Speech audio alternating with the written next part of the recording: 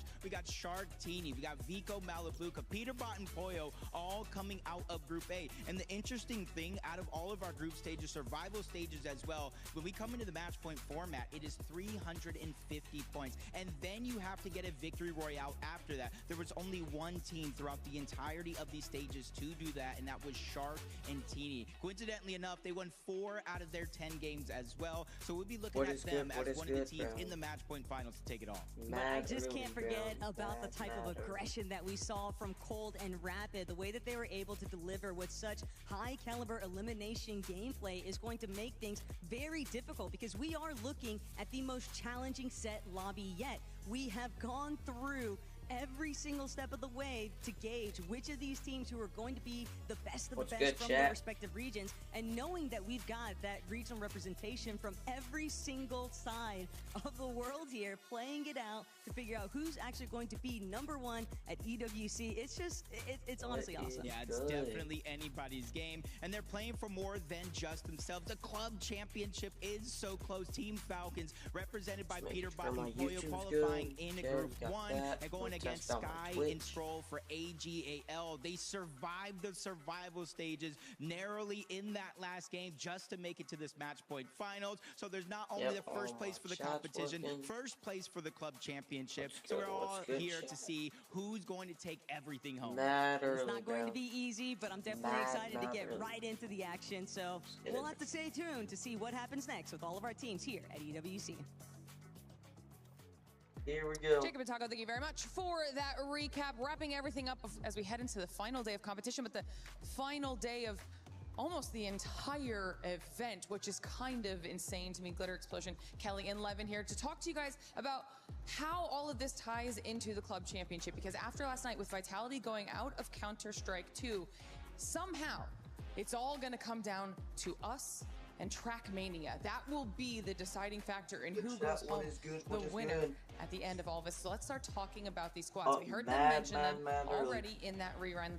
Let's break it down just a little bit more. We'll start with Falcons. And of course we have to start with Falcons. I mean, if you think of the EWC, Falcons is almost synonymous with it. So to see Peterbot and Poyo get the representation for Falcons was not too much of a surprise. They're regarded as the best duo, or one of the best duos, I should say, in the world. However, I think what was a little bit of a surprise was the start of their performance in Group A. Not necessarily having the pop-off games that we know they can have, but of course, that was not going to be too long until we did see those insane pop-off games, 2 victory royales, and then a ton of eliminations is all that they need, because even at the end of the day, Levin, they had a few rough games as well, but Peterbot and Poyo can have these insane high point games, which will allow them to kind of have some stinker games, as you like to call it. Of course, yeah, the quality is there. The quality is never in doubt with Peterbot and Poyo. It's always just a matter of when, not if, with these two. Yeah, I just started. I'm looking at Peterbot.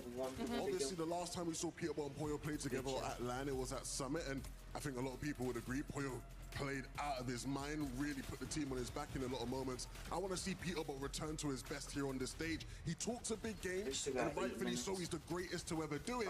But when your club's relying on you, when the fans are relying on you to deliver the club championship today, can he step up to that challenge? To me, though, the best thing that I have seen through the progression of Peterbot and Poyo is the humility that we've seen through Peterbot. It's kind of a common knowledge that Peterbot would take always the best weapons, take the best loot away from Poyo, but after Poyo has proven himself time and time again this year, it kind of seems like they're on equal footing now. The respect is there between both of them, and I love to see that. And I don't know if you saw the clip go around on social media, but as soon as Peterbot heard that Falcons were out of CS2, he was up practicing, grinding, on the right to try to bring this home for Falcons. Is that an old one? And get that win on That's the board, an old get those one. points on the board for the club championship. We'll see if they are able to do it, because they're going to be facing up against some more squads. One of them is Vitality.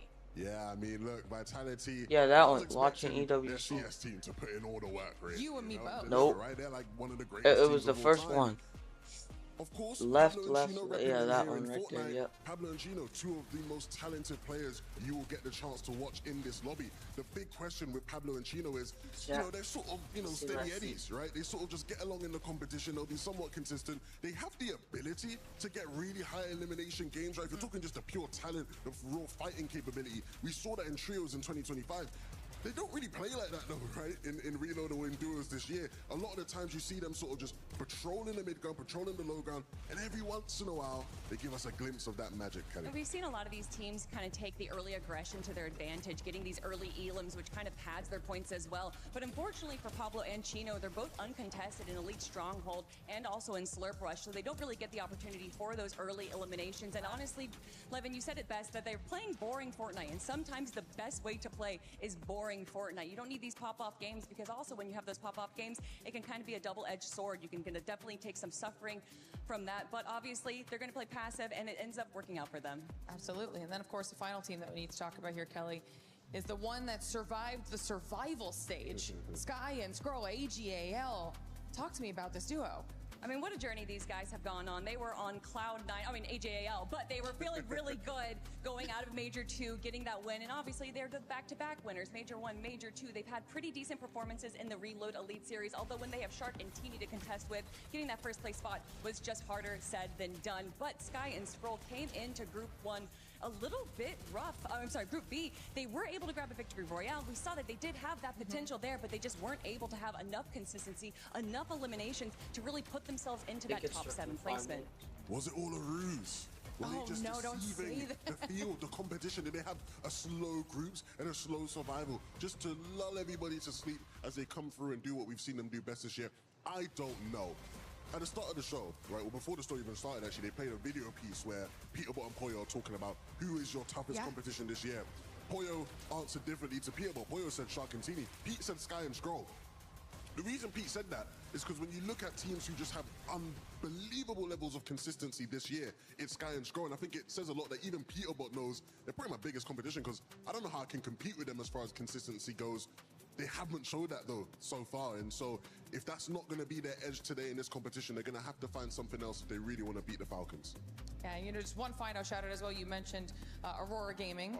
They aren't going to be at the top of our CC leaderboard at the end of this, but somehow if they do take home the win here in Fortnite, they're in 10th currently. That would jump them up into tied at 4th, which, just for reference, 10th is a $650,000 prize pool. 4th is a $3 million prize pool. No pressure, by the way.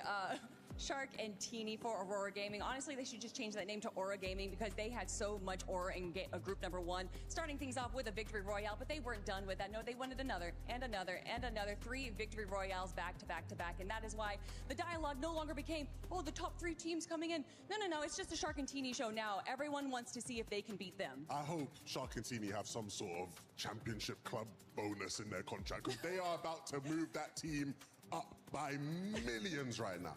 And if they do, it denies points from the rest of our club championship squad. So there's a lot of storylines we're going to be paying attention to all day. We'll keep you updated on how everything looks, not only here, but of course in Trackmania as well. So 7, let's get into the action. Thank you so much, Levin, Kelly, in the amazing Glitter Explosion for that breakdown of everything that's going on with the club championship, and something that they actually brought up that I'm really intrigued and I really want to talk about, because we've been talking about this for the past 3 days. If the players were being affected at all by the club championship, looks like Peterbot and Poyo are. Yeah, and what kind of 7 is alluding to, what Glitter kind of talked about, again, as a little reminder, Peterbot himself being very, very well of the fact that this means a lot for Falcons as a club in this race for first place. So he's got to go ahead and get locked in, and apparently he is locked in. He got up yesterday, he wanted to make sure that he went ahead and practice. Let's go ahead and talk about the performance from Group A. They're right, Levin and Kelly were kind of talking about it a little bit mini-minor. Everybody might look at that leaderboard and be like, wow, Shark and Teeny kind of blew them out of water. And yeah, they did on the leaderboard, but if you actually take a look at the match history from Peterbot and Poyo, they effectively only played 5 games. So if those guys can play all of the games out, it's going to be a little bit closer than I feel like people think. It's going to be scary. It's going to be really scary, because when you see both of those duos going head to head, it is absolutely electric. These are the sort of teams that you want to see fighting on this stage. And we talk about whether they care. Shark and Teeny, yeah, they give that aura about them that they don't care. They don't want to talk. They don't want to celebrate, but they definitely care. I mean, Shark, he wants to perform on LAN. A little bit of a disappointing performance when you look at the summit. I think a lot of expectations were coming on their shoulders when it came into that event. Now they want to rectify that. They want to ensure that they can perform and show that they can perform on LAN as well, because they're a scary team to watch, and crucially, they can win. Even when the sort of game isn't going their way, they can find the limbs. They've got 4 wins in their group. They're looking unstoppable. For me, they're the team over Peterbot and Poyo. They're going to take it today. Ooh, okay, all right. And for Shark and Teeny. The thing with them is, you guys just mentioned it, right? They really don't show that emotion.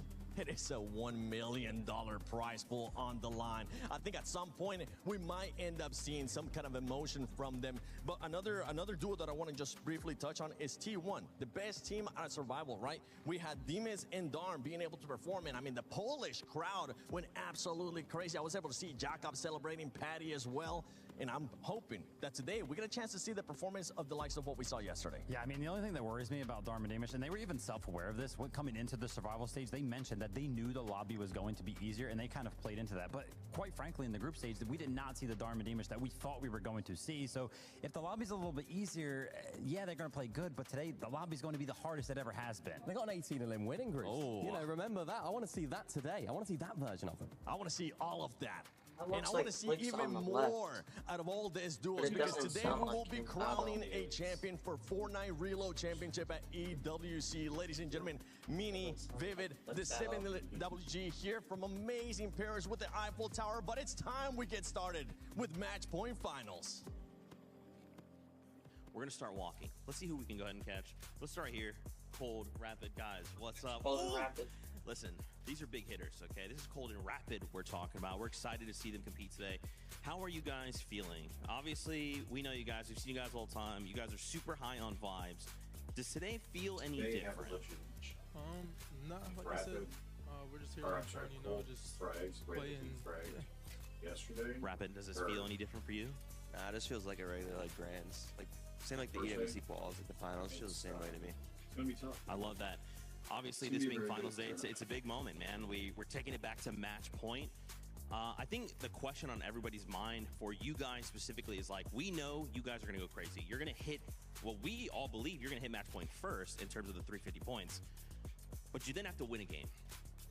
So what are you guys going to do to hit 350 and then make sure you go ahead and win? I think if we really wanted to win a game, we can. I think that our just consistent play style is easiest for points. So once we reach the match point threshold, then we will play it for the win. Rapid, what do you think? Exactly the same thing he said. We're just gonna play consistent. Then when it comes down to the match point, we're gonna play full for the win. I think 0 elimination points. Just play fully for the win. You guys have to go for height, right? That's the only option. That would be the only option, right? I know why it's taking so long. No worries. They're not giving XP to anybody. Guys, best of luck to you. We'll see you later on in the competition. Like people that need XP, they're not granting. I was in like a creep, so they're taking over 5 hours per person on their like things. Oh, okay. And it's not gonna be fixed for 2 minutes. And I still have to fix a glitch, but there's no point to keep promoting it when I'm just not gonna get XP. Once the glitch, it takes 5 hours to update, and they don't give XP. Oh, I already fixed the pin code. Because I added admin powers, my pin code removed itself without telling me. And so I just had to add something else.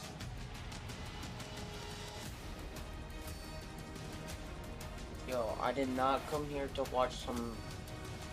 I don't know, bro. Trying to watch some EWC. I don't know what this is, some fake wrestling.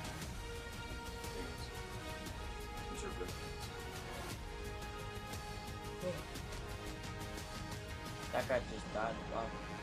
Jeez. Jeez, bro. It's like Mortal Kombat. Yeah. Oh, he's dead. If you want. Oh, touch. Oh, you didn't touch. You got third party.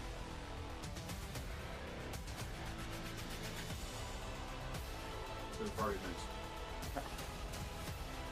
Third party first. Especially in yesterday's tournament. Holy. That's all that tournament was.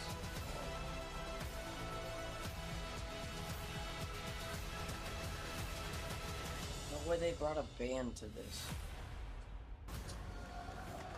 Yeah, I'm sure they appreciate it. The crowd going.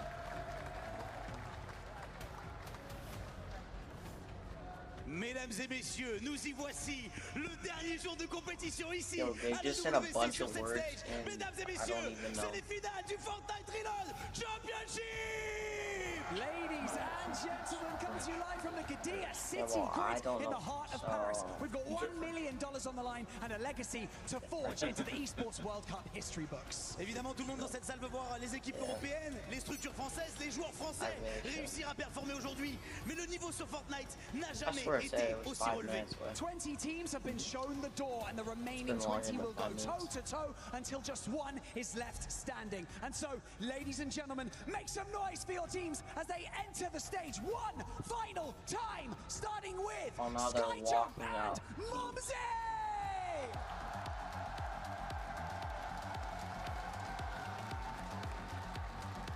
Y'all are not winning.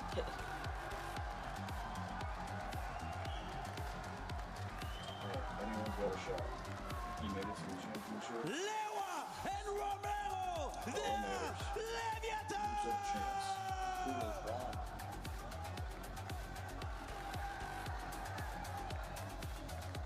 Cherry and Cammy, they are Rock Esports.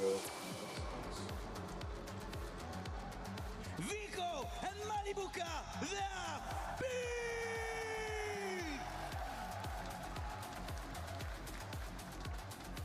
Sky and Scroll, they are There's Sky and AGAL. No, you're delayed. You're delayed by 10 seconds. YouTube delayed, not mine. Muzz and Sphinx!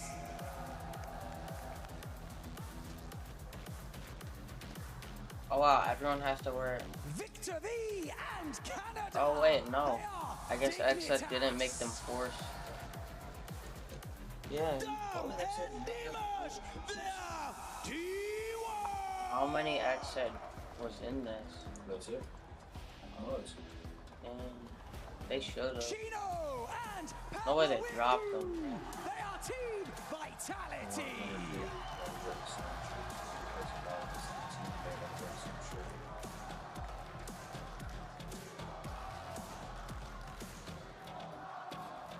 Khan and Fennec, they are SAUL Esports!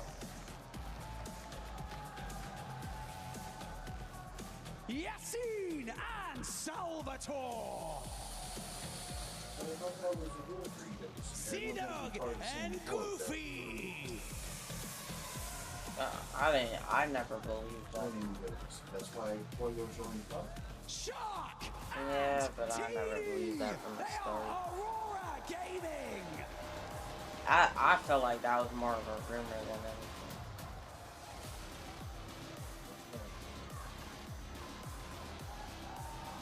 Easy et nocif, ils sont Team Hawkeye!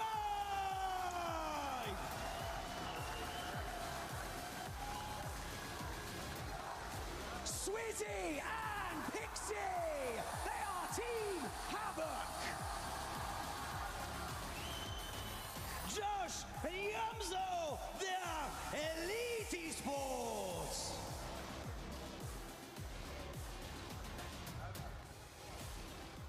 Peterbot and Poyo! Oh, come on. They are your defending club champions, Team Falcons! We'll see.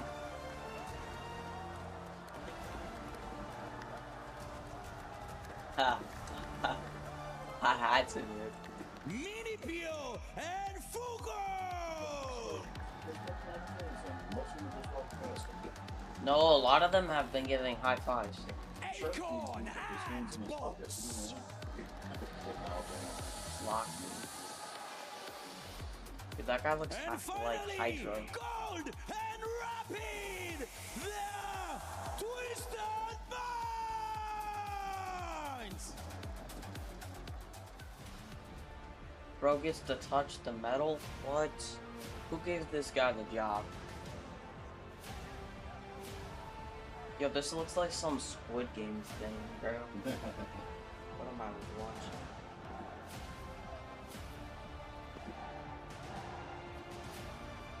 What am I watching, bro? Nous sommes plus de 100 millions de joueurs à jouer à Fortnite. Aujourd'hui, les 40 millions Yeah, de joueurs du monde cannot s'affrontent sur cette scène à l'EWC Paris. It all comes down to this. The trophy is on wait. the horizon. Yeah, $1 million French, on the line. It is time to make history. It is time for the Fortnite Reload Championship Grand Final. Faites du bruit! Let's go, dude. That trophy looks insane.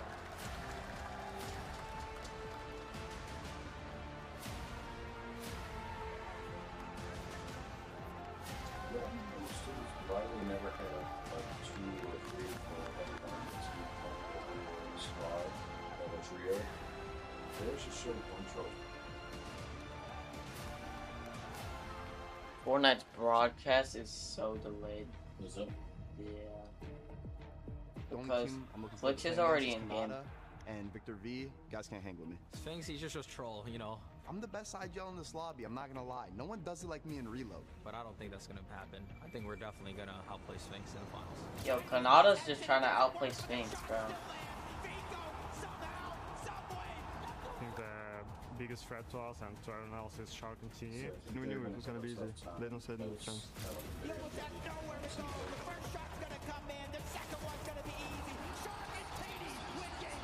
Yeah, we have this momentum where the other teams have had like a couple of days off and not played. Peter Batayo, we're coming after you.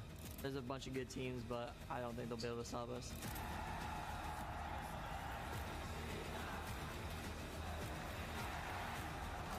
I'm here to win. Best of luck, Jaron. I don't care about the other team. If I can grief someone to finish first, I'm gonna do it. Trophy is mine, guaranteed. So they may have a rough first or second game. Because they're going to be trying to welcome everybody to the Esports World Cup 2026, where we have the Fortnite Reload Championship, where $1 million are up for grabs. Taco, these 20 teams have been battling almost all year long for an opportunity. Yeah, Fortnite also has a ping glitch where sometimes when you free build it in match, your build thing will go away. And I have Red X right now, and I have 18 ping. You can see it up there. It's still there, and it finally just turned off. You have a 10-second delay. It was 10 seconds long. Yeah, you got Shark, you got TNE, Peterbot, Poyo, Sky Scroll, Vico, Malibuca. It'll just randomly do that. Endless, and everybody has their favorites, their picks to take it all. But it's 350 points to get match point, and then you have to win. Oh, everyone has different headphones. So it's not going to be easy, no matter who is looking hot. We had a small chance to kind of touch on what's been taking place leading up to this moment. We've got our 7 teams that locked in from Group A, and then of course the 7 that came you could add a secret speaker. Everybody else, they had to slug it with out like in yesterday's survival stage, and only 6 were able to factor in for those final battle bus slots, but you could screenshot on Discord. Different world now inside of this set lobby. Yeah, throughout the groups and the survival stages, it was essentially just trying to get as many points as you can. Get within that threshold of top 6 or top 7 just to make it here. Now, it's a little bit of a different ball game because you can reach 4,000 points, but if you don't get that victory royale, it is almost all for nothing. So I'm looking at teams like Shark and TNE to get the job done. You guys heard that noise? The battle bus is ready. So let's just get right into the action. Here we go, first game. Not knowing how many might actually play a part here. A 15-match cap, though, Jacob.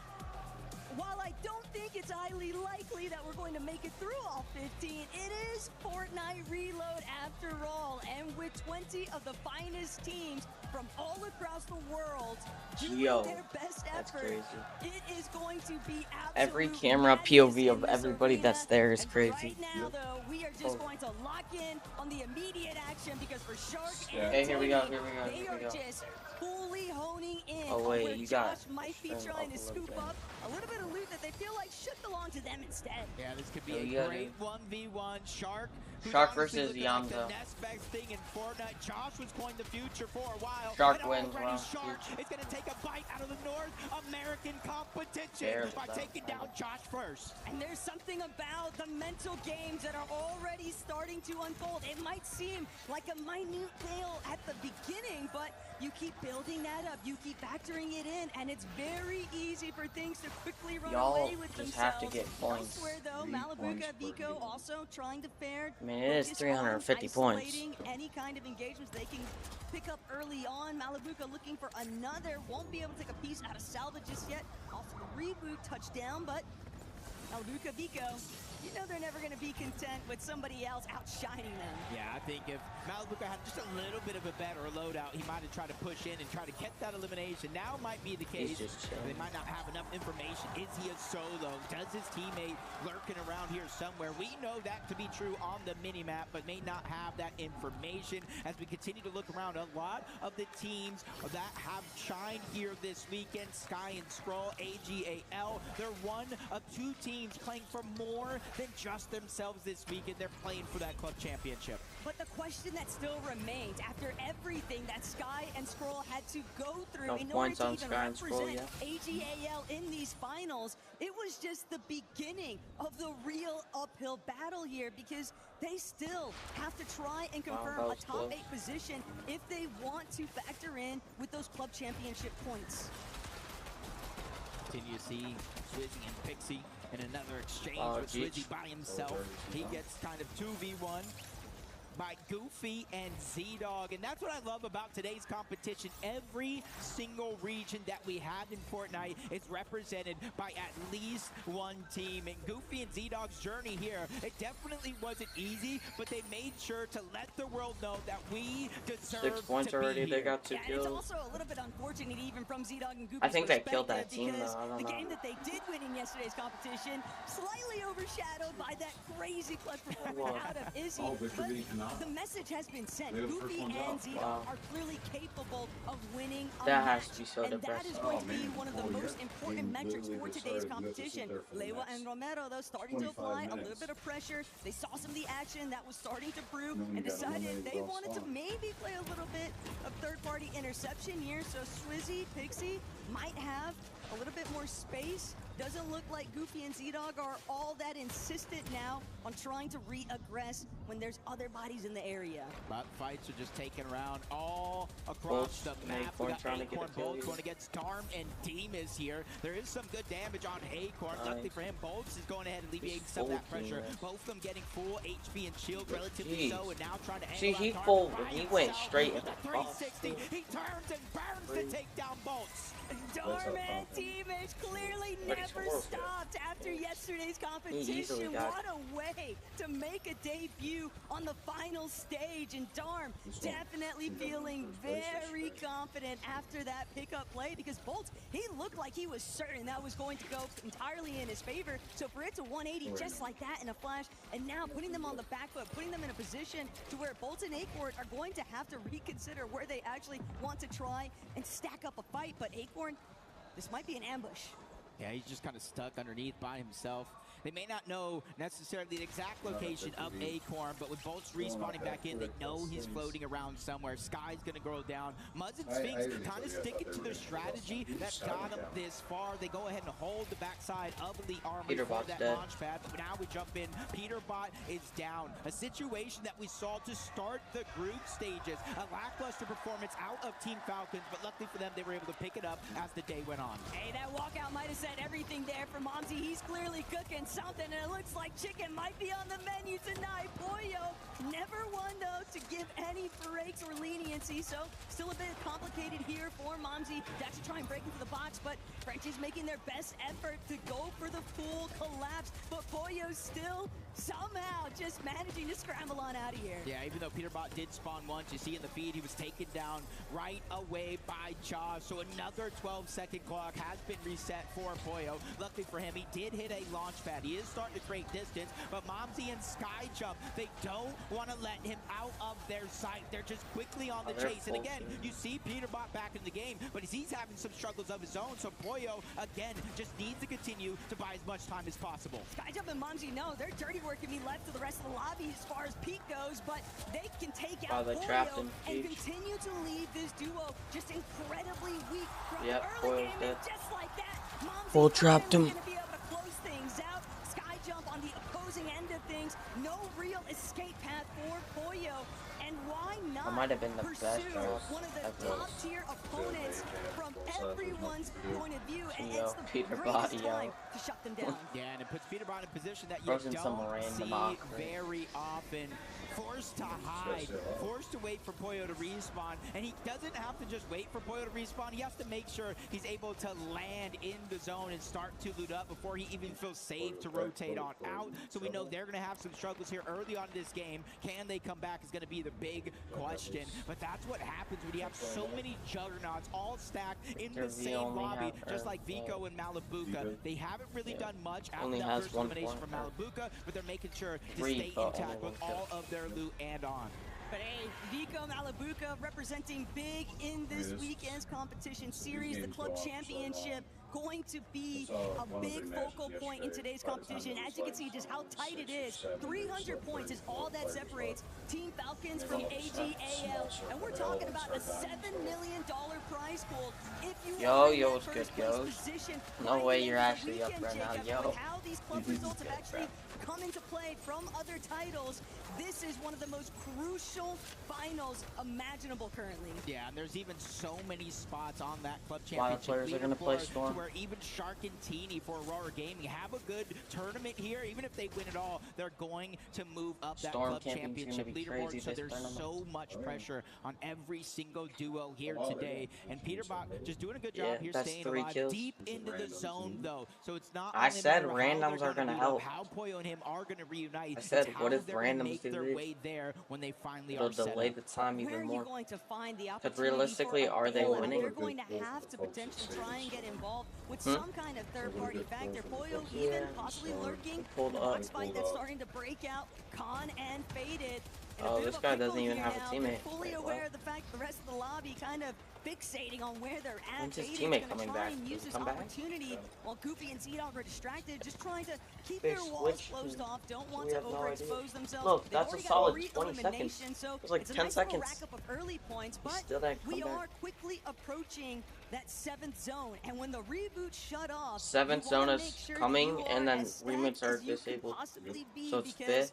if you get yourself eliminated at this stage, the recovery point is only going to be that much more difficult. Yeah, in the 5th zone, you kind of get a pseudo loadout minis and AR that's and Falcon's SMG. problem. They only and in the signed next like zone, you 2 kind of get a little players. bit more, but no 2 Fortnite materials players. and no resources to kind of go along with it. So it's not the spot you want to fall, and that's why you see more and more teams They're making a start surge to base box up right here, yeah. start to play a little bit more of a passive game because they realize if you make a mistake here, it can cost you the rest of this game. Shark 2 eliminations along with Teeny. Yeah, but they also start got here, the but that's kind they of got what a we really saw in the good group pull. stages as well. It wasn't until games 3, games 4, even game 5. So now they got where like a felt base and they comfortable can with the see rest of the everything. lobby, we saw them start to frag out. And that's the thing, though, is that there are some elements that we haven't seen since those group stages earlier on. In Group A, it was Shark and Teeny kind of leading the charge in terms of controlling the high ground advantage. And then in Group B, we saw a they're lot fighting of Pollo what right was now. going down between Pixie, but hold that Pollo's thought because probably Pollo,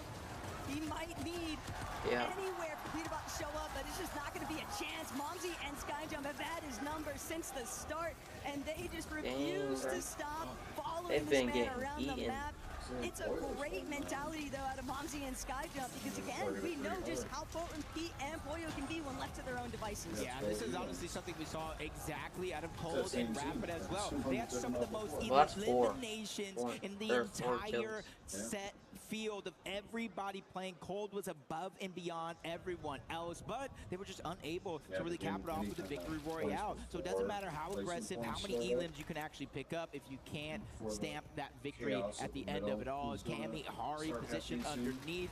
Unlike some of the other teams that we've seen so far, you see 0 points, 0 eliminations, playing more of a passive gameplay. And they know if they have to start getting eliminations to try to close the gap, get closer to match point, they will, but that's when they have to.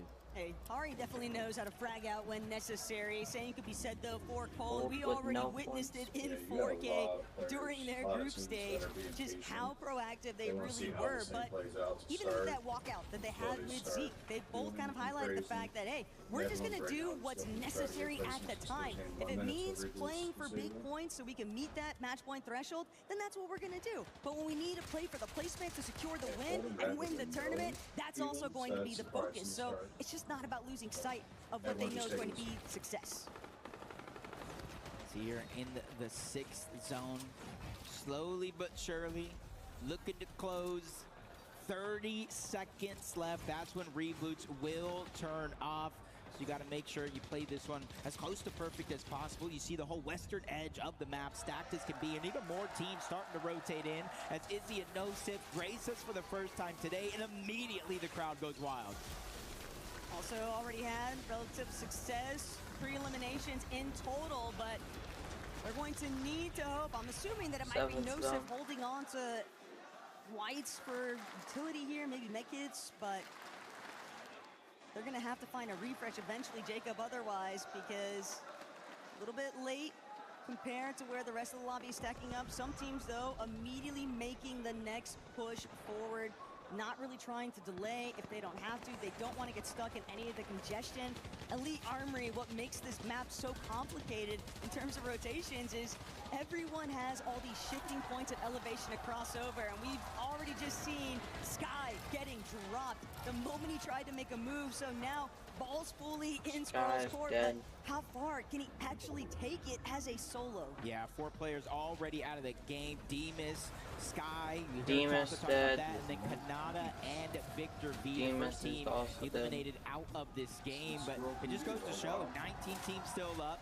Top 15 is when you start to get those placement points, and then 3 per elimination here. And I think it's very, very important, and that's why you see Vico and Malibuca doing what I'm about to say, is just dodging the entire amount of chaos that is down below. Those launch pads, a huge tool in everyone's arsenal. Definitely going to be a big point of contention here as C-Dog. Everyone's looking directly at him, and there won't be any opportunity to escape. Shark picks up a nice elimination. Rapid and Cold are dead. So Cold and Rapid also no longer going to be a participant towards his first lobby sayonara, but Peterbot and Poyo Peter's probably dead. not They're exactly probably off to the start that might you would get a have little wanted bit of this Team placement Falcons roster to actually build up because of those early woes from Momsy and Skyjump. Still, it's Pete and Poyo, Jacob. We've seen these guys get the elims when it matters most. Yeah, they're stuck in a position where they might need those eliminations that you're talking about just to keep themselves going in the game, let alone continue to perform as we know they can. But on the high ground right now, it might not be high up in the clouds just yet, but they're starting to elevate their position. It's Shark and Teeny. This is how they got not one, but both of those eliminations on the twisted minds of Cold and Rapid, sending them right back to the lobby here in game number 1, and immediately putting their position to use. Looking down, everybody flying by, shots on landing, damage is connecting, just making it harder for anybody to feel comfortable. Like the discipline too from Shark, making sure not to lose sight of where Acorn and Bolts were actually boxed up, feeling like they were in the most threatening position to potentially challenge on height before that last rotation. So now Vico, Malibuca, they're gonna have to take a moment to pause, heal up.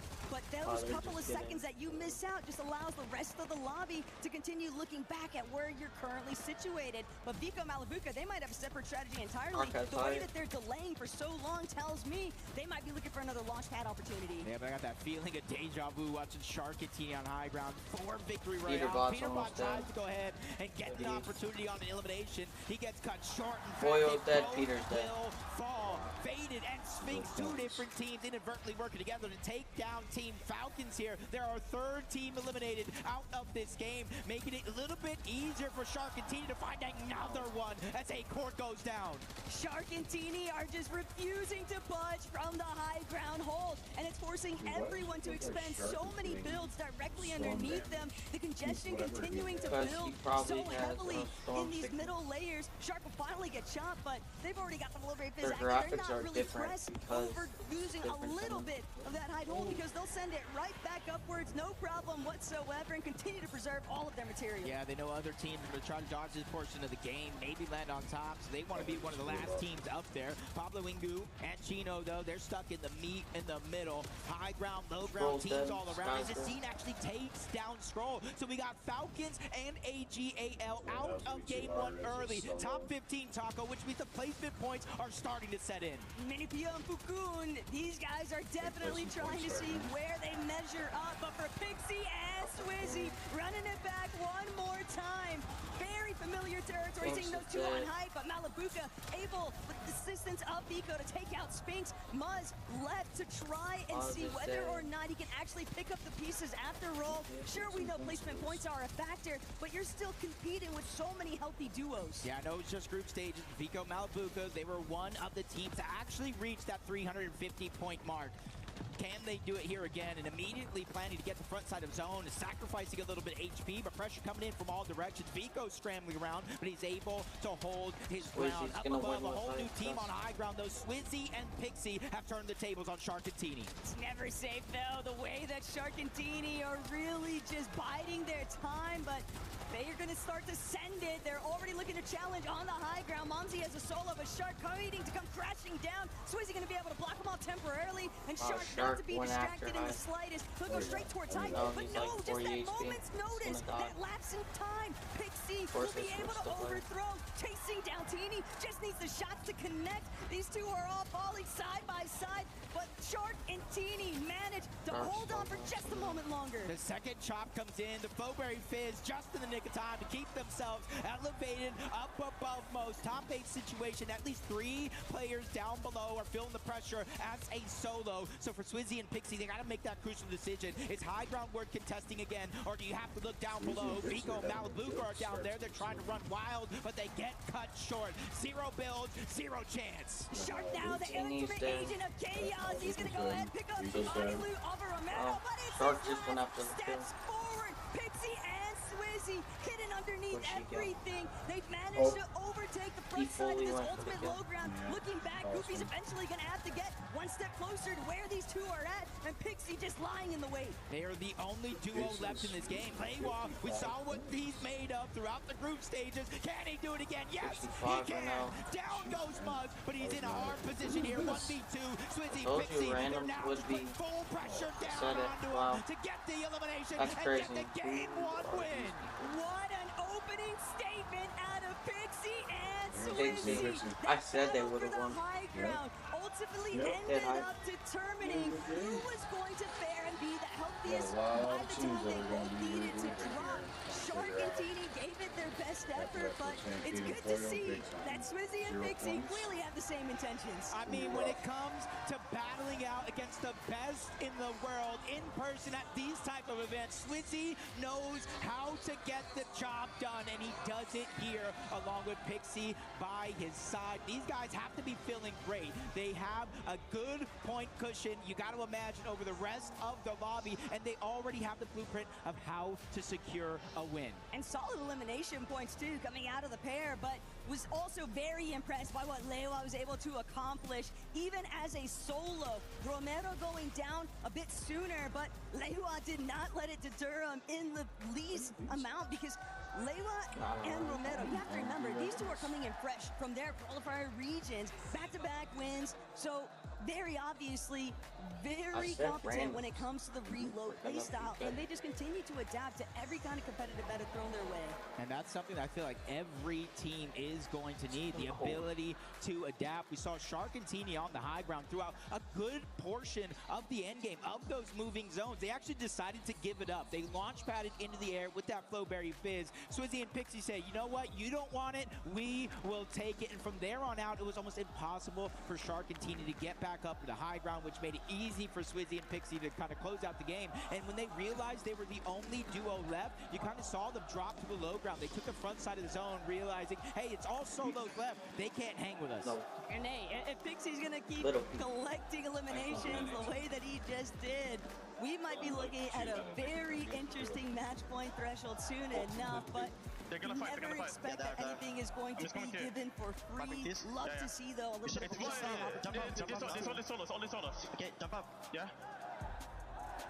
Hello. Inside 30. Crack, he's cracked. Good shot.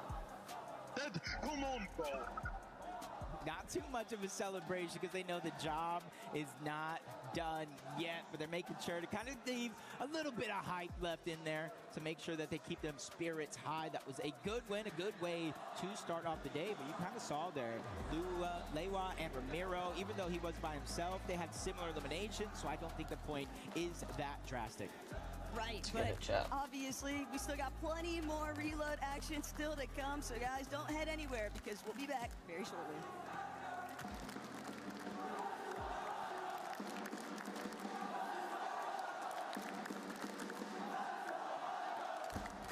Play is in our DNA. Whenever we let it out, it becomes our superpower. Now imagine an entire city being built to supercharge it. Qadיר City, powered by Play.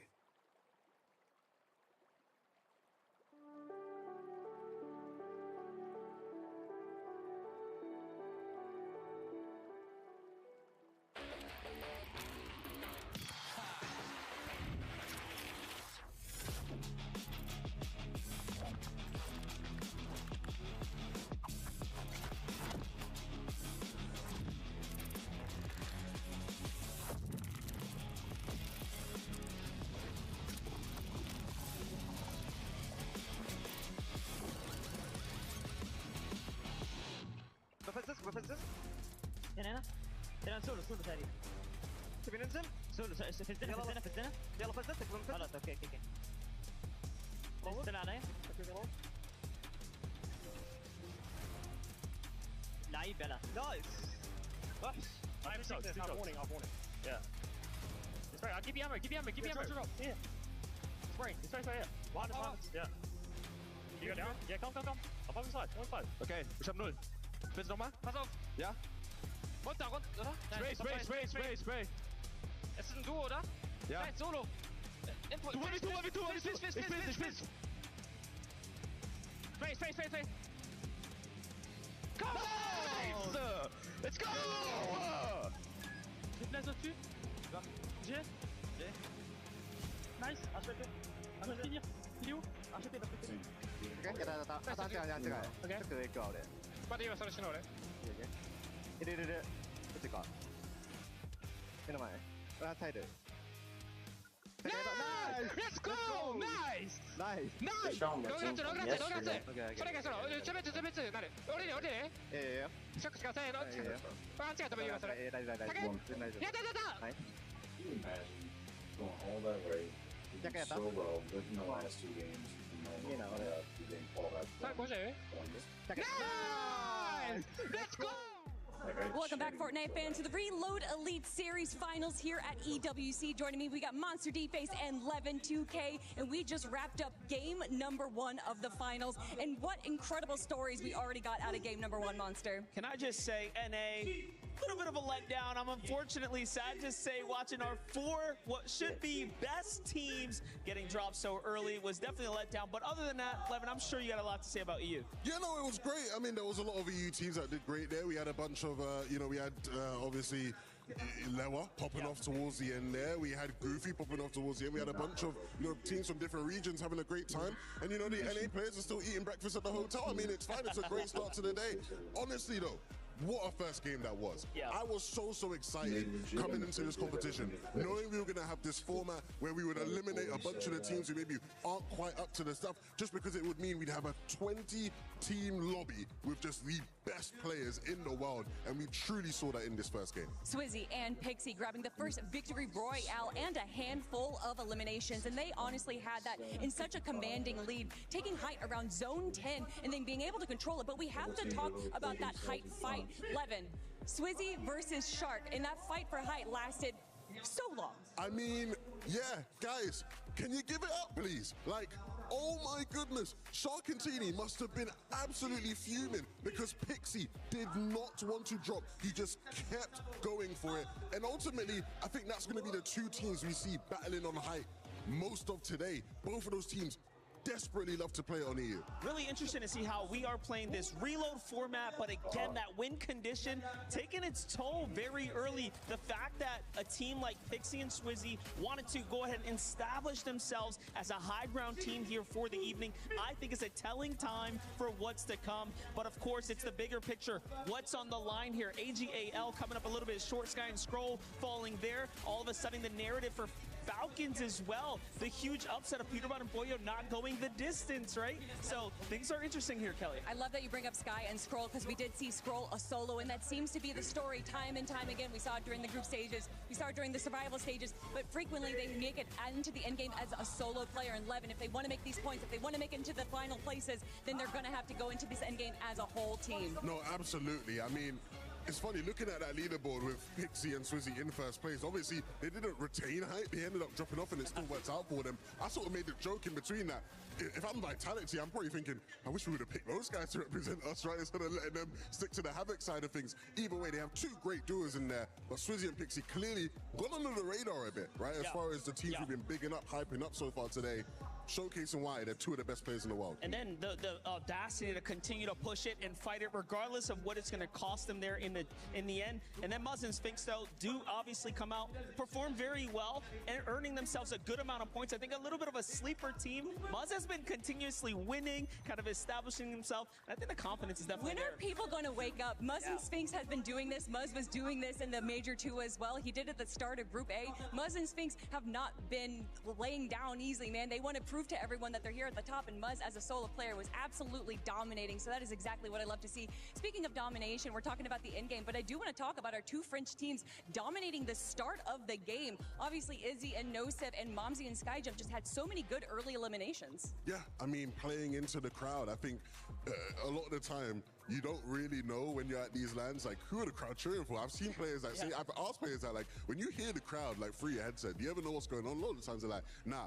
These two French duos, no. When the crowd is loud, it's because of what we are doing in the game right now. And using that in your early aggression, your early fights, pushing, not caring. I can't believe we saw Momsy, Skyjump. They're farming Poyo. Poyo's been like the best player in the world this year. And they're just making him look like a chump. And I want to say one thing. I think they got the land buff going on here. You know, just coming up out of nowhere. I'm like, hey, wait a second. You got to be well-rested, feeling good. That little bit of boost and confidence, knowing that the crowd's got your back, I think is showing here. And we mentioned them just a little bit earlier, but I do want to speak on, again, Lua making it into second place right there. Lua and Romero have had a great performance all weekend, but to get in game number 1, Monster, and to get second place against the likes of Swizzy and Pixie, that's a pretty big step. The sleeper team, again, wasn't on my radar in particular, but the group stages, they showed that they could ball. Lua and Romero are a perfect example of why I've been saying we got to stop calling Brazil a smaller region team. They're not smaller, they're just a region, you know? They're just there, you know what I mean? Like, we can't keep calling these smaller region when, one, obviously, we know they have so much talent, but now their talent finally showing up on these stages. It's great to see. Yeah.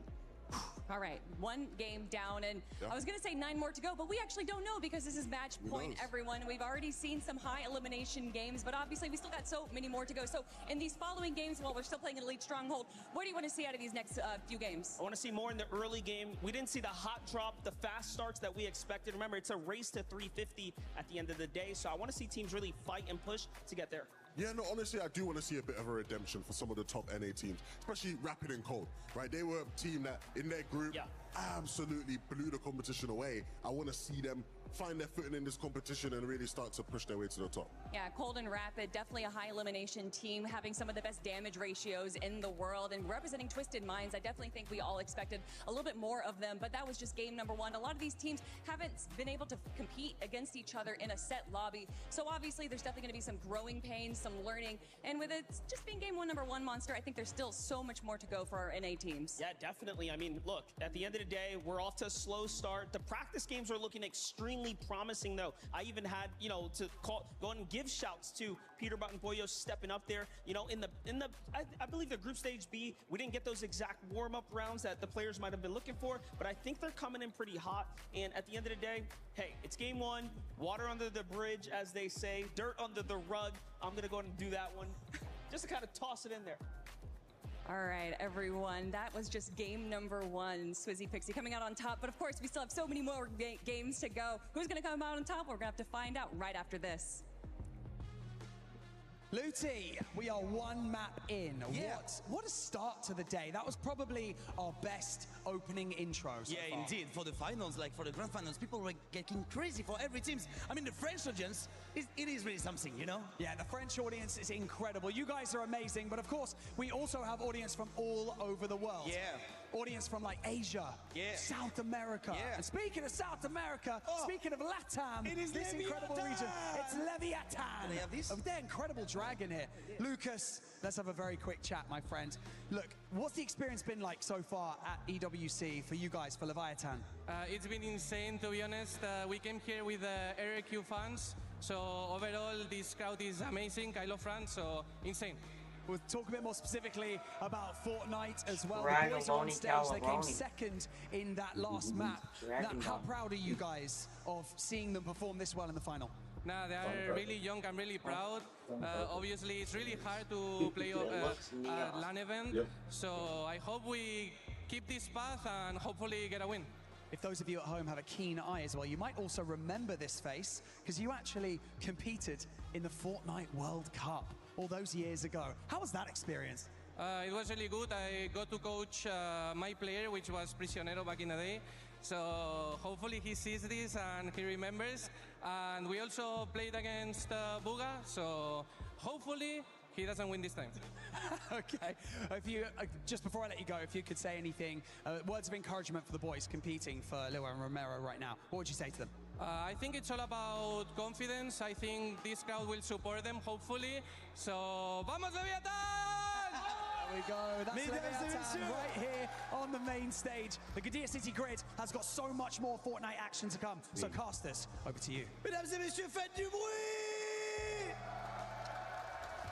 So much love all across the board. You absolutely love to see it, but one thing that is impossible to ignore for sure, Jacob, is the amount of French love overall. It is just emitting every single time we see either of our French duos on the screen. So obviously also want to give a huge shout out to Leo, because you know he's been going ballistic all weekend watching Izzy and Nassim, Skydump and Mumsy, and it's got to be a fantastic sensation understanding being here on site, seeing everyone come together for these moments, and knowing that that was just the first game of many still to come. Yeah, just kind of watching him watch the Izzy clutch was absolutely insane. I felt like he felt very similar like I did, and that was just out of breath, amazed as can be. Can they keep it up though? That's going to be the biggest question here. Swizzy and Pixie come off a game 1 victory royale, 78 points throughout the course of that game. Lewa and Romero, they were actually tied point for point, and eventually they lost that game. 13 points, 10 for the win, 3 for the elimination, went on over the team from Havoc. So it still could be anyone's game. If you look at the leaderboard, it is as close as can be as we drop straight into game 2. Chino is going to be the first one to go to trap. On is going to be the one getting the elimination here over towards Elite Armory. Hey, Sky Scroll, they're not trying to have a similar fate. They want to ensure that they're able to actually do things out and pull up with a little bit of success here at Elite Armory. They'll definitely be taking their time, though. AGAL, Team Falcons, both just kind of onlookers towards that last lobby. But even if the first game doesn't shake out the way you would have wanted it to go, Sky and Scroll still have ample potential in terms of turning things around at a heartbeat. While they're doing that thing with just the have to wait and see how things continue to develop, because everywhere else on the map, NA maybe trying to get a little bit more presence in this early game. Yeah, it's definitely going to be needed. We had 3 of the North American Central teams go down so early in that last game. But to start this one, I feel like maybe they've turned it around. Peterbot took down Teeny. He respawned. Rapid took down Teeny, kind of keeping him on a little bit of a cycle. But our game 1 winners now find themselves over towards Chisel Cube, getting pushed by, it looks like Z-Dog and Goofy. They have a good loadout to be able to fight back. It's just about if they want to this early. Hey, I respected those Z-Dog and Goofy trying to strike while the iron's still hot. We're looking at 2 teams in the side of the top 3 trying to do exactly what Malabuka just accomplished, hoping to secure those eliminations early on. If they can claim all of Chiseled Cubes, it would just give them all the more time to keep looking for those reboot farm opportunities. But Swizzy Pixie, obviously very similar mindset. They're going to continue to lurk about and not make things easy for Goofy. Fukun could also potentially start to thwart the game plan. Building up here, but Mini Pio immediately punished. He had no idea what he was walking into. Yeah, literally dodged, flying out of the sky. Goofy, Z-Dog, he's like, let me go underneath. Nope, a whole nother team down there as well, as your Miro keeps the hot streak from that last game alive, taking down Malabuka, separated him from Vico. That's their second elimination of this game, and you don't necessarily need to drop 10, 20 eliminations, but you need to keep yourself hyped up and ready to go. For Leon Romero, too, you have to remember, they were one of our first 7 teams to actually break through towards the final stage. They've had the past couple of days to just pod, review, gauge what everyone else's success metric is actually looking like. And bro got a mythic fully, and they got that on camera. They were fully understanding we might be contested the entire time, especially after AGAL Sky and Scroll made it through. But for Pixie Swizzy, problem still continuing to stack up here at Chisel Cubes.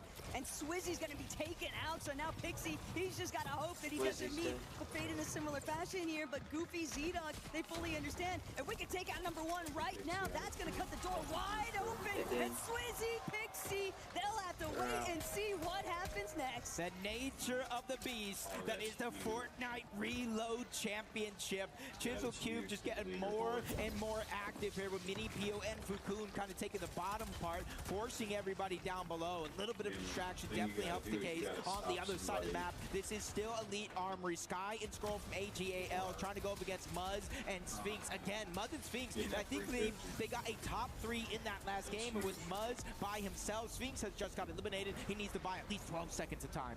Sky even popping up for a moment there, trying to see whether or not he was actually going to be able to successfully cut off Muzz, but it looks like Muzz will survive just long enough.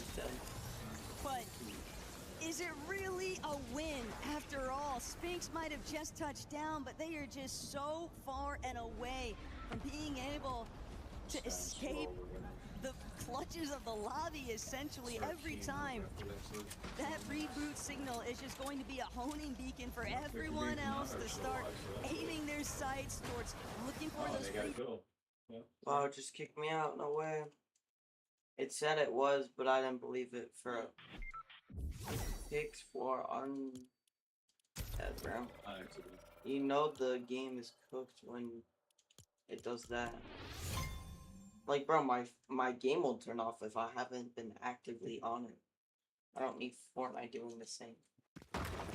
Doesn't really have much for a loadout, especially when you're going up against Sky and Scroll, who pick up their 3rd elimination of the game. And this is just one thing to note. Even though they failed to make it out of their group stage, and they kind of cut it close in their survival stage, this now, when it comes to this week of action, is one of the most practiced teams that we have in this lobby.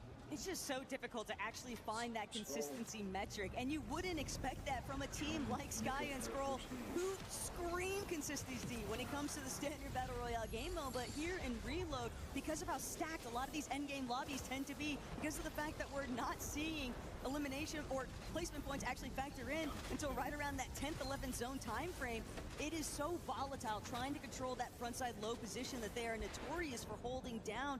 And it doesn't help when you've got teams like Shark and Teeny, Sky and Scroll also just constantly putting pressure from the high ground. Yeah, and you can kind of see in the mini-map there, Elite Armory down low towards the bottom. That lone little gray arrow, well, that's Sphinx. You look a bit lower towards the northeast, right kind of next to that green arrow, that's Muzz. They're just so far separated as of now. There's going to be almost no chance, or at least relatively soon, for them to get back together. But near them as well is Izzy and Nosif. You can kind of see their loadout right now, really leaning heavy into the Flowberry Fizz. They do have some launch pads towards the back, so they want to make sure they dodge one of the most chaotic portions of the game, so that when they finally make it in towards the zone, it's a little bit safer than what it is right now.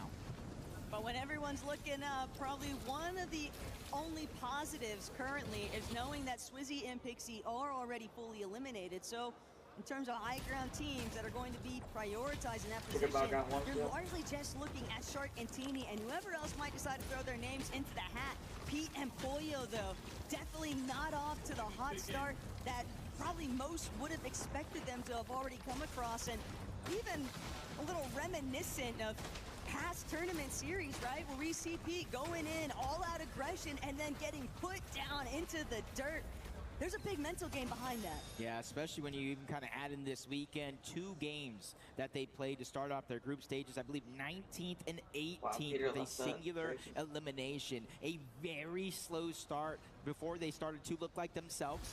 Game 1, very, very similar here. Game 2, hopefully they can come back for it. Acorn and Bolts as well. You would think they would have a lot more momentum during their qualification process just to make it to the group stages of EWC. They weren't the most high elimination duo that we did have around. They played more towards consistency. They played more towards strategy, and I hope that they're going to pick that up here.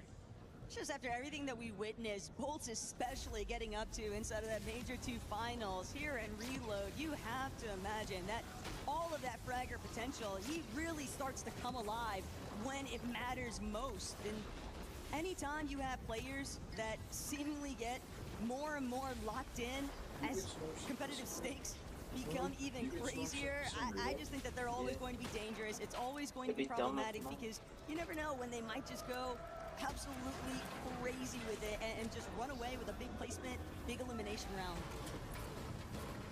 You're kind of seeing more and more teams on the outskirts of the map, kind of holding down those launch pads with eliminations, without eliminations. You see Pablo and Goo take that launch pad, just scouting, getting that eagle eye, seeing what teams are nearby, what players, what positions even that we might have to watch out for. Probably spotting out not too much. They're going to go ahead and reassess the situation. 5th zone as of now, and this is exactly why they're doing that. Reboots are going to turn off in that 7th zone, so they don't want to put themselves into too risky of a situation too early on. And hey, even for Vitality's Pablo and Chino, just drawing things back towards those club championship points, Jacob. Vitality is currently sitting in 3rd place position overall. To ensure that they remain there, a big performance out of Pablo and Chino to really solidify their position and not lose a good chunk of the prize pool money that's at stake here this weekend. There's definitely tons of pressure on their shoulders, and it's a very similar fashion too for Cold and Rapid, because Twisted Minds, if they witness Cold and Rapid come up big time in this tournament series today, that could be a crazy jump up the leaderboard for the EWC standings. Huge chance to give back just by winning a tournament.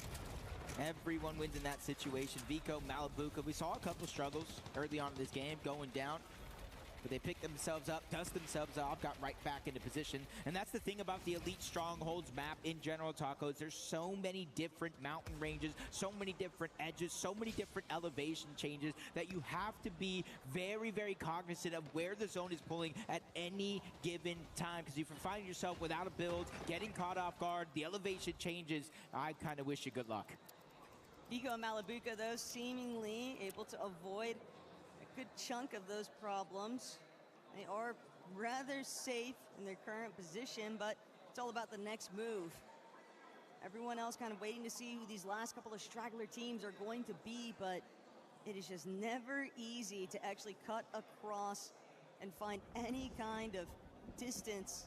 Everyone just eventually going to have to get up close and personal, but we do just have the majority of the lobby still standing, even with that 7th zone approaching. And by that point, reboots will turn off, and we'll see whether or not Pete and Pollo are going to be able to start coming online.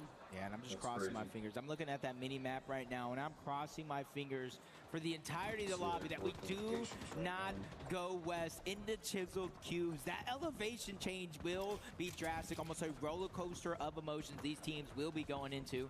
But less than 15 seconds, reboots will turn off, and any chance to respawn back into this game goes right out the window. Kind of seeing where teams are positioned. Decent amount of space between most of them, but where the zone actually is going to be telling. All the way towards the north, so Taco, a good chunk of the team's getting a max pool. Kukuna and Minifio, though, could be in a slightly more favorable spot. They're not going to waste any time, though. They're going to immediately start to make their move. Sky and Scroll, 3 eliminations still on the board. So they managed to rack up just a little bit to work with here. But in comparison to a duo like Lewa and Romero, who have realistically got a very strong loadout for taking out teams that might cross their path. Pete Pollo, a little bit injured, getting very focused right now by Chino and Pablo. Pollo just narrowly escapes them, but then runs straight into where Mini Pia's focus lines are setting up, and just like that, Pete's all by himself. Yeah, not sure how they got separated in the first place. We saw Pete trying to look over the top, cover fire, but there's just too many players in this lobby to watch them all. You're seeing him try to reconnect, make sure Chop doesn't come through. He's already inside of the zone, so that's not necessarily one of his worries about picking up those eliminations, trying to catch up to the point total, just like Sky and Scroll, 3 eliminations, 9 points up until this stage in the game so far.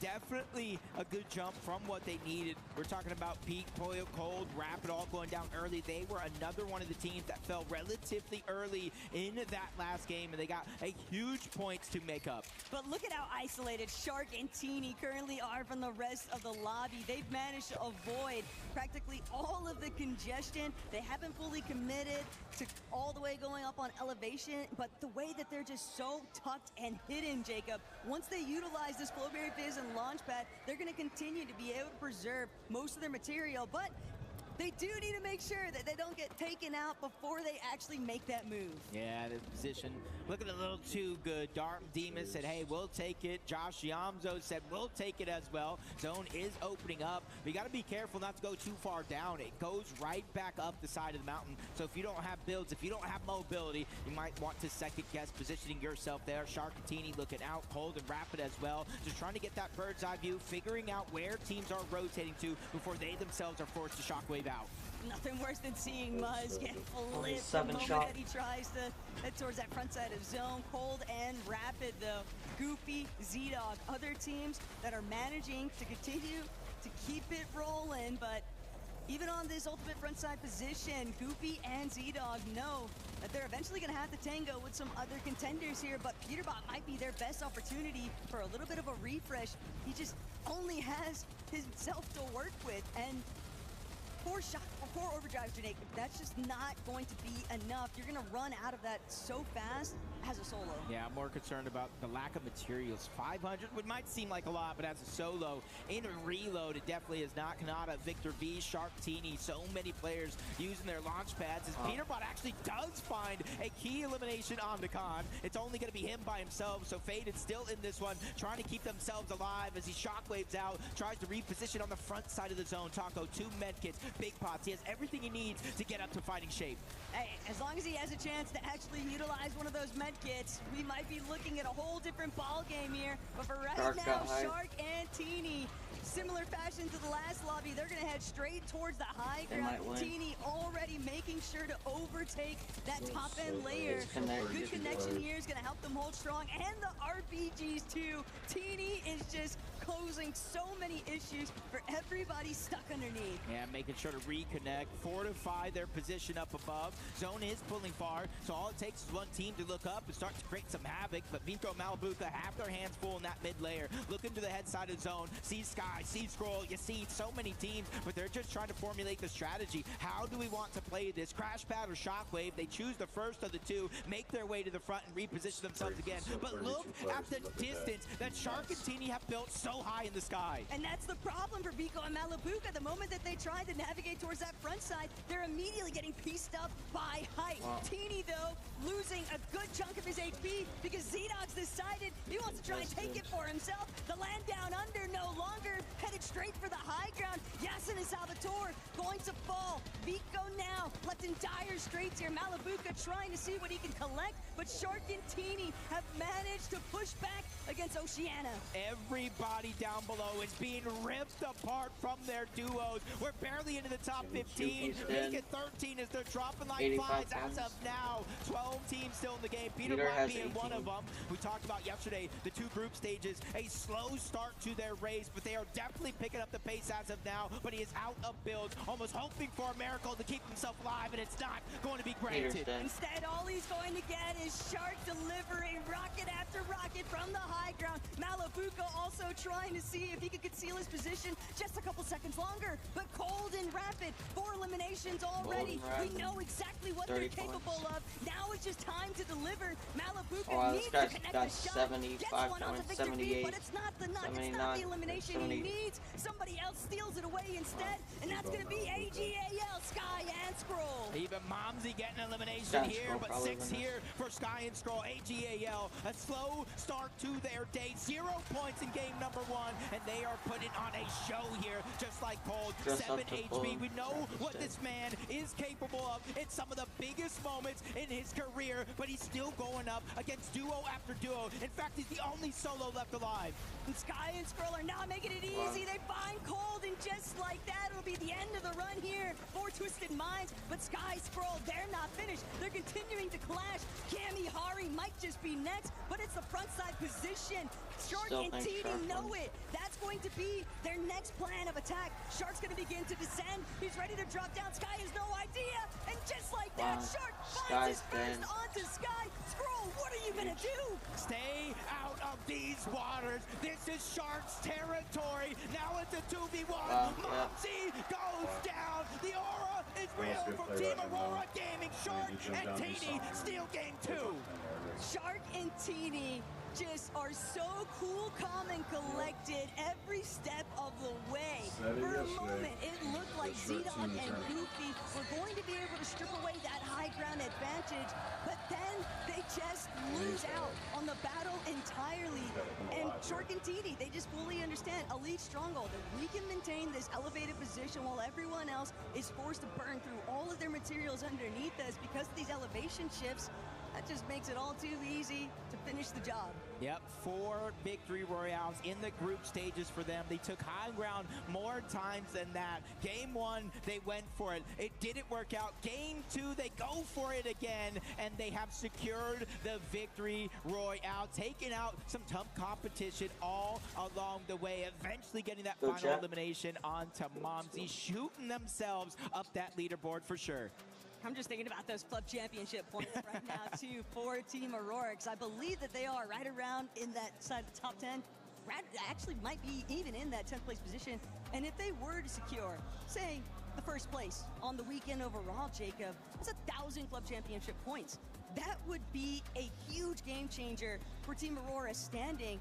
And it would ultimately mean that their prize pool money is then allotted into the millions versus the few hundred thousands. Yeah, we also saw Romero and Leiwa make it deep into that game again. Back-to-back solid performances for them. Skyjump and Momsy staying true to their kind of journey up until this point, kind of surprising a lot of teams and continuing to put on a show for the French crowd out here. Still anyone's game, Taco. It's a little bit of give and take right now for so many of these teams, though, Jacob. We saw Goofy and Xenon getting very aggressive super early on, and they continue to stay ambitious, even in that endgame, challenging Shark and Teeny, fully understanding that that could have been the difference maker between the victory royale for themselves or for somebody else. But we've got game 3 soon to come, so make sure that you guys don't go anywhere, because we'll be right back.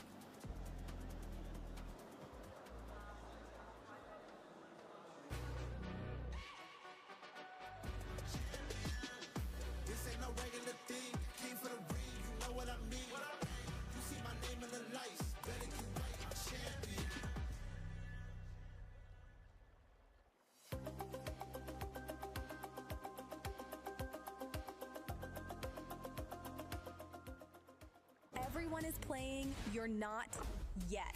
EWC Play is your all-in-one platform to compete in fantasy, pick'em, and quests for a grand total of $300,000 in prize pool. Build your dream fantasy team in 5 different games and track your score with live results tables. Predict the winner of every game, every group stage, and every tournament. Complete daily and weekly challenges to earn boosters that help you climb the global leaderboard. Got what it takes? Join EWC Play now.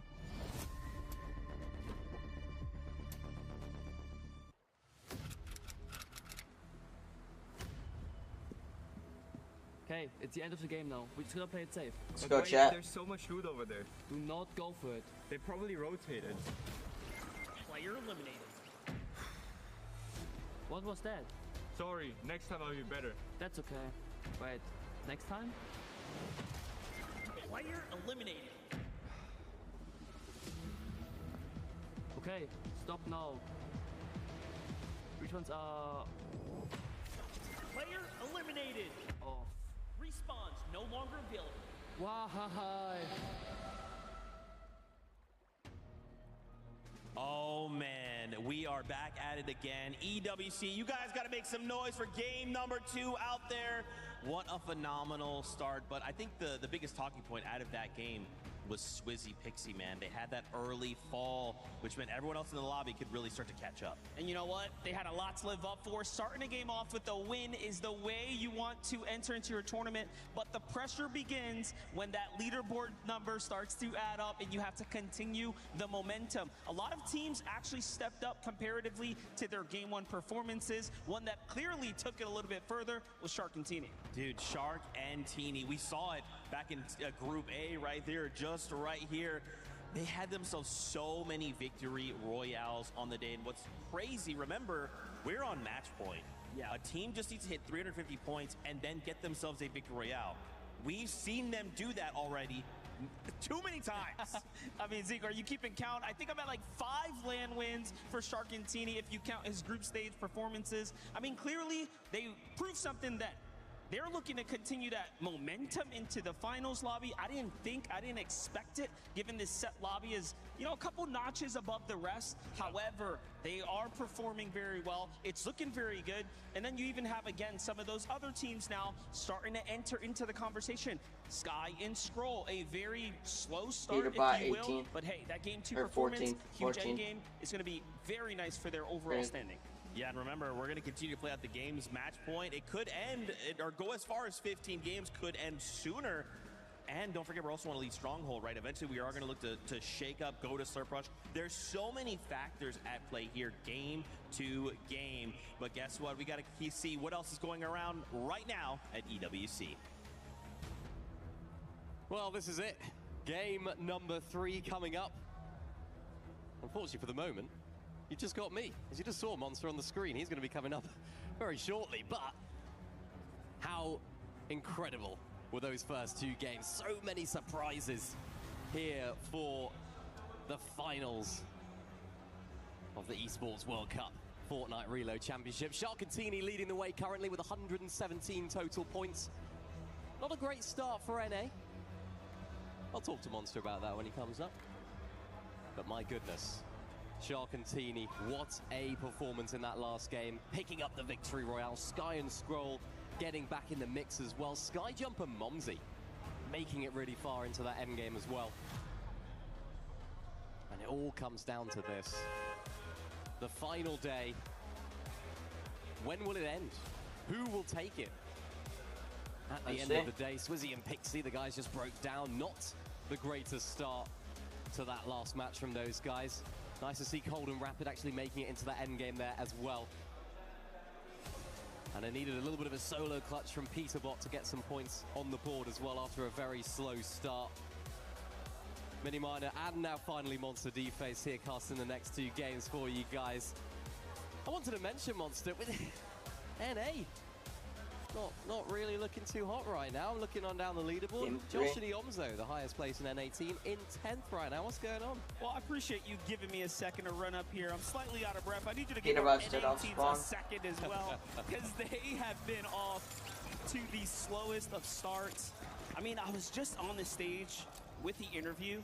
I was able to look over to my right and see Peterbot and Boyo, and they are looking pretty down and out, not gonna lie. Really?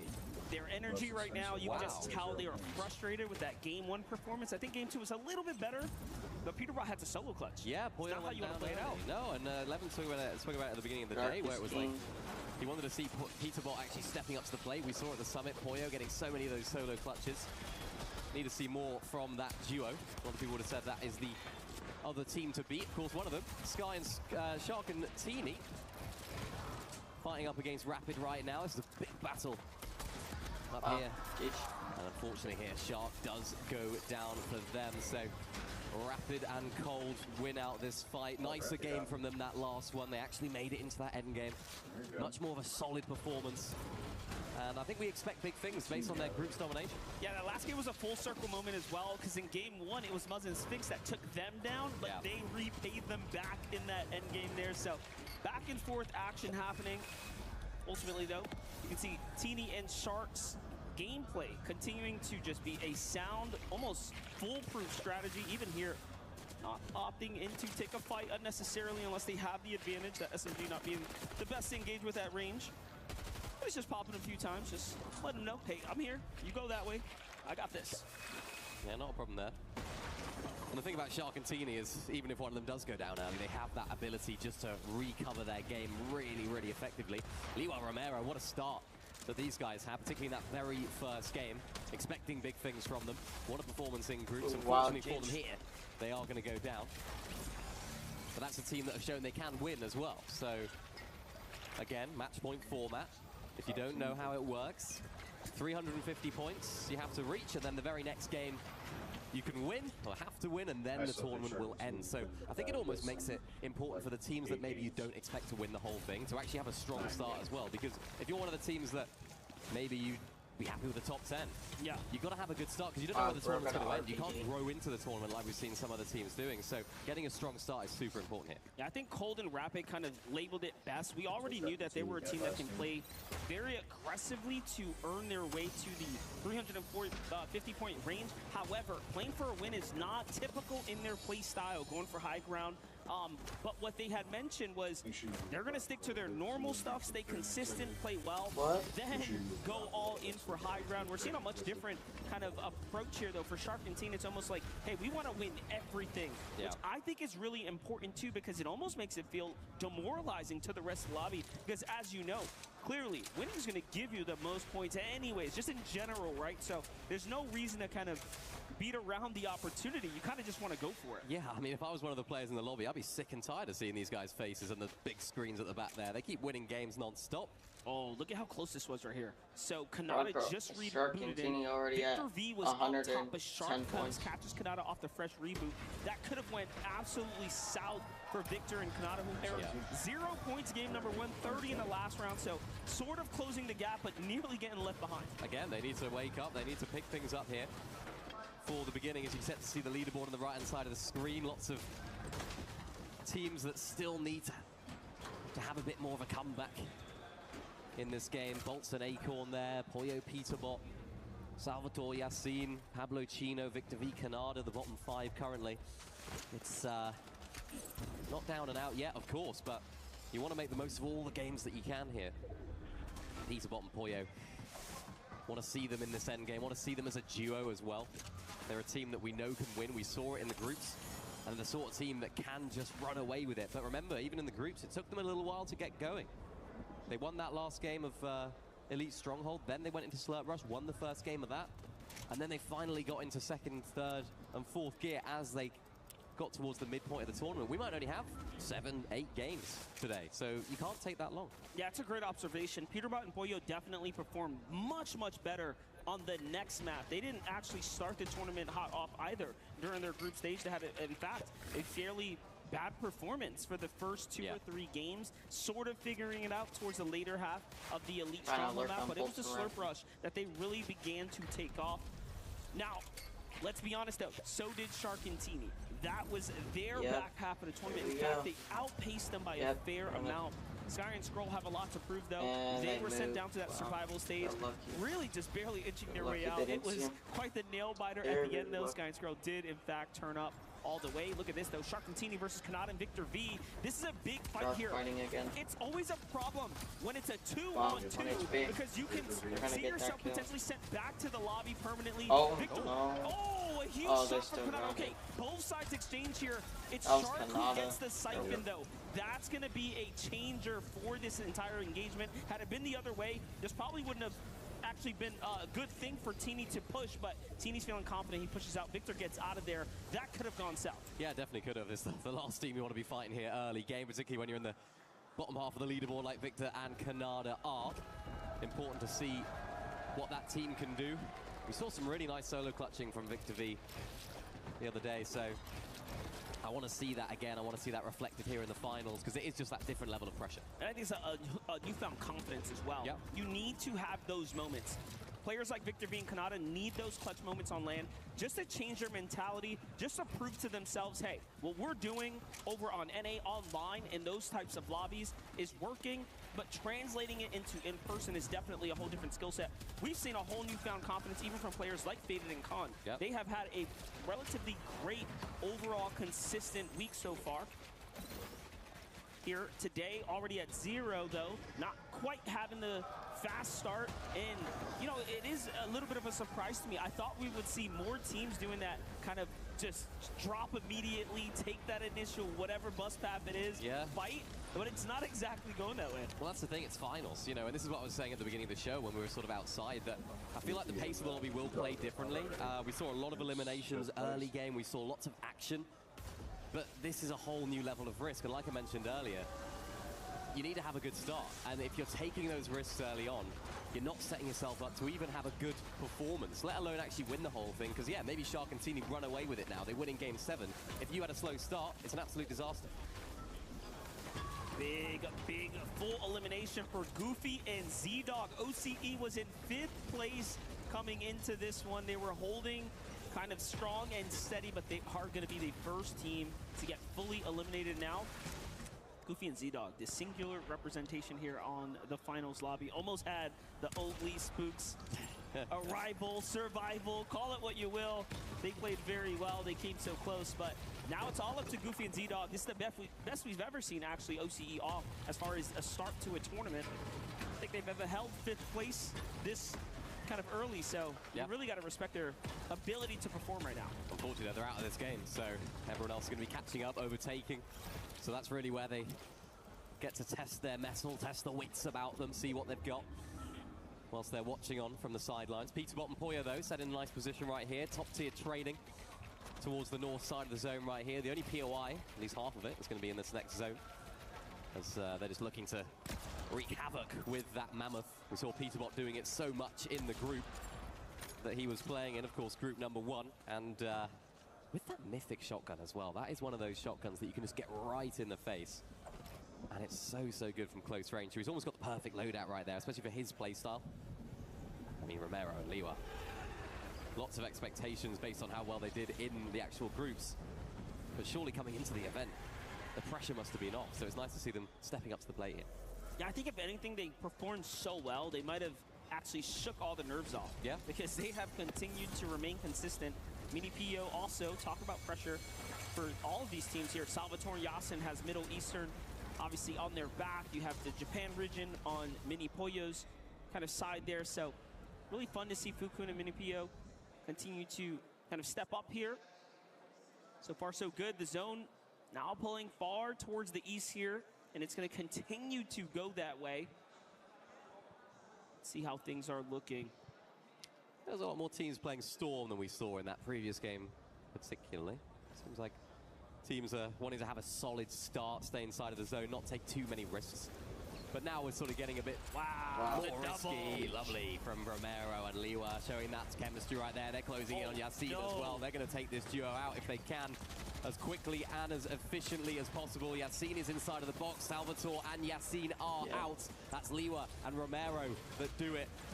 And for a team that had such a good qualification into this final, unfortunately, it's not been the dream start to finals that they could have wanted.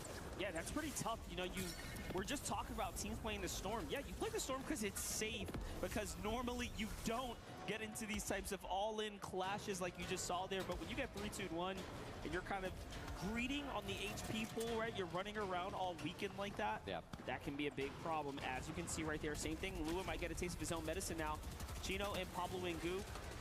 Fortunately for Lua, didn't have Mammoth, but there's another team down there. It's Momsy and Skyjump. They have been playing so aggressively. It has been working out very well. Romero somehow manages to escape the grips of that duo there, so he'll be alive.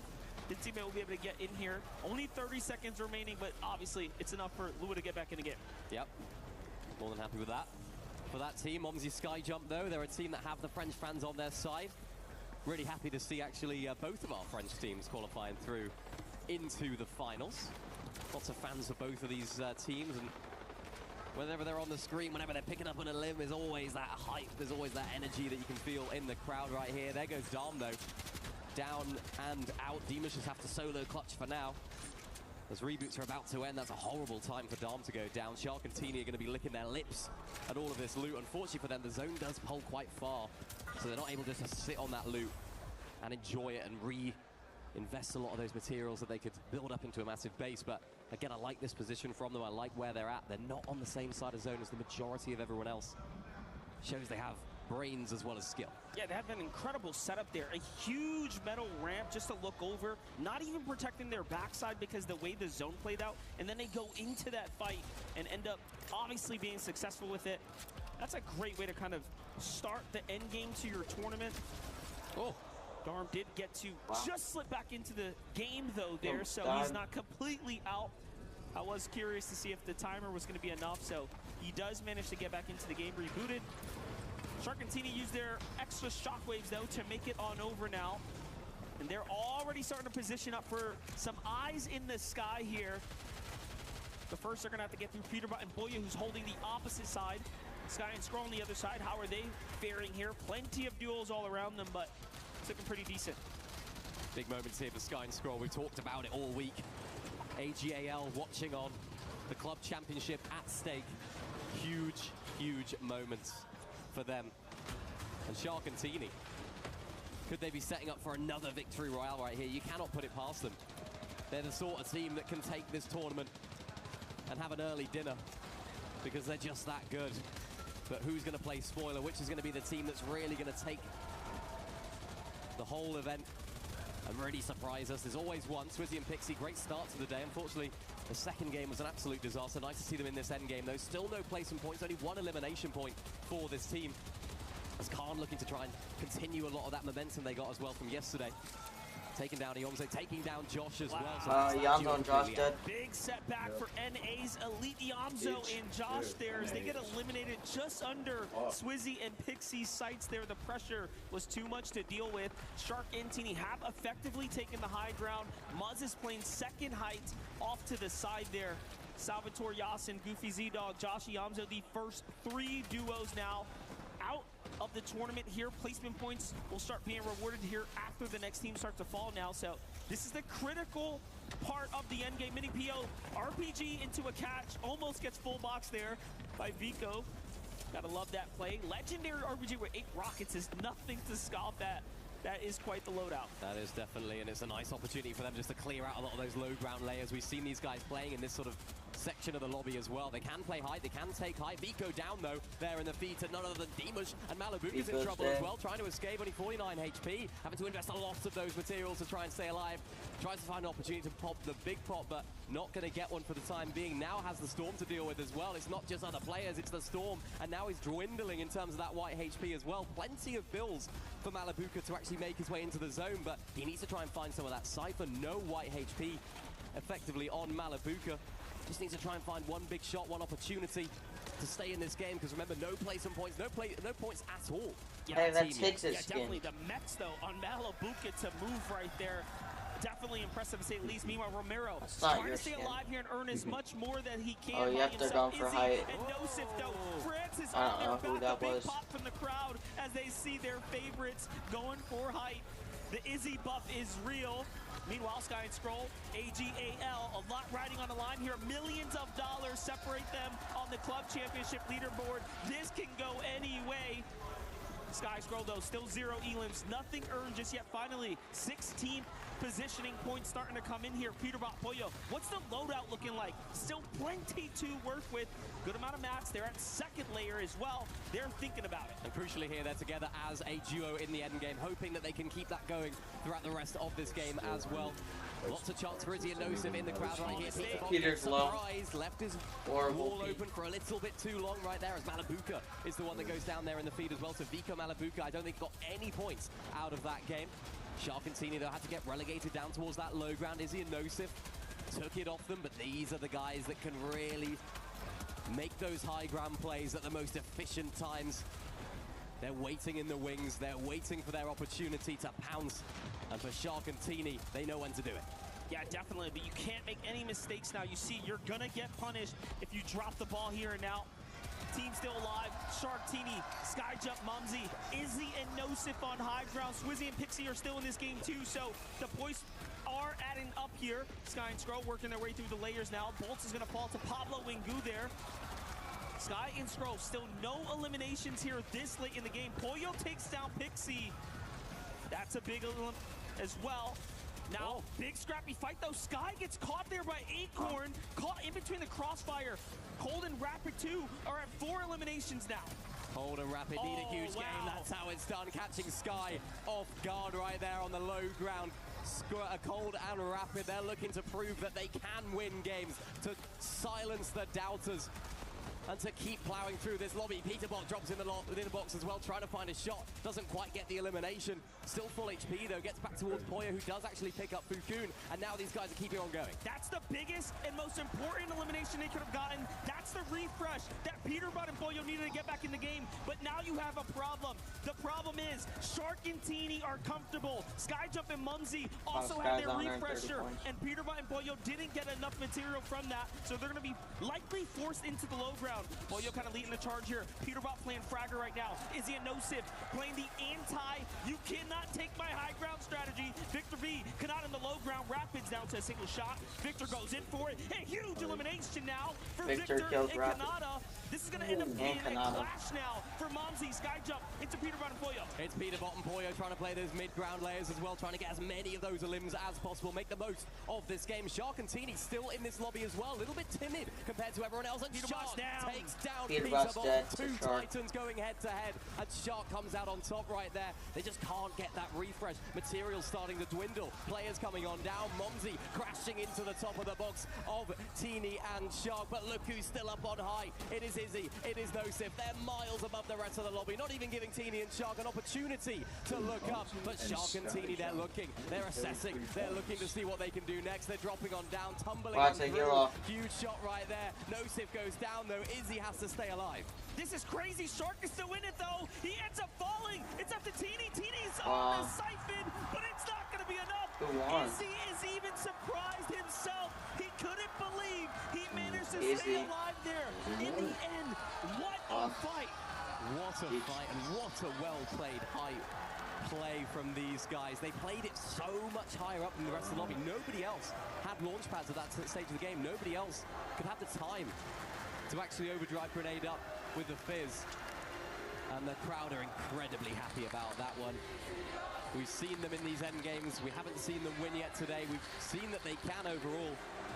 We've seen that Izzy has what it takes. He didn't have to do much in that end game. He was just healing off, which was a nice strategy. Nosif went down, trying to cause chaos, and Izzy blows it out. I gotta say, Shark and Teeny refused to go down. They were just trying to inch their way across, literally baiting out Izzy and Nosif, saying, hey, we know you're gonna run out of material soon. Come down here, take this fight.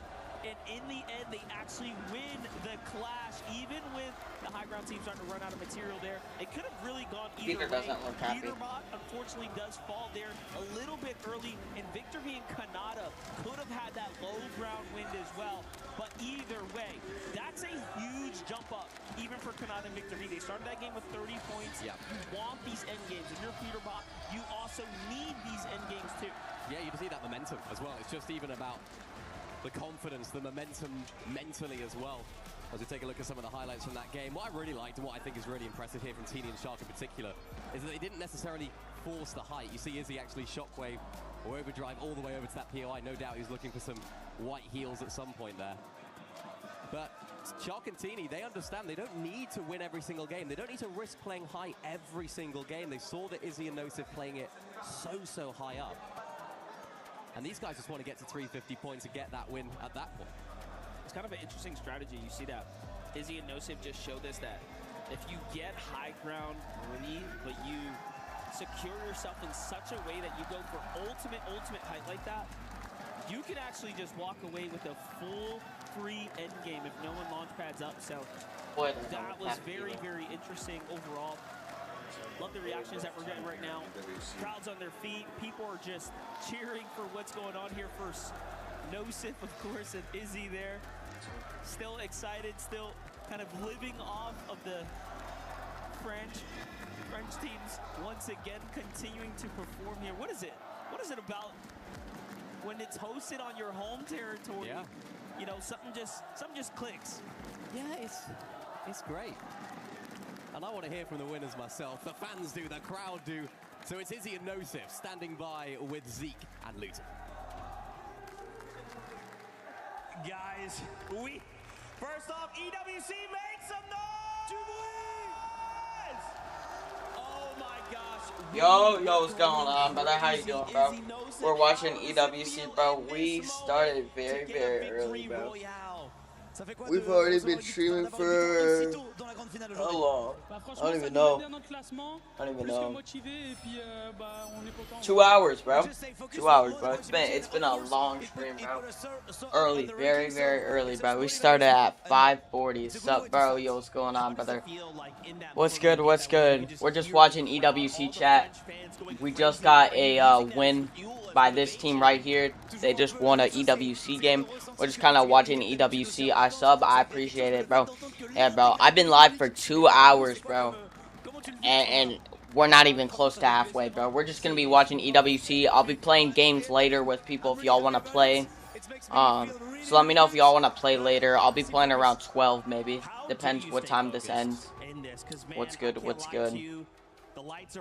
We just got a EWC win by this team right here. Unfortunately, I'm broadcasting it in Fortnite's thing, so it's a little delayed. So, like, people are probably in other games for other streamers, but for me, I'm a bit delayed, but that also means I could analyze it better. Dang, yeah. Yeah, I'll be playing later, though, if y'all want to come join up later. What's your name on Fortnite? 7 here. I'll type it because I don't want to move the screen. We don't care who is in front of us. We just try to play our best games each game. And now, finally, what would you both say to the fans? I just typed it. There you go, brother. Yeah, I've been streaming for literally 2 hours. I started the stream at 7 a.m. Or no, 5:50 or 5:40. Yeah, no problem, bro. So it's been a long stream, bro, but I'm happy, bro. It's been a good stream. We're still going. We still got half. I would say more than half than in the EWC. We still got a bunch more wins. We still got a bunch more play. Yes, I think so. I'm excited, bro. One more time. EWC, make some noise for Izzy and Nosif. Let's go. Yeah, Izzy and Nosif just won right now. They won the last game. I had no idea they won. I thought a different team won last game, but yeah. Hello, everyone. We've got Frantic here. No way, we got Frantic here. Frantic, first and foremost, you've been to events before. You've been, you know, obviously in the stands, a spectator. You've been on this stage. You know, kind of how the vibes here are at EWC. I mean, the atmosphere here is crazy. It's super fun to be here. Do you have a mic on Fortnite I yet? love seeing everyone compete and everyone cheer on their favorite teams. Yeah, absolutely. You want to talk about favorite teams? You know, listen, we know that you've got a favorite. You know, Cold. Listen, I need Coach Fran here to help out Cold and Rapid. What have you been seeing so far that they need to improve on, or what do you think they need to keep doing? I mean, we're having a little bit of a slow start right now, but I'm not worried at all. I think they have great chemistry, as we saw in Group B. They played amazing, super consistent. Cold's the best fragger, so as soon as he gets warmed up, I have no worries about it. Okay, love that. And listen, Cold is always super stoic. We can never get a read on that guy. But surely you've got a read on him, right? You see him behind the scenes. Do you play on? I play on PC, brother. An event like this, what's Cold kind of like? What's the preparation look like? I would say he's still a little bit stoic, but a little bit more energy than you guys maybe see on stage. But he's passionate for sure. He's very competitive. Okay, good to hear. Well, friend, listen, I want to go ahead and give you the floor. Obviously, you have a ton of supporters at home. You've got some friends. What's good? What's good, brother? W's, yes, sir. Give a shout out to anybody that you want. Yeah, just say shout out Faxity. Maybe one day you'll make it on the broadcast. I did it before you, but no way we just called Faxity. I gotta go watch that. Chat, I gotta go watch that. Chat, I gotta go watch that. No way. I'm rooting for Twisted Minds. Good luck, guys. Yo, he's dying of laughter right now. He is dying of laughter right now. In one singular posture for 12 hours a day. No way, bro. Surely said. No way, bro. Bro, that's hilarious. I'm gonna leave because I got a football game, but I subbed. I appreciate it, bro. Thank you so much for watching. Yeah, I'll be live all day till like 12 or 1. I don't know what time I'm ending, bro. It's about to be a long stream, though. 2 hours. I was expecting 10 hours, so I don't know. But appreciate you joining in, bro. Dang, a football game at 7:30? Maybe your different time zone. The French buff is definitely hitting here in Match Point Finals as Easy and Nose have come out with the Victory Royale. But I mean, Aurora has been so consistent now. Bye later, dude. See what they're gonna be at when we look at the overall. Levin, Kelly, Vivid, the 7WG here back with you guys. For the longest time during that match, we were talking about how contested was that high ground, Vivid. At the end of the day, it ended up being Easy and Nose getting the high ground and getting that Victory Royale. Yeah, it was super kind of hard, actually, that game. I feel like to keep track of everything that was kind of going on. We, obviously, we were watching the battle for the higher ground. We saw some. What are you doing? Watching EWC right now. One of Fortnite's biggest tournament since, like, actually, no, I think it is the biggest in this game. I mean, oh my gosh. Of their thing. I don't even think World Cup. So consistent. What can I say, man? Look, we're about 3 games in, they're almost halfway. Watching this until, like, I don't know. I would say 1, but I don't know exactly. And then I'll play games if anyone wants to play games. And then I'll hop off stream later. But there's still a lot. Everyone's still at like 150 points. They still got a lot of points to get to. You need 350 points, and then you also need to get a win. And you need to get the 350 points first, and then the win. So it'll be a long tournament. And then I'll play games if anyone's here, and then hop off. Next game should be starting in like 1 minute. Very, very soon. But they're gonna have to do a lot more if they're gonna be competing against their EU counterparts. Very soon. Especially when we're looking at what Falcons has been able to do so far today. We finally got a bit of a bounce back from their 11 from Falcons with everything going on with the club championship. And actually going back to what you were saying in regards to them being able to just pass the halfway mark of that match point threshold for Shark and Tini. I did get a chance to talk to them earlier in the day. They said 9 games. So if they continue to perform like this, I think they're going to just blow that out of the water. I believe them. I mean, it's funny because, you know, you see the conversation around them not being too reactive or whatever. Honestly, like at this point, I mean, they're at 289. I mean, that's still a lot. There's 188. 188. It's still gonna take a while. All right, so Shark and Tini, and that's if they don't fall off. Which I'm not mistaken is halfway to 350, and with a Victory Royale right there, are we about to get a 6-game match point? That can't be right. That's not gonna happen. Obviously, people are gonna be standing up to Shark and Tini, but to see them already be this close to 350 points, that is absolutely insane. Looking at the 2 teams just behind them, perfect story for the Paris. We should be getting in the next game in 1 minute. Both those French duos just put on the show for us here. Look, guys, after that Izzy and Nosif win, I have the bad pass. I'm sorry, I'm not giving away bad passes, bro. I should. I'm doing it next season. I got like a thing I should have done, but my map needed updated, so I couldn't do what I wanted to do. And I've had to update it already 3 or 4 times already. Probably next season though, I'll do that. I'm doing something with the map probably for the battle passes for next season. But I had to update it so many times. I still haven't even updated the final update. It also doesn't have XP. Yeah. I'll definitely do it for sure. I should be doing it. I think that goes to speak on just how maybe underprepared teams were going from the Major 2 finals into the Reload Elite Series. What a switch up to go from Battle Royale to the Reload, and I think that a lot of our top teams like Acorn and Bolts, Peterbot and Pollo, and even some EU teams in other regions as well, just haven't been able to transition into that, not Battle Royale, but Reload mode, and I think having these... They're yapping for a lot, but I realize it's been 3 games. So they're doing that break, so they're just gonna yap for a while. Frantic called out Fact City. The club championship is on the line here. Right? These guys don't start to pick up the pace. The Falcons manager might just come. I instantly went to Fact City. You know, just really put them in their place. Like, brothers, we gotta speed it up a bit because even though Sky and Scroll again haven't been phenomenal today, they're ahead. They're in a better position to sort of catch up. Wait, how many points did Peterbot have? Race for match points. So yeah, Pete and Pollo Let's get a move on. Wow. Yeah, Kelly, another team that's trying to catch up, especially with what Falcons Let's have been just doing, say, and Pablo Pin. Faxity's in the game. I think. They need to find a way. I'm with you. The coach Yeah. needs to come over and just be like, He's in game right now.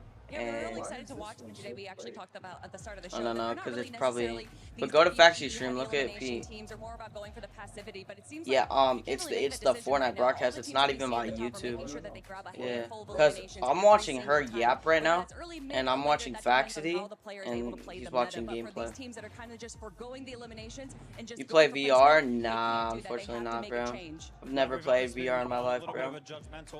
Yo, what's good, bro? Yeah, unfortunately, I've never played VR. I've always seen horrible clips, and I've just never wanted one, bro. I'm the type of person that would like play those boxing matches and throw a haymaker, and then it would hit the wall and break my monitors. Yeah. Maybe 1v1, maybe later. I'll probably do it after EWC. I'm watching this until it ends, like officially, and then I'll do a bunch of stuff after it if anyone's still here. But it's gonna be around like 12, bro. I don't know. I don't know the exact time, but it'll be soon. Or not soon. Not soon. Definitely not soon. It's only 7:30, bro. Holy. It's only 7:30, bro. We still got a lot of time. I will though. I'm down to 1v1, bro. Just get rid of it. It's probably OCE, right? But these guys are showing. I've seen a lot of VR clips and I've seen good games on it, but nah, I would not want a VR. It's like the one thing I would not And it's want. not like they're just playing under the radar. No, they're going up against some of the biggest teams. They're able to fight up against some of the best fraggers in the world. So Chat, them to oh my show up gosh, for bro. OCE, It's gonna be you the know the audience is longest. loving that. Bro, I just want to get in the game, bro. I'm gonna take this. Because I'm watching this on Faxities, and low key, let's just say someone's popping off right now. Not a good joke. that we want to see that consistency. Yeah, without a doubt. I mean, when we did see Everyone's Suzy and streaming, Pixie no? get that first win of the day, I was like, listen, if Oh, that one guy with the stable Ronaldo, someone gave him like 50 grand. Lacey's gonna pay for his flights. Someone gave him 200 gifted. But can I add you? Yeah, I got you, bro. Let me tell my user. You could easily get 20th place the Oh, next shoot. game. But What the did I biggest put? thing that you cannot do Failed is to let those mentalities get down. You have to stay up. You have to be positive. You have to make sure that you are in this for the I just hope he win. doesn't fall So to off. all the teams that might not be at the top of our leaderboard right now, I do not think that they're going to be giving up love. And I think that this is just the start. A lot of this duo is just wanting to see if they can get to that match point threshold. Yeah, I was watching him. His like audio was not good, which he was actually on stream trying to fix it. Crazy to think that halfway Was good? into Was good, brother. first map, basically. Well, nah, he was trying to go IRL, but he was doing it on like a camera, and so he had to buy everything. I mean, he did go from 1 viewer to 100K. I'm hoping he's gonna. He should. You have to be like, like I don't know, bro. You play WC. We played 3 games. What is WC, 3 bro? games, and they've already Bye won later, one. bro. This Have a good is day, Dave. really a spectacle Later, so brother. far. Can they Thank keep you it for up joining, to bro. the storyline? Who's I'll be the playing best later player if you want to keeping join up them around like at this 12 or point? 11. Skyjump Momsy, no Going Izzy up likes to see the Probably French be fine. representation up there in the Add top this 3 as kid real well. quick before next game. And who's going to actually have a bit of a comeback? You know, we've seen Bolts and Acorn all the way down Okay, to the chat. bottom. This game's about to be crazy, bro. I can already tell. I've seen a little preview. Haven't seen too much. Muzzy's dead. Peterbot off spawn. Eliminations on the board. Yep, kind of figured that was gonna happen. That's Momsy He won. that he takes out early game here. Looking to try and take down another Peter went Still, 2 there off we go, spawn. that's Wow, 3. well then. Keep it Actually, super going. super Yeah. important for Peterbot. We need these fast I kind of wins. figured that. I was wondering what was happening. I've seen a little. I saw his points and I was like, whoa. We mentioned that in game 1 and 2. Yeah, everyone was kind of playing it like a regular BR. I think he wants the new map, but they still haven't brought the new map out yet. Actually caused even some players to get eliminated a little bit early. Jeez, Yonzo's dead. I'll be back. Okay, I appreciate you, bro. Later, dude. He's got Chino to back him up. There's a lot of people at 740, bro. I'm not gonna lie. Pablo's dead. Geech. Peterbot's making his way over. What's going to happen? Is he Yeah, gonna take it Peterbot. out? I knew something was coming. I'll be back. Bye later, dude. Appreciate you, bro. 4 eliminations. We're looking at Peterbot on form right now. Not even gonna lie. Trying to find angles confidently. inside the box, gets his way out as well, but it looks as though Pablo is going to have his way back in right there. They nearly got I was wondering. What's good, man? Yeah, I saw his point. I saw his points, and I'm like, something's not adding up. I went to Faxley's stream to go look at something, and I look at something, yeah. The ramp or something there, meanwhile, Malibuca just listening to the action happen here. He sees the build, he's curious as to what's going on. He might be walking into a trap. Still not trusting it. I mean, you're right to believe someone's here. He just doesn't exactly because anger turned into fighting. Another team coming on in. Is this the UFNCS plus Peterbot right now? Dimash and Dom making their Poyle's passes, though. been Malibuca inside of the getting. box. I'm not gonna lie, Poyle's been double Anywhere teamed nearby, a lot. looking for an angle on the other side, gets Malibuca inside of the box. Not even Gets the his shots fault, as well, too. down to 18 HP, but that's not gonna matter. Cypher comes in. It's gonna be a big problem. Peterbot's probably thinking to Good himself, shot. oh, hey, that's the guy I'm I was surprised looking we have a for. lot of Out people. there. No, it's a whole different duo in Alert player. So he's going to have to really make a move at this point and be fast about it. The more time he takes away, there it is, finally gets Chino. I was going to say, the less time he gets to reunite with Pollo. Where is Pollo? Has he started making his way in? I think I see a matching arrow there. Yeah. Peterbot already at 70 points. Hi, yo, what's going on, brother? How you doing? How you doing? Hope you're doing great, bro. Doing great. I'm loving this right now. Yeah, he's trying, but still, he needs a lot. Even as a solo. 20 kill win, bro. Ooh, he almost hit that. Still got that fire within. I think maybe it's a bit of a wake-up call. These first 3 games not going their way. No. Maybe they thought they would have had a little bit of an easier time than they actually had. The only mammoth, that's it. Good, you. I'm doing great, bro. I'm just watching. Oh, now Peterbot's going straight after him. And Peter actually hit it. I'm doing great, bro. Just watching EWC. I'll be playing games. Yep, and he killed him. That's what he gets for shooting, bro. That's crazy. You see that? Watch, he just instant kills him. Oh, now he's going after this guy. Oh, shoot. Yeah, I'll be playing games later, but I'm just watching EWC, bro, on this entire stream. Yeah, bro, it's insane, bro. Whole thing's gonna be insane, bro. Peter's actually finally doing something. That's where I watched him be super just. Oh, no. Oh, here we go. Oh, no, no, no. Uh-oh. Come on, let's he got see if he can continue it. 6 eliminations. Yeah, I'll be playing games later till like 11 or 12. Difficulty right now that Peterbot's in a bit of a sandwich, couple of teams, couple of players. But that's not too in the late. surrounding area. Just watching you see there's still like ooh, Peter's getting hit. And it's by the same kid. But it just, yeah, he's dead, GG. Yeah, it's the third party, it's Pablo and Chino. Big cheer here from the crowd. From the Vitality fan, they have to imagine as Dom and Dimash now have to. If you guys could like the stream, I appreciate it. Thank you. Huh? Two very good fighting duos here from the European region going head to head, giving each other a little bit of respect as well.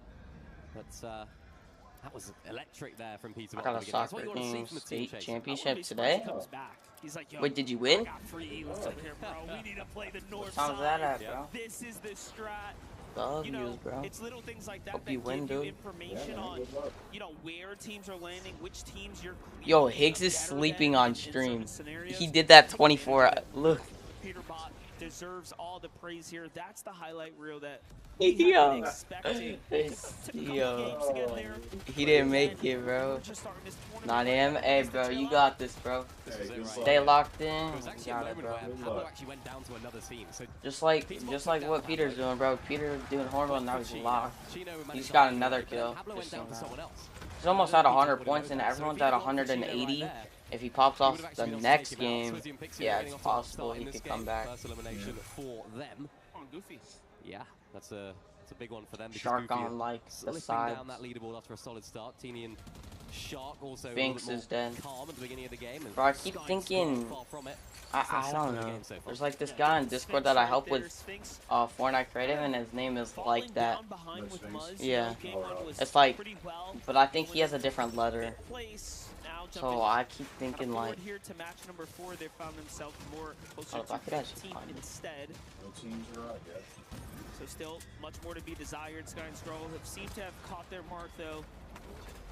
This is a tough spot to be in. Yeah, his name is SPIVAK. Don't want to expose yourself to a SPIVAK. Yeah, the last team you want to fight. Maybe no, his TikTok username has to be different. Cause it's yeah, I'll have to check later. I gotta go. I'll be back later. I appreciate it, bro. Later, though. I think we expect more consistency from this. Scroll at 87. Because, you know, such a Scrolls at 87. Peaks at like. It is harder to be consistent, especially when the pool is so different as well. Still very possible. But it's coming back. I think though for Sky and Scroll, they got their two bad switching the days map's out the gonna way, be which crazy is though. uncharacteristic of them anyways. So, you know, Finally waking up, bro. It's 8 o'clock. I'm finally like getting more awake. Now they can just kind of get to grooving here. They kind of clawed their way out of that slum that they were in. Because they're not doing too bad right now. They're at 90 points here. Yeah, what I will say is they're one of the greatest teams at adapting to the lobby as well. They're one of the really good at sort of looking back at some of those VODs, looking back at what they did wrong. And they're very got 188. Yeah, they still got a lot. They got no kills though. They have that support. That's the worst gun in his inventory. And you can honestly see it every single time they go into a season, every single time they have a strategy. It's so well thought out. But it was almost quite surprising we didn't see something similar in Reload for the first 2 days for their performances. But they're here, and that's all that matters. Still here, I appreciate it though. Zero eliminations for them. Yeah, I'm not hopping off until this is over, and then I'll probably invite a bunch of people because I know a lot of people are trying to run games. Oh yeah, I might have stayed up a bit later and got 2 people wins. Yeah, they kept inviting me, bro. Sure, dude. I was like, why not, dude?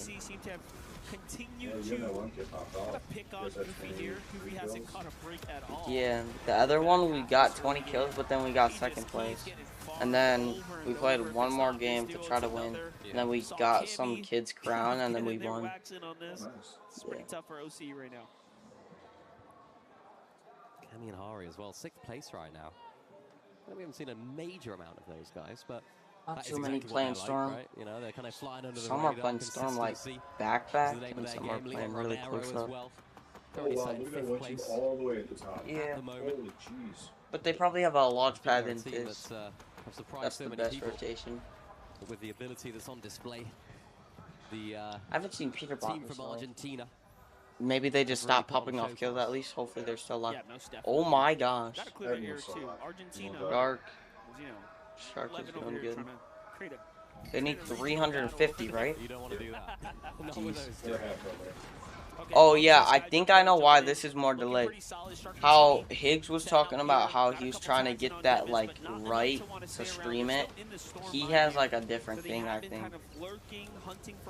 Like Higgs, Clicks, Vaxity, Mr. Savage.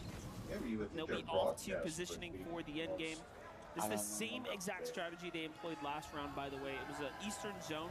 They went far south all the way around and then wrapped their way into a strong southern position. But look at that. Shark and there's not gonna be a winner for a while, bro. Get ready to wait for that one. You need 350 points and then a win.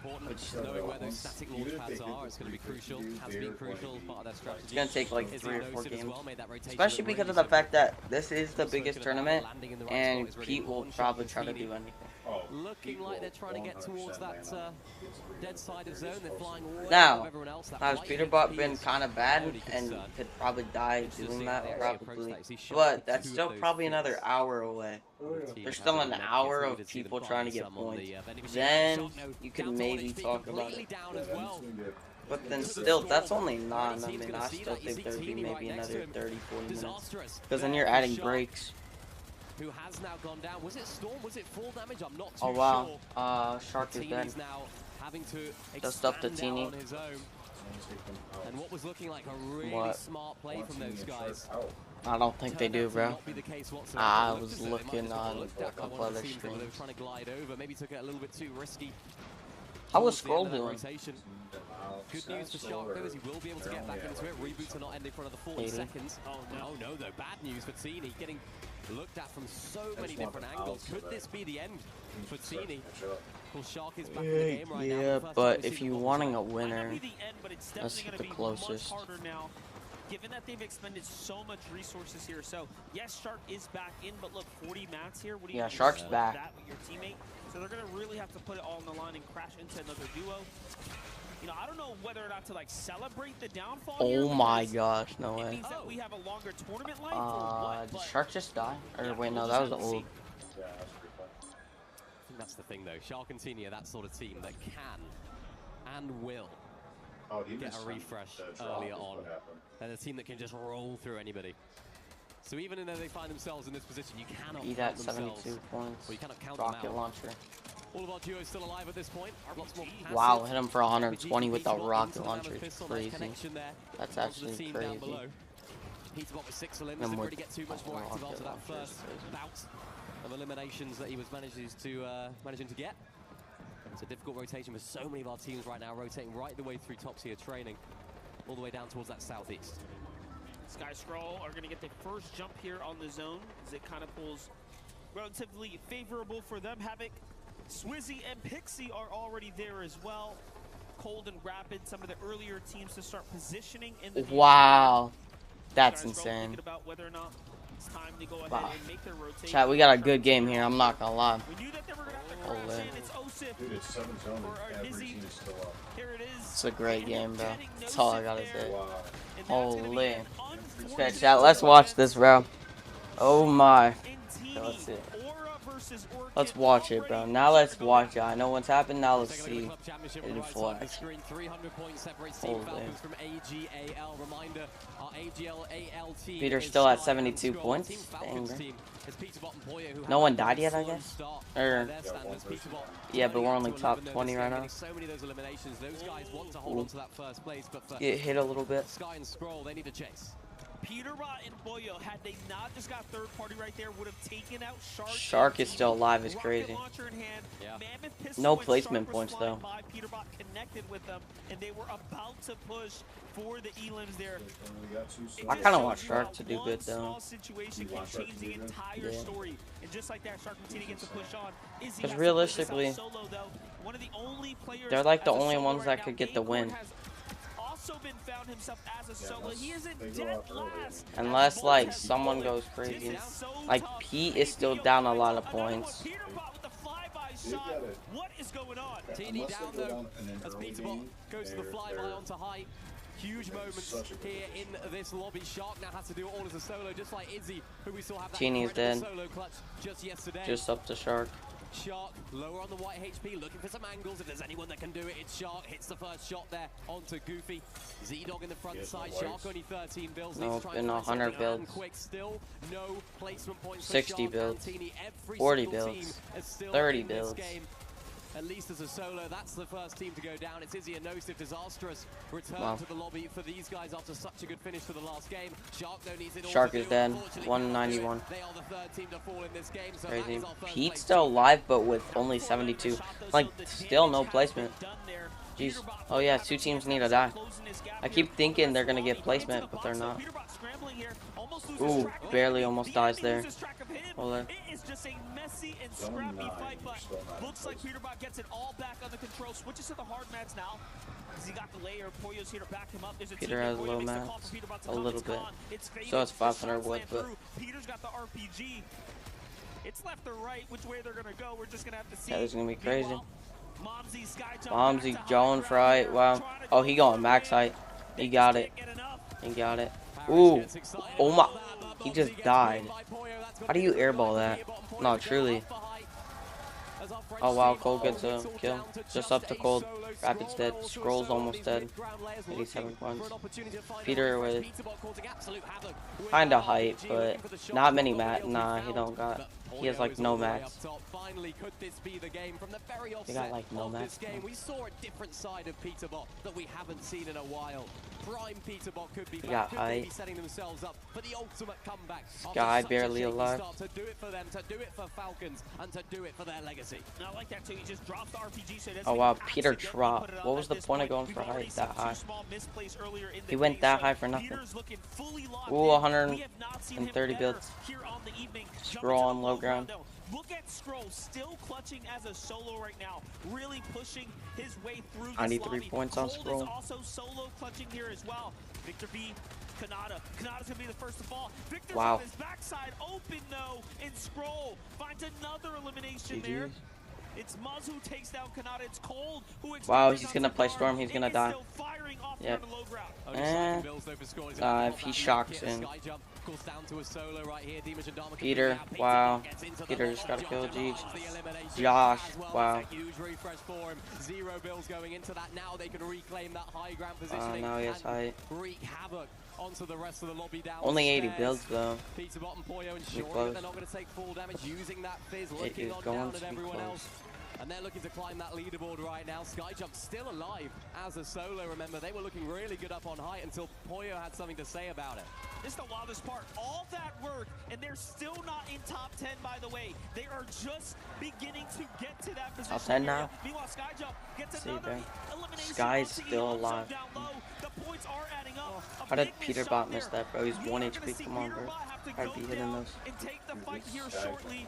That's starting to run out. There's the flow bear. Fizz, Malabuka, Vico, get crashed. Big move down. Either way, it's a scrappy fight down low.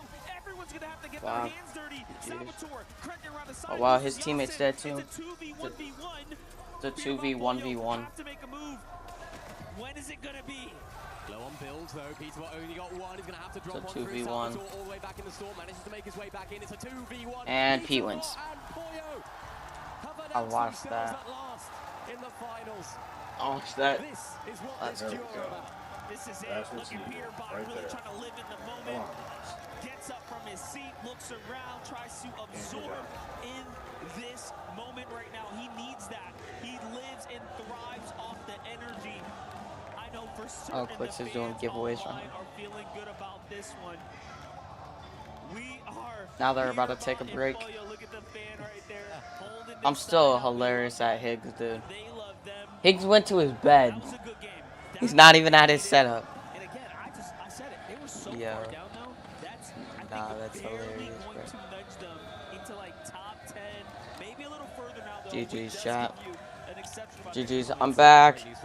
Did you get my friend request? I should've. I've added everybody. I got like 3. Added them all. If there's any sort of game to really have that big comeback and that big win for Peterbot and Poyo. Chat, have you guys ever been at bot added?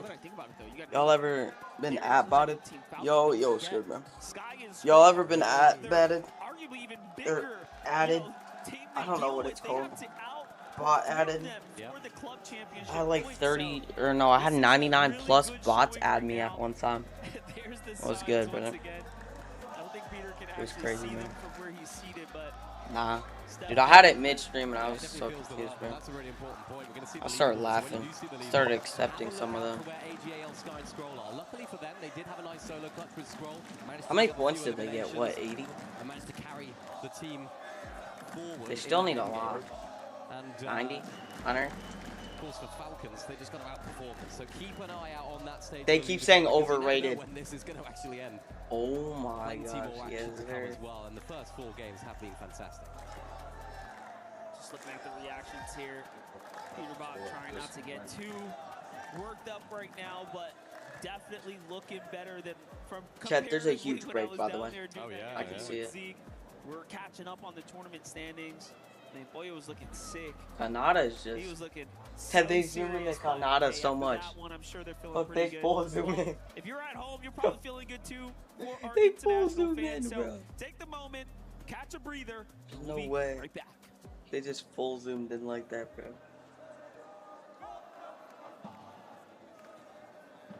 No way Fortnite just did that,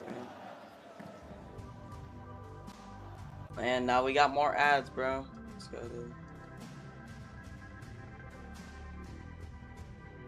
They're at 144. They're at 144 points.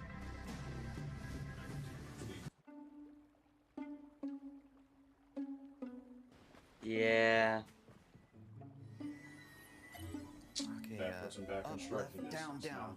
Just can't lose off spawns. Nope. Look so surprised, like. They need another sharpened teeny to go down. Okay, nice. I take us to the extraction point, and then I can continue with my game. They just need to. What am I watching? A Fortnite animation? All this running is making me thirsty. Yo, I'm watching a Fortnite animation with people talking. Wait, don't eliminate me. What am I talking? I'm just trying to extract my Sprite. Oh. You have a Sprite? Hold on, I'm gonna meet up. Too, actually. I've got the Jonesy Sprite, mate. Oh, nice. I got the 8-bit one. Oh, that one goes hard. Looks so surprised. That's so weird. I literally said that earlier. Do you want to maybe form a truce? Truce? Yeah. I won't eliminate you, and you won't eliminate me until we both extract our sprites. We got a deal? Okay, mate. Deal.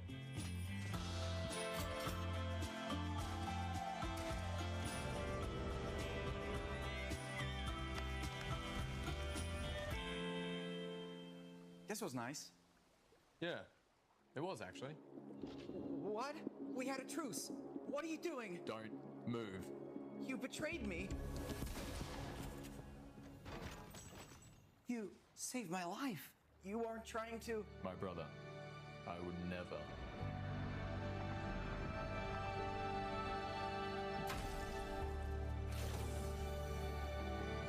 And there you go. It's wrecked.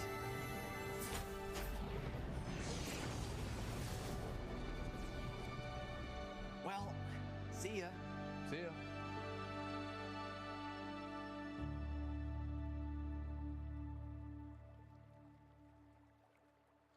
Wow, chat, that was interesting, bro. Sure, bro. We just got a Fortnite. Like, I don't even know. Yeah, bro. Let's make a truce. By the way, if you do that in game, you're getting banned. Like, by the way. They're advertising it and then the ban. Yes, you'll 100%.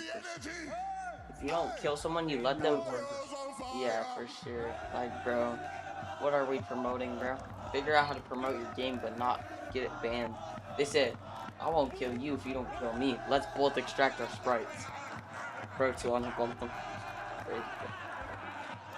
Oh, let's go, chat. Let's go. Let's go, chat.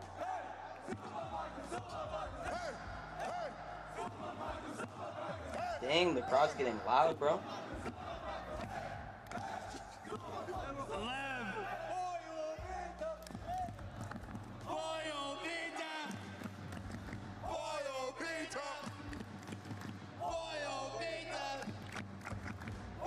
No way I'm hearing this right now.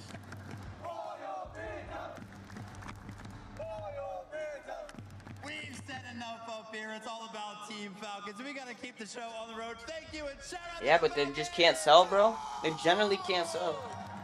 Sure, bro, we could be happy, but you celebrate too much. You gotta look at next game, bro. They gotta cook. Stronghold.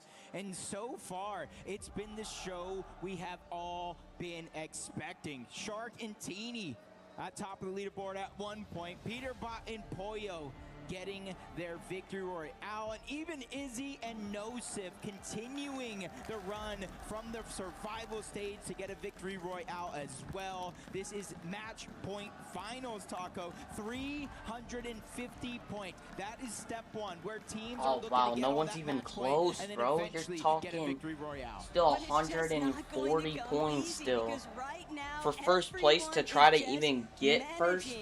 They still need like 147 points. Hi, what's going on, brother? Oh my gosh, bro. There's actually no way. I'm back. What's good, bro? Bro, we still got a while, bro. We still have 130 points, and that's just for first place, bro. First place still needs 130 points. Holy. No, you definitely can, because honestly, if you were watching the first Pete and Poyo won last game, by the way. If you just did not see the, if you did not just see that, they're at 144 points. It's a lot of points, a little bit, but they kind of do need 200. Okay, here we go. Game 2 or game 3 or game 4. Game 4. Game 4. Sitting in 11th place. Here we go. Game 4. Here we go. Peterbot. Really just waiting to see who touches down first in some of these teams. Peterbot, let's see. Momsy in their sights. Meanwhile, other players continuing to drop across. Who's gonna win? Who's gonna win? Ooh. Wow. GG's. Wow. Pete dies super early off spawn. Wow. L off spawn. L off spawn, bro. Wow. All already. That hot run coming to a slow start here. Here we go, another fight. Chino, Pablo, they hear the noise and they want to take part in it. Yeah, they definitely want to come for these fights. They only came because they heard those shots. Ooh. Yep, I kind of saw that happening. You remember me? Yeah, I think so. You were here like a little bit ago, maybe? Yeah, you were here just a little bit ago. I could go up in chat. Yeah, sir, bro. Chino and Pablo clearly ready to finish whatever they've started off here in Game 5. Because just like that, Khan also sent to bro. W all spawns, bro. Oh, never mind. Malabuka trying to key this guy. Yep, and he's dead too. Wow. GG's. They own this POI. Holy. 4 eliminations. Nah, that's insane. Might have to come to a little bit of a pause, though. Just drifting elsewhere on the map. There's actually no way. Might have to clash soon enough here at Elite Experiments, but there's no way. As of right now, we're good. A little bit more fixated on just establishing themselves in the lobby overall. Sphinx. They're going to take some time to properly loot things up, make sure they get decent material count online. Oh wait, no, Shark. Start to get involved with some of these fights. Not Sphinx. And Shark, Teeny, their presence is just going to constantly keep Mumsy and Skyjump. Let's see, chat. Let's see what's gonna happen in this game, chat. I think it's just a little bit on edge if you're Mumsy and Skyjump because you've got a slight lead. What's happening here? How do you hold on little to that? fight, little fight. Against Shark and Teeny. It's more like a shambles fight, but you know, only 2 guns, only Fizz. Yeah, this is definitely a shambles fight, but if you don't pay attention to the region, you might not necessarily know what type of skill they're capable of. So far this weekend, they are surprising almost everybody. But now they're on the back foot, forced away from Swizzy and Pixie. I just typed it in the chat. I just typed it in the chat. That's the username. That's my username. They don't want to fall too deep into that crater. There's so many nooks and crannies, places to hide, and they want to be the team that gets caught off guard. I think I got confused by the problem for lowercase I. You miss one lobby with an early elimination exit. 140 points, 88 points. Yeah, bro, you need 350 points and then a win. So they have not made things easy every single time. These guys have been looking for a lot of early game brawling, and hold right here. Most of the time, it's been going pretty heavily in their favor. So. Yeah, Oceania can definitely get behind watching these guys. Open the supply drop. A big message to the rest wow, of the world and then they just get kaboomed like Kablo. Don't have any time to think. Pablo and Chino are just immediately looking to pounce. Yeah, and it's a scary situation because both of them are lacking some shields. I gotta be careful. Yo-Yo's good, man. What's good? Wow, Rapid's dead. Full box, too. Full box, too. Full box, too. Wow. Hold him. Shark chasing. Be careful. Be careful. Chill, bro. Chill, bro. Nah, Shark is gonna get this. Wait. Third party? Nah, I think Shark gets this. He'll get the kill. He's rushing this dude. Every shockwave he's going after this guy. No way. No way he chokes this, right? No way. Oh, wow. From a separate angle entirely. He's still alive. Okay. Let's see, bro. Shark and Teeny here. Now Acorn and Bolts, though, recognizing the fact Teeny, Shark, maybe a little bit too much time expended on the hunt there for Cold. Shark Teeny, they're not ones to stray from a fight. Acorn and Bolts. Bro gets one shockwave. You used 3 to even chase and get this position you're in. So. Shark and Teeny, Bolt's only 27 points. First team eliminated out of this match. They hold that 10th place spot for now, but obviously as the game continues, everybody will have a chance to overtake them. And I do like this decision. Shark and Teeny disengaging one way, Acorn Bolts going the other. They just finished a fight. They just cleaned up a whole nother team, so they don't want to take too many big risks too early. Khan invaded. They were already starting to make their move. It's because of what they were able to clear up just before, finding that elimination onto Rapid. Definitely giving them some pretty big motivation. Anytime these players sniff even the slightest bit of weakness from a duo, from a player, or they see that reboot. Go, chat. popping off after the elimination feed lights up. They're all ready and just too eager to try and wipe each other out. Shark and Teeny, from having once been on the prowl, they're going to find themselves just forfeiting that aggressive front. Shark knows he's got to wait. Teeny will manage when I to search make your it name, back I into can't this see lobby, you. but I mean, that's the exact username. I'll keep it up for like 1 minute, but we're mid-game, so you might have to add me like later. But I mean, it's 7 VEN. There's a space. Make sure you have a space. Like my YouTube doesn't have a space. Make sure you have a space, because if you don't have a space, like it's not gonna come up. It's 7 VEN, and then she's one. Because it's Sky who gets the siphon. Thanks to Scroll, he's staying alive that much longer here, and much. Which in the text, yeah, and Chino were looking to take the fight, but as the dust settles, both teams looking to go their separate ways. The way that Pablo and Chino are just going all out aggressive right yes, now, sir. If you guys aren't using any creator code, please use code ChiefLem. My dad have a creator code. Please use code ChiefLem, bro. Much appreciated, bro. More favorable direction for them, but you're looking at them going so crazy as if they're on the line of getting eliminated from the entire finals. If this game Boyle, not much happened this game. Them start to be much more proactive though. Yeah, literally, no kills on Pete and Poyle, and actually they died off spawn. Well, Peterbot did, so not really a win. Not really a win. Almost like a loss. Still willing to get their hands dirty. Teeny respawning back in, and this is where the farm is looking to begin. But wow, Teeny airball. Doing a good job. Airball shot by Sky. Literally fighting for his life. Chance to stay alive, but Scroll reunites.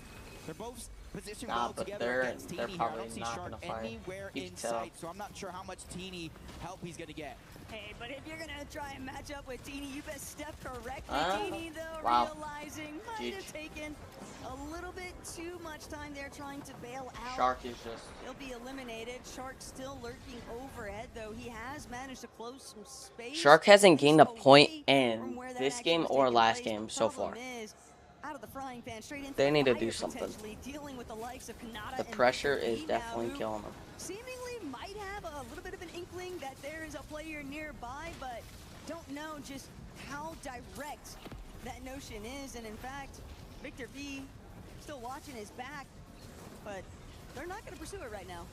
Yeah, at least not onto Shark, but right in front of them is Teeny as well, trying to hold down that launch pad. Hopefully the communication comes through, and you see in the minimap right there, above them is Chino and Pablo as well. The zone does cut back from Peerless Pier. Remember I mentioned most of the zone over open water, but I don't think it gets that much easier. You see on the north side of that zone, relatively even, flat land, but on the south side, that's when we got those mountain ranges coming into play.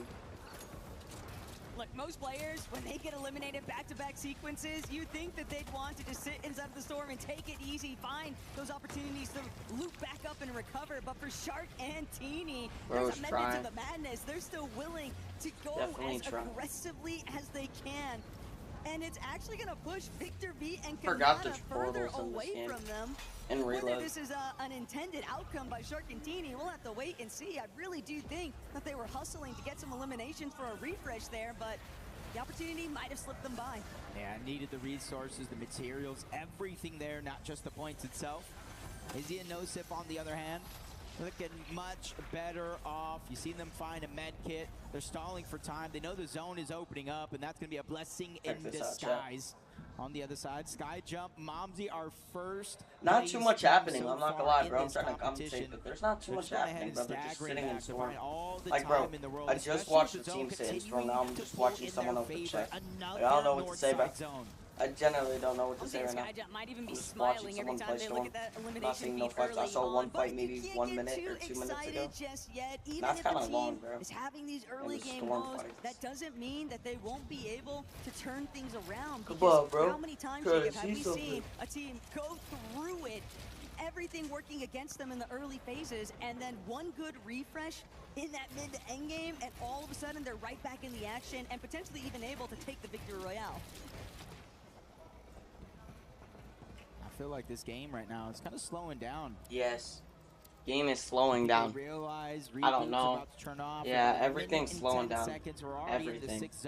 Even the ones that there's not much happening right now, like not at all. Like there's nothing. Damage per second that you spend out there. So timing is definitely of the like I'm watching this guy farm. like, north side zone pool. you know you're cooked when you're just watching someone outside of the hostile hold, of course. So if we continue kind of moving towards the west, this will be a good game, or at least a good chance for everybody. Just getting out of storm, no matter bro. what they have in they their didn't even get hit, bro. Makes sense though for these teams to want to play a bit more reserved. No one's really trying to be the first one out in the open. Literally, nobody wants to be at the mercy of the lobby focus, and they can just. Everyone's kind of just like being themselves. I don't know. Little elevation like no one's like trying to fight. Halfway point of the cliff faces, using some of that natural coverage to instead preserve a lot of their build material, but Skrull won't be able to get out of the line of sight. Cammy's gonna get the credit for it, but Peterbot and Poyo were definitely looking his way. It's a pretty tough blow for Sky and Skrull to suffer at this stage, but Sky, he's just got to muster up the willpower to stay on his own 2 feet here, because Skrull might be back in the action, but that doesn't mean that he's out of the clear just yet. Yeah, just kind of having to drop in from above. Teeny is wow, down Teeny dead. Well. Wow. No chance for him to reboot back into this game. They have officially turned off. Wow, so bro, now all the pressure's going to be on the Shark. He only has 26 builds, all one just up the no Shark. extra shields, and then 1 shockwave on top of that. Wow. Just thinking back to that one this is gonna be hard. They had briefly against Kanata I want and to see Victor what B Bro that they does. weren't able to truly capitalize Wow, on. he got a kill, I think. Yoinkin bolts his elimination credit. Shark now realizing that lobby is headed straight for him, but fortunately he'll still be able to put up the facade that he's strong enough to push back against this lobby pressure. Ari and Cammy, though, actually are standing tall as a duo currently. I'm just waiting to see go, where Shark. their next play is going to be Come on, at. bro. Shark managing to pick up a little loot pile along the way. That is a huge saving grace. Come on, Shark. Keeping Come on, bro. The shields, extra med kits just in case, but the build still lacking. Come on, come on. It's all about trying to get some points for your efforts. 0 elimination so far. Uncharacteristic like from a team just like that. Very, very similar here. Poyo with that 1 elimination. Got to imagine 1 elimination on Pete or Poyo. The reboots even turned off, so they're back into the game. No worries there. But they're head hunting. They're looking for any player on these rotations that are making mistakes that they can capitalize on. All I know is that anytime you see Peterbot and Poyo light up with even 1 Victory Royale, that seems to be the catalyst every single time for that duo. And a lot of this, too, when it comes down to a LAN finals, Jacob, you're really just trying to simulate that home environment. How many times have we seen Peterbot's friends and family encouraging him, and Faxley himself even constantly wanting to remind Pete, you just need to play like you're at home. You don't have anything to prove. You're already the greatest Fortnite player of all time, so you just need to fly out there. And it's those kinds of encouraging moments that I think can really make the difference for these teams. 2 solos. He's trying, bro. This He's lobby trying. inside of the top 18. This is. There's really not a lot going on. You Bro. can see so many players cutting off the path. Peterbot and Beating Poyo Poyo. get ready for their next rotation. They don't want to be too quick to the punch, make a mistake that they will regret throughout the course of this game. A Shark looks towards his left. Weak ball. Vico Malabuka not really ready to take that action just yet. Sky and Skrull as well, looking for any opportunity. Zone is pushing players further towards the north, but it's not up the mountain just yet. The minigame battle for height is about to kick off here, though, knowing that Shark and Teeny are just not going to really be too big of a participant, because Shark by his lonesome challenging Slizzy and Pixie is going to be a problem here, but Momsy and Skyjump, an issue entirely of themselves in the low ground. Pete and Poyo, all these differing layers, Jacob, just starting to get very messy. Yeah, especially if you don't really have a sense of what's going down on each one Shark of those has, layers. like, The no Shark build, finally runs out of his material. Zone actually opens up in his favor. A blessing in disguise for Shark as he goes right back to the cone. It is going to be wood. Relatively easy to see through, but let's see what tricks Shark has up his sleeve. He's trying, bro. Everybody is just He's trying his over very, each very other, best. though. That's where the opportunity to strike could really present He's itself trying. here. Shark Pete going even for feeling height. like he might be able to play See if he through claims a little it. bit of healing methods here, but Pete, Poyo, they've decided Let's to see if he make their claims way it. up. It's all about whether or not Let's Peter see, can let's actually see. take down Pixie instead. He'll opt Now to it looks just like he claimed it. Wow, Pete got height. Let's see if they know win. it's only a matter of seconds Do before they Slizzy win and on Pixie height? potentially Oh, they look got to chop shot. him out and Wow. re-challenge, but Pixie paying the ultimate price. Sky low ground with the shots from above. They make sure to hit Gold every shotgun single is point crazy. of damage, even without Gold the actual knock, shotgun to is make sure they see crazy. some sort of success. Hari and Cammy underneath, but they're on a mid layer, trying to make sure to clear it out. Peterbot Foil's finally almost get dead. their high ground overtaken. They are burning through material. They're burning through their resources as well. Sky and Scroll have officially been eliminated out of this game. 16th place, Taco, no placement for them. But how far can Falcons, Peterbot and Foil truly fly? Aurora Shark We'll also see. trying to make sure that he can build as many placement points. Can I as see he your nearly gameplay? fell, Oh, Shark won't I be can maybe able to get like a finish it clip. off. He's still got to keep trying to find see. different opportunities. I mean, I was and playing they are just yesterday. running Or ever did I so stream yesterday? No, I did not stream yesterday. are just forcing I mean, And while they're taking names and crossing them off the list, Izzy. I got a video on how I got Div 4. That was like this season. Izzy has gone down. A few solos left in this game, and Osip is feeling the pressure of being one of those few. If I have any clips on this PC or like any good gameplay, all I have is like YouTube stuff. I'll just download it and put it. Let me see. I could try to find some though, but he doesn't have material. He has to concede. And Let's the see. drop down. Let's see, bro. He might be able to snag an elimination on his exit, but Vico Malabuka, that's exactly who he might have to fare with next. They've actually done a great job at holding on to The that like inside closest control. thing I would Granted, say. they fully understand they're going to need to start making their way up. They're going to need to start finding more eliminations, but Faded and Khan cutting Peach short in his tracks. Oh my, Momsy! What just happened, bro? I wasn't watching. What just happened? Generally, what just happened? That much more time, but Yassine is up above. Malabuka Vico, they did not get the memo, and they send them. I'll switch my screen in a second. I know what clip is like the best in the last. This was a while ago though, but this was like an off spawn, like an off spawn. Look at what Momsy's been able to accomplish. 4 eliminations. Cammy and Hari sitting on 5, but they're still not done.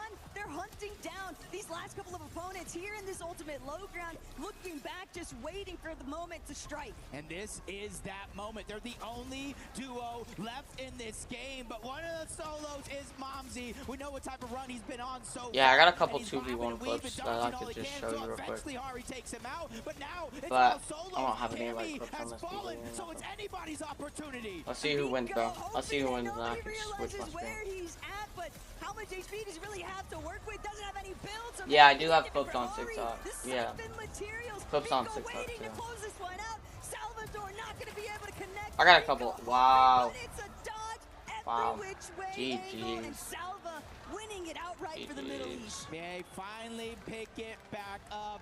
They qualified through the survival stage. They made their mark here at the match point finals by picking up that victory royale and starting to boost this confidence, because if anybody thought this was going to be a quick few games, we crown a champion, we move on, you were wrong. This is a marathon of Fortnite. Vico definitely seems himself up for at least securing that second place position, but I am guessing Distal Acid and Salva, for what it's worth, Jacob, they just psychoed hype, and it worked out. They did not have healthy HP. Actually had like work with Salva. That was last season though, so that's a bit old. I've definitely got better from that since then, but yeah. That was like, I don't even know, like 2 or 3 months ago. That was the $10,000 tournament. We haven't done that in so long. Yeah, I didn't even have my Fortnite map out yet. My Fortnite map wasn't even out yet.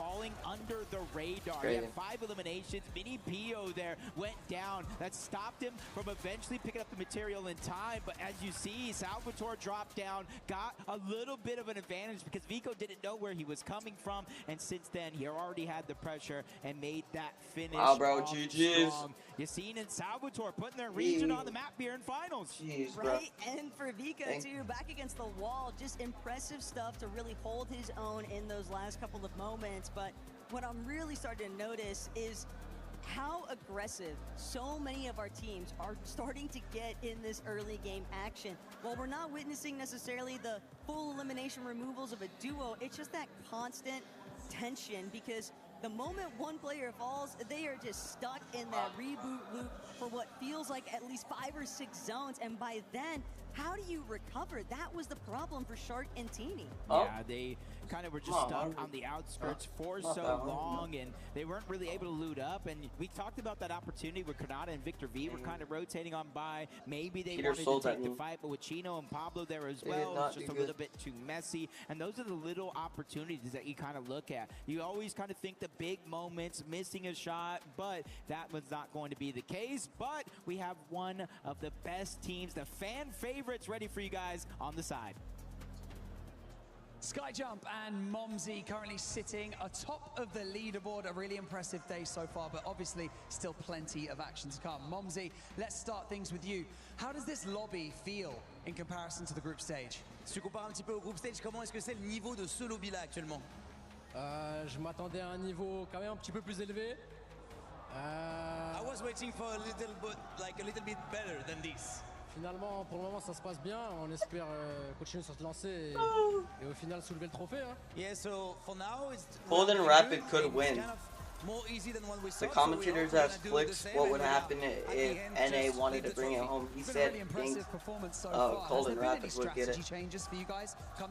They have like 117 points. Est-ce que vous avez changé un peu les strats par rapport au jour d'avant, ou est-ce que vous êtes resté sur le même style de jeu que vous avez proposé au group stage? On est plutôt resté sur le même. Après, voilà, c'est différentes games. Ouais, différentes games. On prend des kills à certains endroits, à certains moments. Tu peux pas savoir quand tu vas les prendre. Et de toute façon, là pour le moment, ça se passe bien et on n'a rien changé au game plan. Talking in a different language, right? Our strategy is kind of the same, but of course every game is different. So we never know where we're gonna get kills or what will be the rotation, of course. So we just adapt each game, but the game plan is still the same, like play the best as we can and follow what we used to do. Well, let's talk about the format then a little bit coming into today, because in the next few games we're going to quickly be approaching match point format. Does that feel like today could bring it to be a little bit easier, or is it going to make things a little bit harder later in the day? Alors là aujourd'hui on a je vais te poser la question à toi du coup BG, on a un espèce de format un peu particulier avec le match point. Quand on atteint les 350 on peut avoir une victoire. Est-ce que pour toi du coup c'est plus facile de gagner par rapport au jour d'avant, ou au contraire ça peut être vraiment un format qui vous met à l'aise ou pas à l'aise? Comment tu le vis ce format? Bah ouais, moi je trouve que le format il est excellent, jouer comme ça. Ça change rien au niveau des top 1, c'est toujours aussi difficile ou facile entre guillemets avant d'avoir le match point, mais une fois que ça arrivera vers game 7 et 8, ça sera beaucoup plus compliqué je pense. I really like this format. I think they were first for 2 games and got no points because no one is in match point, but of course it's still really hard to have a victory royale, and maybe when someone will have match points, the game will change a little bit. Yeah, that's what we're all thinking backstage. Well, with bated breath. But you know what? Finally, we've got the French fans here. They're having a great time. Is there anything that you would like to say to them? Because every time we say your guys' names, the crowd goes crazy. À chaque fois qu'on dit vos noms, les gens ils deviennent complètement fous. Tu voulais leur dire un petit truc peut-être aux fans français qui nous écoutent? Les gars, j'entends plus Falcon que vous, je trouve que c'est pas normal. Donc va falloir faire un peu plus de bruit pour les prochaines games, s'il vous plaît. Guys, I mean, I can hear the Falcons are too close to me, so I can hear more than Falcons fan than you. So you guys have to make some noise for us. So please, mesdames et messieurs, faites du bruit pour votre duo français. That's what we like to hear. Back to you guys.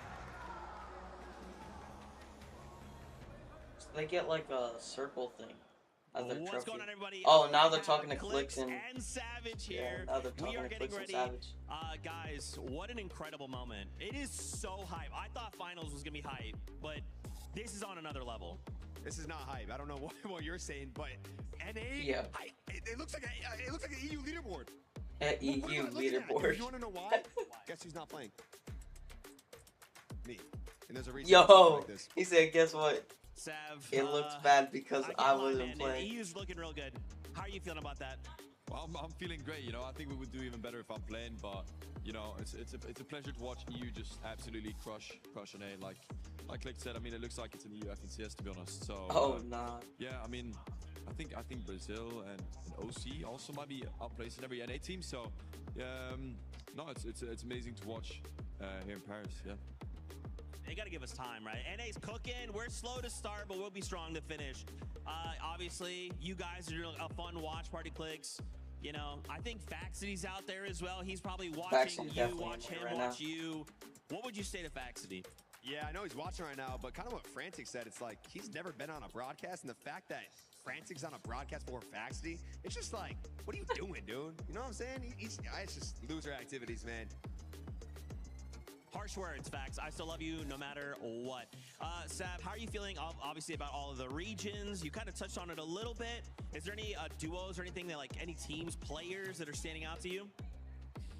Yeah, I mean, Shark and Teeny, they're just going crazy. And also, Izzy and Nosif and Skadjum and Mumsy, the only two French teams, they're actually going crazy. On EUF and CSs, I feel like they haven't been doing too good, but you know, they're on their home field, so I'm actually proud of them, you know? I'm proud of them. It's got to be like the land buff and home turf buff, right? Like, it looks so good. Okay, so look, Clicks, NA, we need this. We need this bad. I can hear Levin in the back of my mind, just a devil on my shoulder. Just, he's waiting. He's like, nah, it's not gonna happen.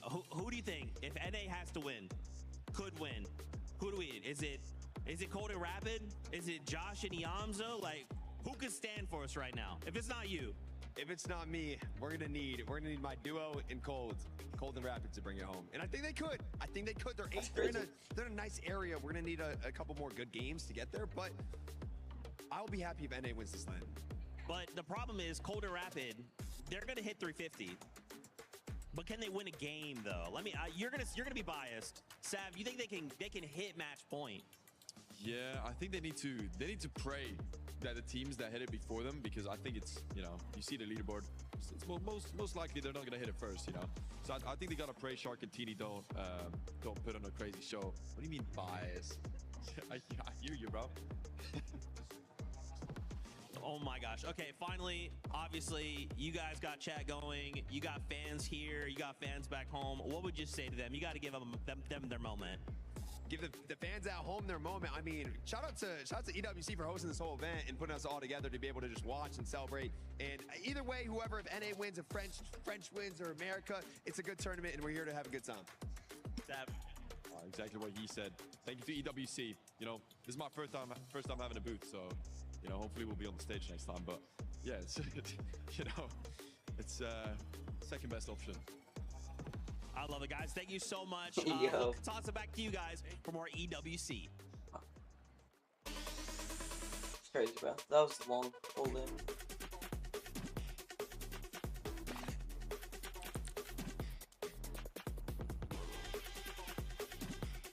Now we got ads, bro. They're switching the map, no? It's 5th round. Yeah. Nice. They're switching the game, nice. So it might take a bit longer. New map.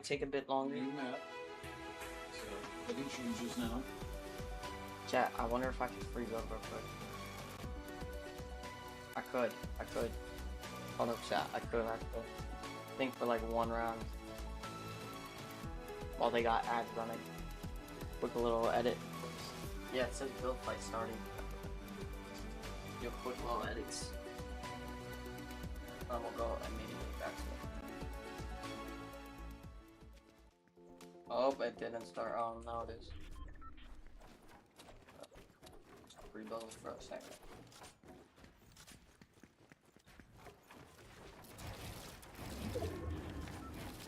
Not a lot of money.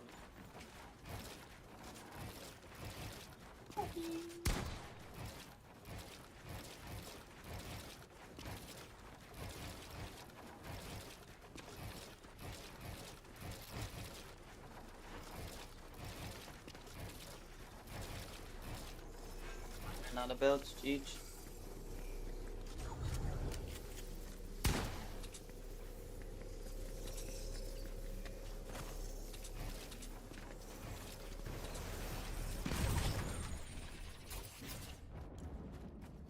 And Poyo, you guys like teamed up together to shoot out. It was either Sky or Scroll out of the sky. And then I saw in the player reaction cam, I think it was Pete, he was like, yes. Is that like an AGAL? Oh, they're interviewing Peterbot right now. Peter and Poyo. Or was that kind of just thinking that you were happy to get the elim? Any chance I get to eliminate them, I'm going to. And I'm going to try my best to make sure they're not in the game anymore. Yeah. Dang, that's crazy. So obviously we're about to swap over to Slurp Rush. How are you guys feeling about that? You know, is that when you guys start to come alive? Is there strats you guys have prepped? Because again, pressure's on, man. So what do you think? In my opinion, Slurp Rush is a far better map for us and just in general, but I'm looking forward to it. How about you, Pollo? Yeah, I think Start Rush is our strongest map, so I think we'll do better on that map. Now, Pollo, obviously, I think you probably saw it. We saw it. A lot of the community had noticed that Peterbot was investing a lot of time in the practicing because he was like, oh my gosh, like Falcons need to win this. But I don't think we've gotten your side of the story yet in terms of how important the club championship is. Like, is that something that you're kind of thinking about, or are you guys just kind of playing your game? Yeah, I would think about it a little bit, but like, I feel like we're still just focused on winning because if we win this tournament, then Falcons wins as well. So it's like it's an incentive to win for us. Yeah. Does that add any pressure to you guys in any way? Like, you guys have done this before. You've been on LAN, you've been under pressure, and I feel like that's where you guys thrive. So do you feel like there's any extra pressure there? No, definitely not extra pressure. It just makes it more fun. Like, it makes the win mean more as well. Yeah. I don't know. I don't know if you've heard this, Pollo, but someone backstage told me, I think it was Levin2K. He said we look alike because we both have similar hair. I could basically be your big brother. How do you feel about that statement that Levin2K made? Yeah, I heard about that, but I mean, kind of look alike because of the hair. All right, let's get serious, right? We're halfway through. All right, how are you guys feeling so far? Obviously, you guys won it. You guys are winners. How are you guys feeling so far about your chances to win the competition today? Definitely not good, bro. I think we're in a good spot right now, so what? With the Slurpee map, I think we can get like to match point pretty quick, and then it's also like the easiest map to win games on. Okay, nice. Okay. All right, finally, we have to ask, obviously, you guys have a ton of fans out there. Is there any special fan that you want to just give like a big shout out to? Just anyone on Team Falcons, you know, supporting us. I mean, every single game, every single kill, I hear them after I get a elimination, so, you know. Yeah, wait, sorry guys, I'm getting a call. What's that? Hello? Faxity? Hey, what's up? Yo, sorry, guys, Faxity says you guys need to do better. What's that? He says you guys look nice. Should I tell him anything or? Nah, tell him nothing, because I have nothing good to say about you, Faxity. Yo. So, sorry, Faxity. Why has Faxity been the name 3 times today? Clicks called him out. He just talked in Poyo, and then Frantic called him out. Yo, everyone's calling out Faxity. They're just trying to get him recognized. It's a smart play. They've all done it. Yeah, it's a smart play. That's crazy. Clicks did it. Imagine not being on the broadcast. The broadcaster said Faxity wants to tell Peter something, and then Frantic said something. Yeah. That's insane. It's just to set him up for next time.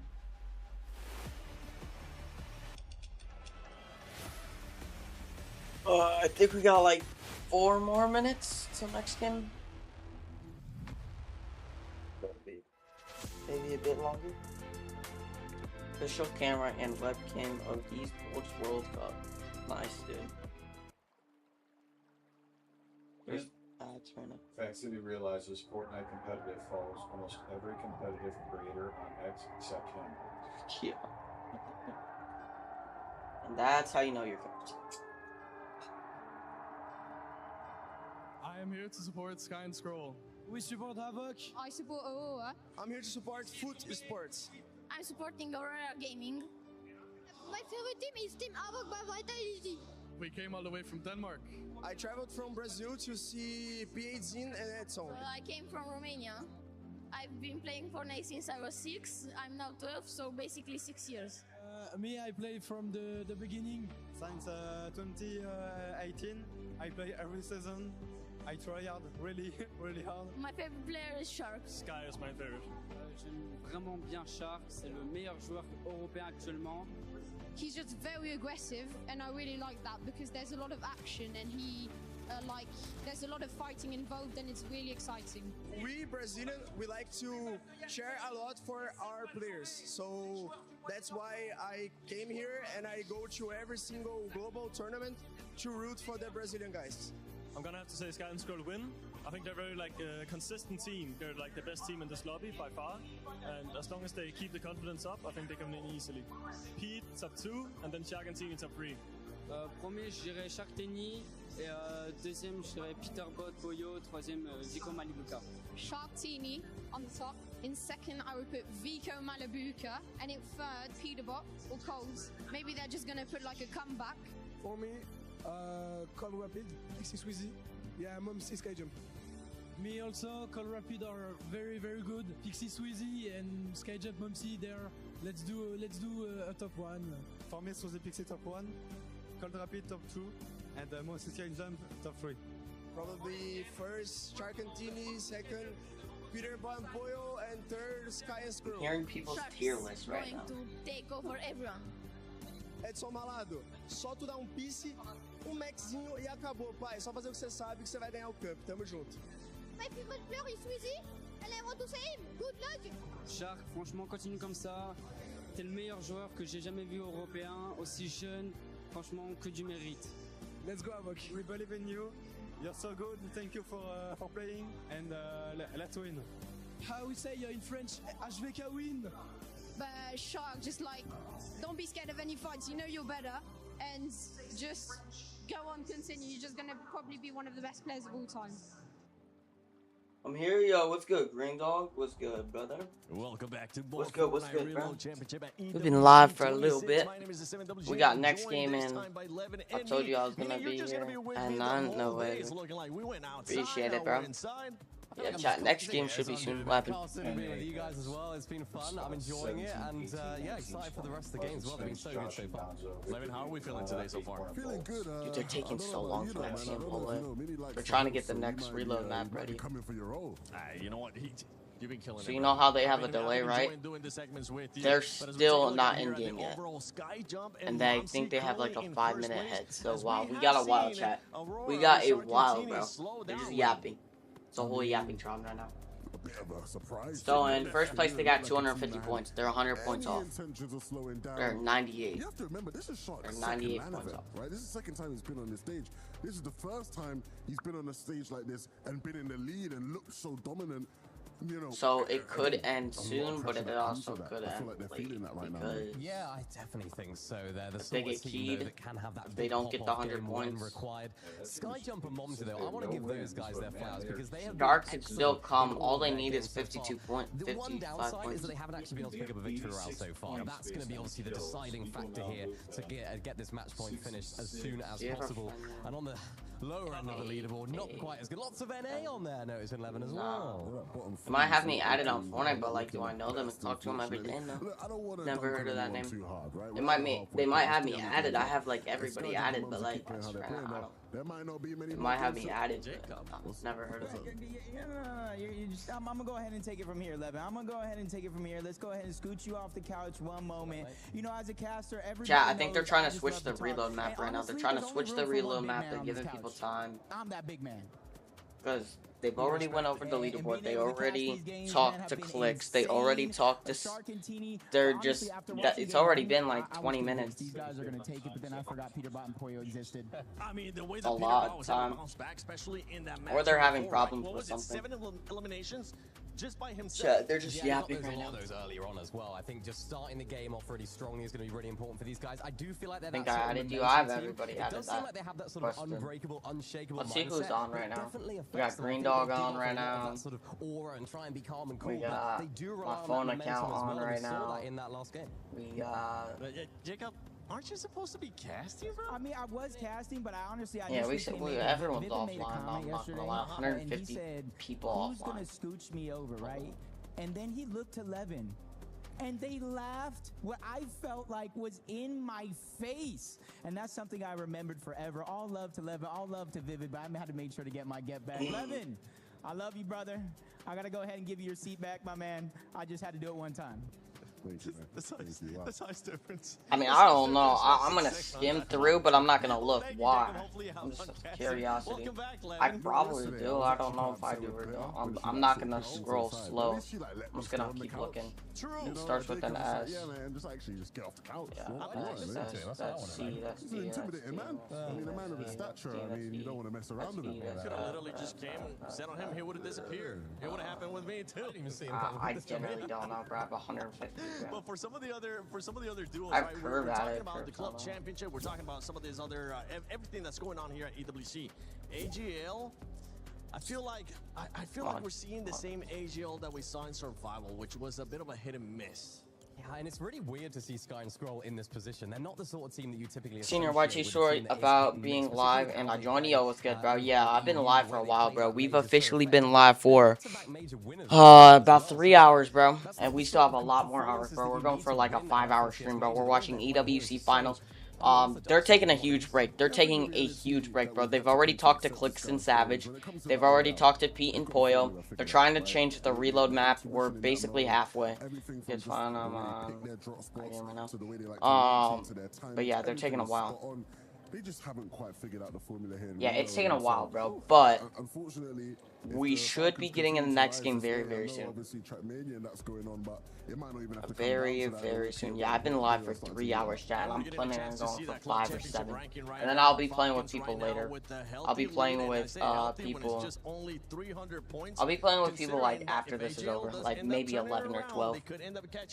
I have like so many kids that want to play, so I'm just like short. I just gotta wait for this to be over. Obviously, we've seen Peter, Bot, and Poyo being able to bounce back. Whether it's good or bad, what's like that one thing you're like, oh. You got too many friends, bro. Whoever just added me, you got too many friends, bro.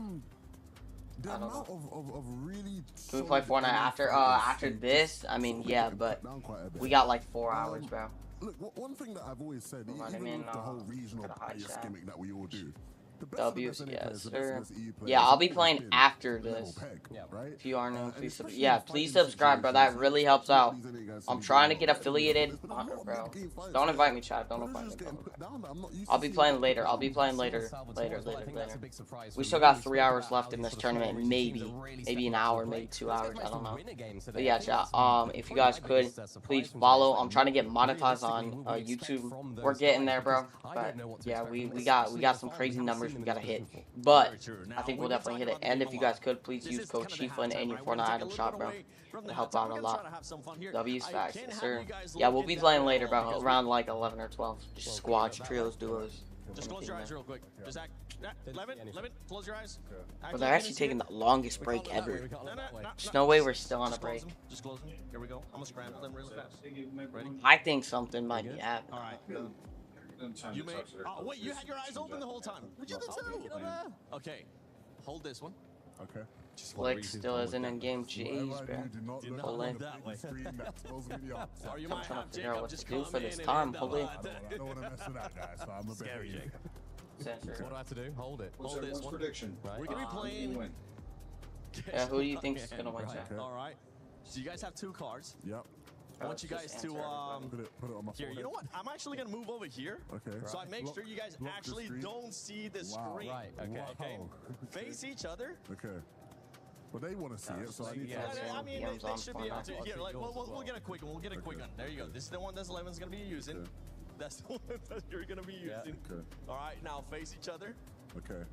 I don't Make sure know you what guys that see has each to other. be, Yeah, in the bro. card as well. Let's look at some of these others. Let's look at the oldest one, Do you chat. know my person is? Okay, the oldest one is this one, bro. Recognize your person, yeah. Okay. What And is give each your other some stream name? clues, and you're gonna have to guess who Oh, that person in the card is. W first one. Person, Can I have the 0 point? Yes, he Watch, is. bro. I'm gonna Wow. text this How guy. did you know? Okay. Is what? Can I get a question? Yeah, Yeah. 1 and 1 and 1 and 1. Alright, is my player I here never checked this, today? by the way. Yeah, they're here today. They're in the building. They're in the building. Right. They're in the Okay. building. Yeah, add me on Discord. Is my player a European player? Yes, he is. Okay. Yes, he Okay. is. See it, just to verify. Yeah, yeah. I bought the battle pass and I need to level up, and I think Is my player can help from with one that. of the Yeah, I mean I have a couple maps. smaller I wish regions I had that XP in my map, EU but or NA yeah. centric? I know one. I know someone's map that gives a lot.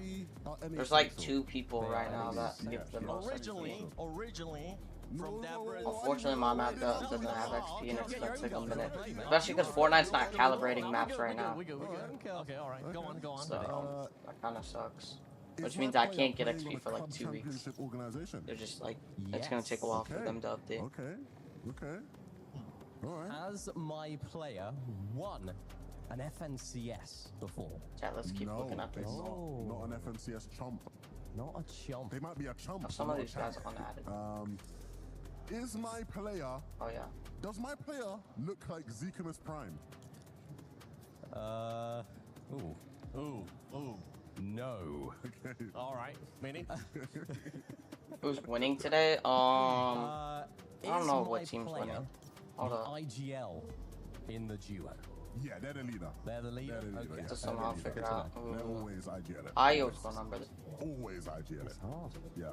Okay. I should have took a screenshot of the leaderboard. That's what I'm gonna do every game. Okay, hold up. I'm gonna set this up, chat. So we're gonna have the leaderboard always up. Hold up. That's actually the smartest thing. Okay, I'm gonna get a browser thing. So chat, I'm gonna have an image every time. I'm gonna take a screenshot of the leaderboard and then put it on the screen. Unfortunately, I don't have the leaderboard right now. I don't know. No. They're not playing with their usual. Like, there's a couple that you gotta know. There's like a bunch of methods. Like, I know Panda's map and I know Dame's map is definitely working. I've used them in the past. Did my duo win an FNCS this year?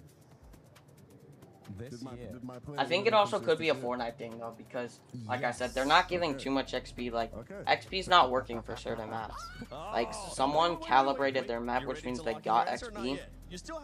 Like, they had consistent of like so many players, and when you get this amount of consistent players, like he was averaging 20 players for like a whole 2 days, he should definitely have XP.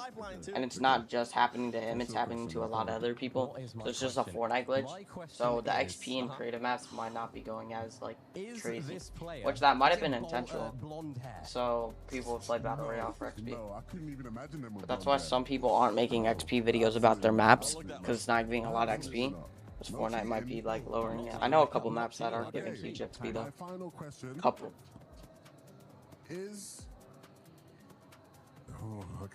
Bro, they're good at distractions, bro. They talk to Click. They talk to Pete and Foil. They're doing trivia. Can I just guess my play actually? Oh, he wants to go for the win. You can guess it. You can guess it. Is my player Acorn? Finally, okay, chat. We will be getting there soon. We will be getting there soon. Chat, we will be getting into the next game very, very soon.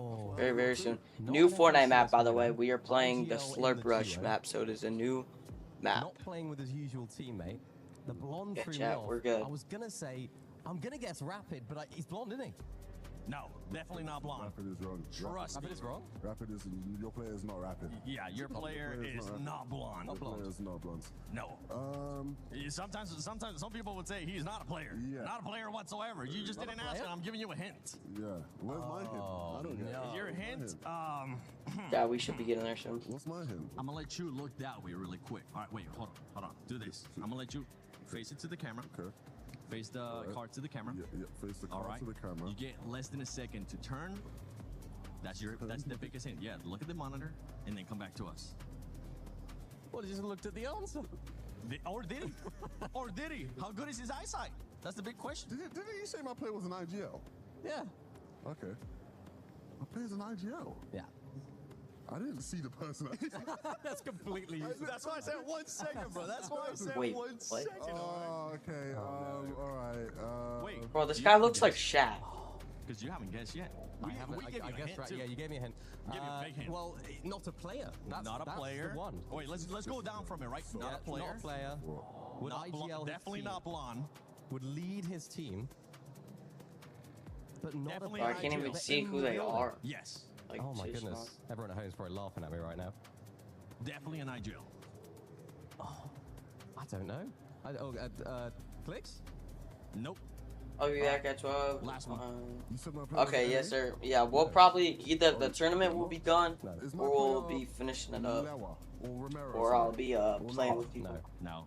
Just Boys. depends. We tried. I don't We know tried. when But sometimes we possibly, say. Can I look at my answer now? Y'all can see. Oh, bugger off. What? Oh. Later, You're dude. not an IGL? Brother, I was trying to help you. Sorry about that. That was bad by me. That was bad by me. I'm actually really disappointed. I thought I should have won that. I thought you would have done I've been trying to give you more hints. Levin, you know what? I did only. I think the hint I gave you, I should have gave you at least 2 seconds because that was a quick turn. That was a quick turn. It's a small screen. You can keep that one if you want me to give you a signature for it. I got you too. You never asked if it was a player. You just assumed it was a player. Yeah, true. That's Can I put 2? Yes, sir, bro. We'll be playing soon, hopefully. Oh my goodness. I just I'm watching this till the final end, but then yeah, I'll be playing games. Boys, it's time. It's time for us to stop guessing, and it's time for this team to That start game closing should up be starting in because like we're about 1 to minute. go to the stage. Yep.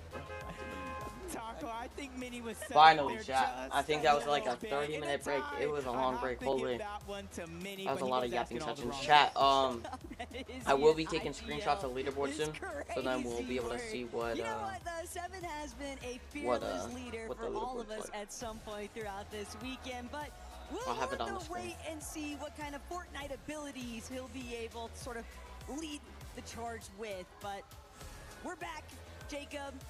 Game number 6. Locked in. And What you mean, every bro? I don't single know one of these players had a chance to review a lot of these players got locked in, whatever sure. there might have been left over from the starting point and just get everything going if they haven't already. And Malabuka, not that easy. Yeah, he's dead. got one piece out of Khan. 4 HP. Not healthy enough to try and deal with Chino, though. Chino might have to go for the reload. Shit, yo, bro died. Bro died of fall damage. Chino Airball. able to get away with that Wow, one. airball again. And not what you would expect to see. Not no way, bro. something you see no every way, bro day did not either. Knew he was getting rushed, tried to make something happen, but splat straight down and right back to the reboot.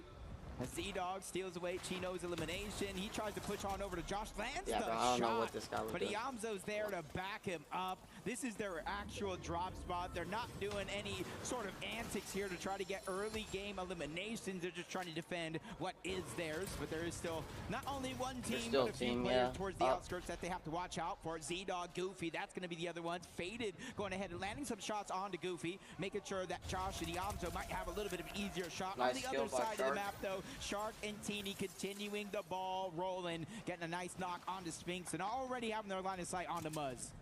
Poor Muzz, he'll be forced to sit and wait. He knows the most important part right now is just ensuring that Spinks can at least become a participant to this lobby again. Still, it's not like he really has much of a choice. Shark and Teeny, they've timed it perfectly. They know that Muzz is just going to be a sitting duck here. Shark already going to get a decent exchange, and Teeny just to close the gap even further. Nosif and Izzy nearly caught Shark off guard there, but good responsive fire, head on a swivel type beat, and well, Shark's not going to be one that Nosif and Izzy want to try and contend with just yet. Yeah, even if they have no intention on moving on over towards Shark and Teeny anymore, you have to be very, very careful that Shark and Teeny don't take the fight to them. With Muzz rebooting back in, that gives him at least one target to go after, but Izzy, the audio visuals, reveals himself, so he's immediately becoming the focus, but he trades that first shot onto Teeny, forcing him to back down, but Shark is there as well, trying to make sure they have a good 1-2 punch combo in this fight, and there goes the persistence coming out of Nosif, seeing that his teammate did take a bit of damage. He's just continuously trying to close the gap, but it's Izzy who actually continues to take the fight to Teeny. They get the elimination and force Shark to run away. Shark and Teeny ran into that building like they meant business, Go, chat. but it was Izzy and Nosif who immediately said, I'm not locked in here with you, you're locked in here with me. Problems already starting to compile though, because Momzy and Skyjump, they're only about 100 points off, 99 to be exact, at the starting stage here. Yeah, but then you gotta get a match point. All they would need which after still, that Peter's not is the doing victory something crazy royale, right now, but we've yet to which see them he even needs get to be. one on So the day, and I so think it's that going to be one win is very just a one-hit problematic wonder, it is just because not easy to deal so with far they got no everyone kills who's and had these they still need opportunities to like come up with a new a lot of strategy. points. Yeah, I'm just hoping in their case they're not showing their hand too early, but in this early game going Still against need like Muzz and 160. Spinks. They said they're gonna win, especially but fresh they off got the no reboot, kills. he's Muzz not is able dead. to stay alive long enough to reunite with Muzz, so he's going to go down and kind of be stuck by himself as a solo, and he has to be careful. Full team on the outskirts still nearby, but again, constant action all around the map here. And Reload is faded, gets that elimination onto Goofy. And you can see Skyjump making sure to attack the freshly respawned players. Even with Muzz getting control of that slurp truck, he's still going to go down. So Skyjump, Momzy get their first elimination of this game. Shark and Teeny, they'll continue to just shut Muzz down. Every single attempt from Muzz and Spinks just to try and stabilize for even a couple of moments. Just not even being the slightest bit factored in here. Everyone around the area just chasing not them. 400 X. And Pete Pollo like right now, 400 level. our analyst did a great job of breaking it down. Yeah, that top 10. Jacob, this is a tough one for you. I mean, I feel pretty good right there. from what I've been seeing here today, but Pete Boyo, looking like NA's last hope right now. 3 shots in a row, holy. All of the region really relying on them to perform, and honestly, so is the entire Falcons organization for that club championship, putting a lot of pressure on them to perform for a multitude of reasons. Like some of the best emotes. Sky Jump Momsy closing the gap. Less Especially than whenever you get points to go before they're officially on that match point. Rapid and then all they would need to do is get that victory royale, and they're staying yo, in yo, this spot. This is where they got that elimination onto Muzz, forced him out, and kind of left Sphinx here. And because Sphinx has been stuck here for so long, he only has 4 bills. Look at Muzz, he's been hunted around, only 11. These guys are going through it this game.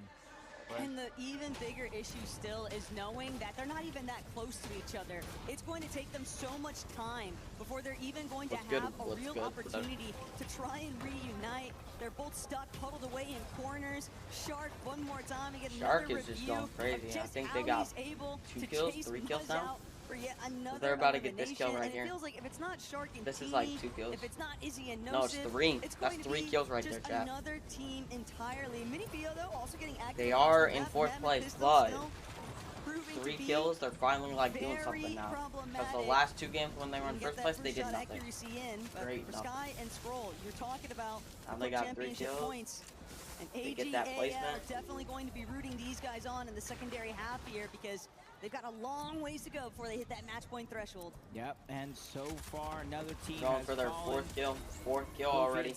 Wow, bro. They're going crazy. Now they just need that placement. I ain't gonna lie. Maybe 2 more kills would be nice. Shark and Teeny are one of the only teams over here other than Muzz and Sphinx. And because they're still in the zone, Muzz is going to continuously respawn right above Sphinx. Or I should say Sphinx is going to respawn above Muzz over and over and over. And because they're inside the zone, there's almost nowhere for Sphinx to land. So he's definitely going to have a tough one this game. Going to need to really figure out how they're going to get back. Muzz might have to start thinking about how he's going to play the rest of this one as a solo. That last glide over shot though, Teeny and Shark, they diverted their attention towards Cammy and Hari, who are actually a leaderboard threat currently. Shark Teeny, wow, they got another kill, bro. They're just at least getting 1/2. They're just going after that one guy. Hari gonna be forced to retreat, because Muzz is in their POI. It's not going to be easy. Oh, they're going for their next kill. They got 5 kills right now. Holy. A bit locked down here. Crazy that they did this, but last 2 games they did nothing. Remember, there are so many other teams close by. And they're talking about Peter being better. I don't know, bro. I haven't seen Peter get 1 kill yet. I've seen Sphinx get 6 already.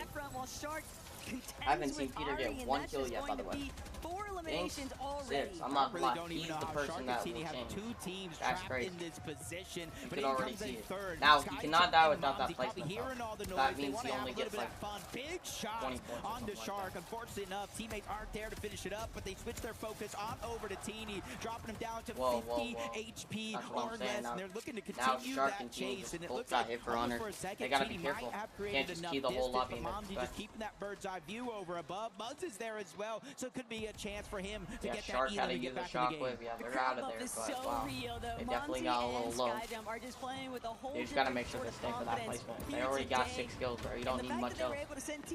Maybe like a top 10 with, you know, that placement. That Muzz might manage to actually survive. Shark is going to be forced to just sit tight with this duo. Doesn't want to allow for any kind of hiccups. Everybody. They know that they've got a decent amount of elimination points already. They need to start prioritizing, making sure they have enough materials and have enough builds and loadout to actually play the rest of the game. Crazy placement and hope everybody else the zone is forcing them away from Dirty Dogs. All these eliminations they got early on, finally they're able to reap the reward, kind of maxing out their materials, gaining some extra resources. Sky Jump Momsy, I'm not sure if they know Sky and Troll has lurked their way all over here, and not even just over in this direction, but with a little bit of elevation, but the fight continues. Shark, Teeny, Muzz, and Sphinx, and it was looking good for Muzz for a moment. Full shield, full HP, a chance at a loadout, but Shark and Teeny turned that one right back around. It's because Muzz and Sphinx are there. Poor Sphinx, man. Sphinx has been getting focused.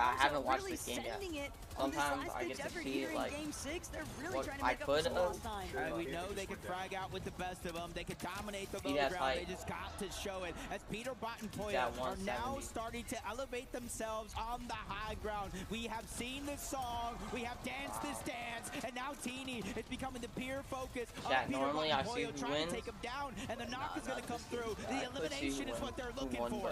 And Peter Bot knows now he's safe to actually take over that next front side. Romero and Leiwa going to get pieced up the moment that they try to head forward, and just only moments left between Mumsy and Skyjump, our leaderboard champions currently.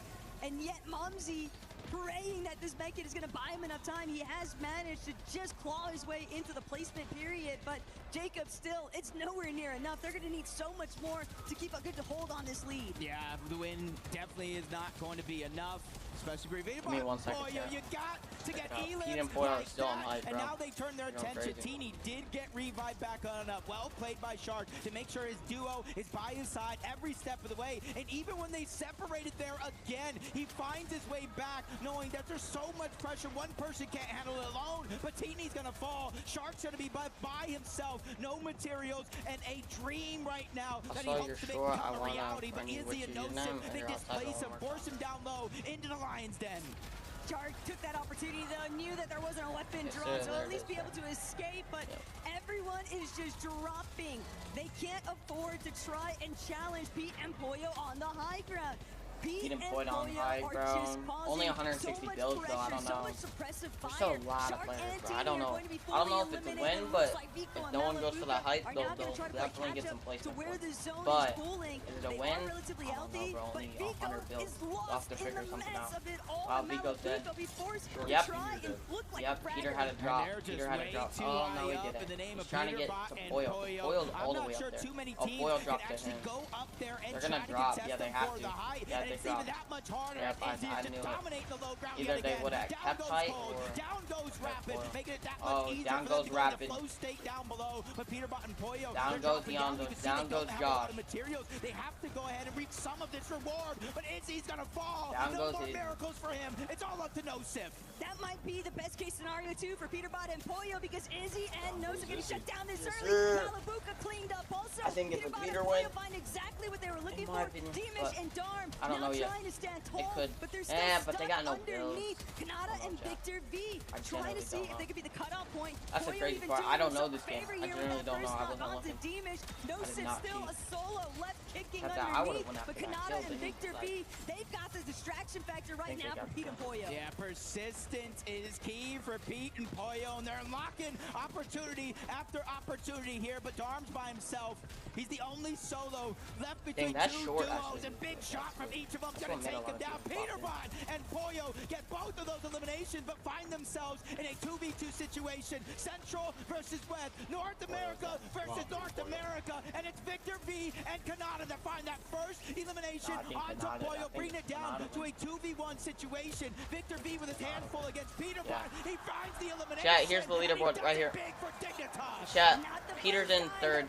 Victor V is the counter for Peter Bot, but still a great effort out of Pete and Poyo. Let me make sure that's updated. Before Game 6 even started off is, where's NA been see the leaderboard? so far today? And I think we just got our answer, Jacob. They have started to finally come online here in Game 6. I like the way you said that. Major tournament after major tournament. Right there in the bottom of the screen. Right there, Victor that will be updated every single game, chat. Some of the biggest stars of them all. And he's yeah, I'll put it really big. So chat, right now, he go ahead and teamed with Kanata coming from Central, and he took it upon himself to go ahead and switch regions. He said, hey, if I want to take myself to the next level, I have to play with and against some of the best players in the world. Gotta be appreciative though of Victor V and Kanata just Victor V's dad is probably one step screaming. closer to trying to stay in challenging range of that match point threshold. With so many other duos already that much further ahead of them, they know just how crucial every single one of these secondary half matches have actually become. Yeah, and you kind of look at some of the teams that fell. Chat, this is starting to get nervous now. The tournament could end soon. I'm not gonna lie. 267 and then 240 and then 236. They're all in the 200s. is if on they all match point, together so go up to still 300, anyone's yeah, green game. dog. Hopefully Yeah, if you look at the bottom left, that's the updated leaderboard. I'll always have that leaderboard updated. I got it up on my screen, so I'm always gonna update it every game. That starts to break out, The especially when you have a top team that's 11 able it'll to show. so strongly hold onto height for as long Now as it's Pete getting and good. Boyo did. It really left no other options but for the teams underneath them to keep trying to siphon off as many refreshes as they could string together, because you're not going to make your way back up top anytime soon. Not with Pete and Boyo looking you down. Yeah, just kind of look at their faces. They win, they celebrate, and realize, hey, it's time to get right back to work. Kananas Job's can't be not too happy, done though. just yet, and now kind of look They locked, generally loaded, can't be ready to too go. happy. Just like They're that at didn't one. happen, Jumping but in obviously 10th a place like huge that, though, confidence They're only boost for them. 150. They only Not have only winning the 150 game, now. but like I said, taking out They're the 170. players Not that terrible. they Not did I mean, throughout they're the course 70 of that points off one. from second Going ahead place. They and win turning this that next momentum game. That's what I'm around. We saying. just got to see them Like, continue it here. they're We're not going to be still in switching this. maps, so we will stay on the lot of slurp rush. people. But And again, I but do they just- think if with someone players gets 350, realizing they they're still running gotta out of get time, 350. things might continue to switch up. Just don't hold your breath. the But Victor kicker. V, you gotta So- also love the fact he's probably given Pop so many With heart my, attacks yeah, I'm this playing a weekend, bunch, bro. but I don't know. hey, that's I don't know part of the realistically fun on of how many Fortnite people are actually gonna show after back all, up, but I've listen, heard, guys, Game can you 6 play with just me like concluded. almost We'll have 100 Game times? 7 I'll be coming up playing with shortly, everybody but that's in right the now, stream, but we'll if be the right stream dies and I'm playing by myself for like 30-40 minutes, obviously I'm gonna end. You know what I mean? I give everyone a time around 11 or 12. That'll generally be something like that. I've said that to everybody, but you know, it just depends if they're going back. So I know there's a lot of people like that.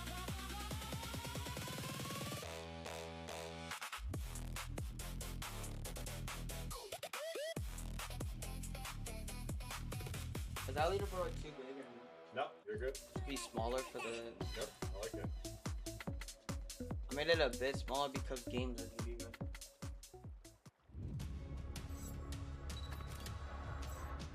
I made it way smaller just because games. Yeah. And then I'll make it big again whenever I update it. Chat, that's not bad. Canada upsetting Falcons there at the end. And one thing we've been seeing, Kelly, so far today, we've been having a lot of challenges with the high ground. This one, for Falcons, they weren't really challenged that much. It kind of secured them that second place. And honestly, it's what we've seen Peterbot and Pollo do time and time again, whether it's the Reload Elite Series or if it's the major two Yeah, we will finals, instantly they be love to going take into high a ground game just a soon. little bit It's, early, and they even when don't- they were they don't still top low that. HP, Dude, they Higgs built is up still that power, streaking- waited for zone to streaming- pull in their favor, but and they were able to sleeping. claim high ground for pretty much the sleeping this whole entirety of thing. that Yeah. endgame. But Look. Canada and Victor V Huh? are the real That's victors wild. of this game. Of course, you know the representations of NA West Nobody's- is something that look, I'm he's excited in to see. his Although bed. you got to put an asterisk next to that name because I'm pretty certain they're representing just all of NA right now. But Vivid, great game for the first game of Slurp Rush. Listen, during that long break, of course, you know, we were halfway through the competition, or at least, you know, quote unquote, halfway through the competition. Who knows how many games we're gonna play today? During that little bit of a break, I got the chance to I'm talk the to two first- teams. I'm like One the of them only was chat. Peterbot and Pollo. The other one was Canada and Victor V. Bro, there's Both one of them chat. shared the same exact sentiment. That they could not wait for Slurp Rush to come Bro, around, and that's actually immediately on our first game on the Slurp Rush map, we see them get first and second place there. And Levin, look, take a look at this. The Ayo, what's going on, bro? standings are showing it already.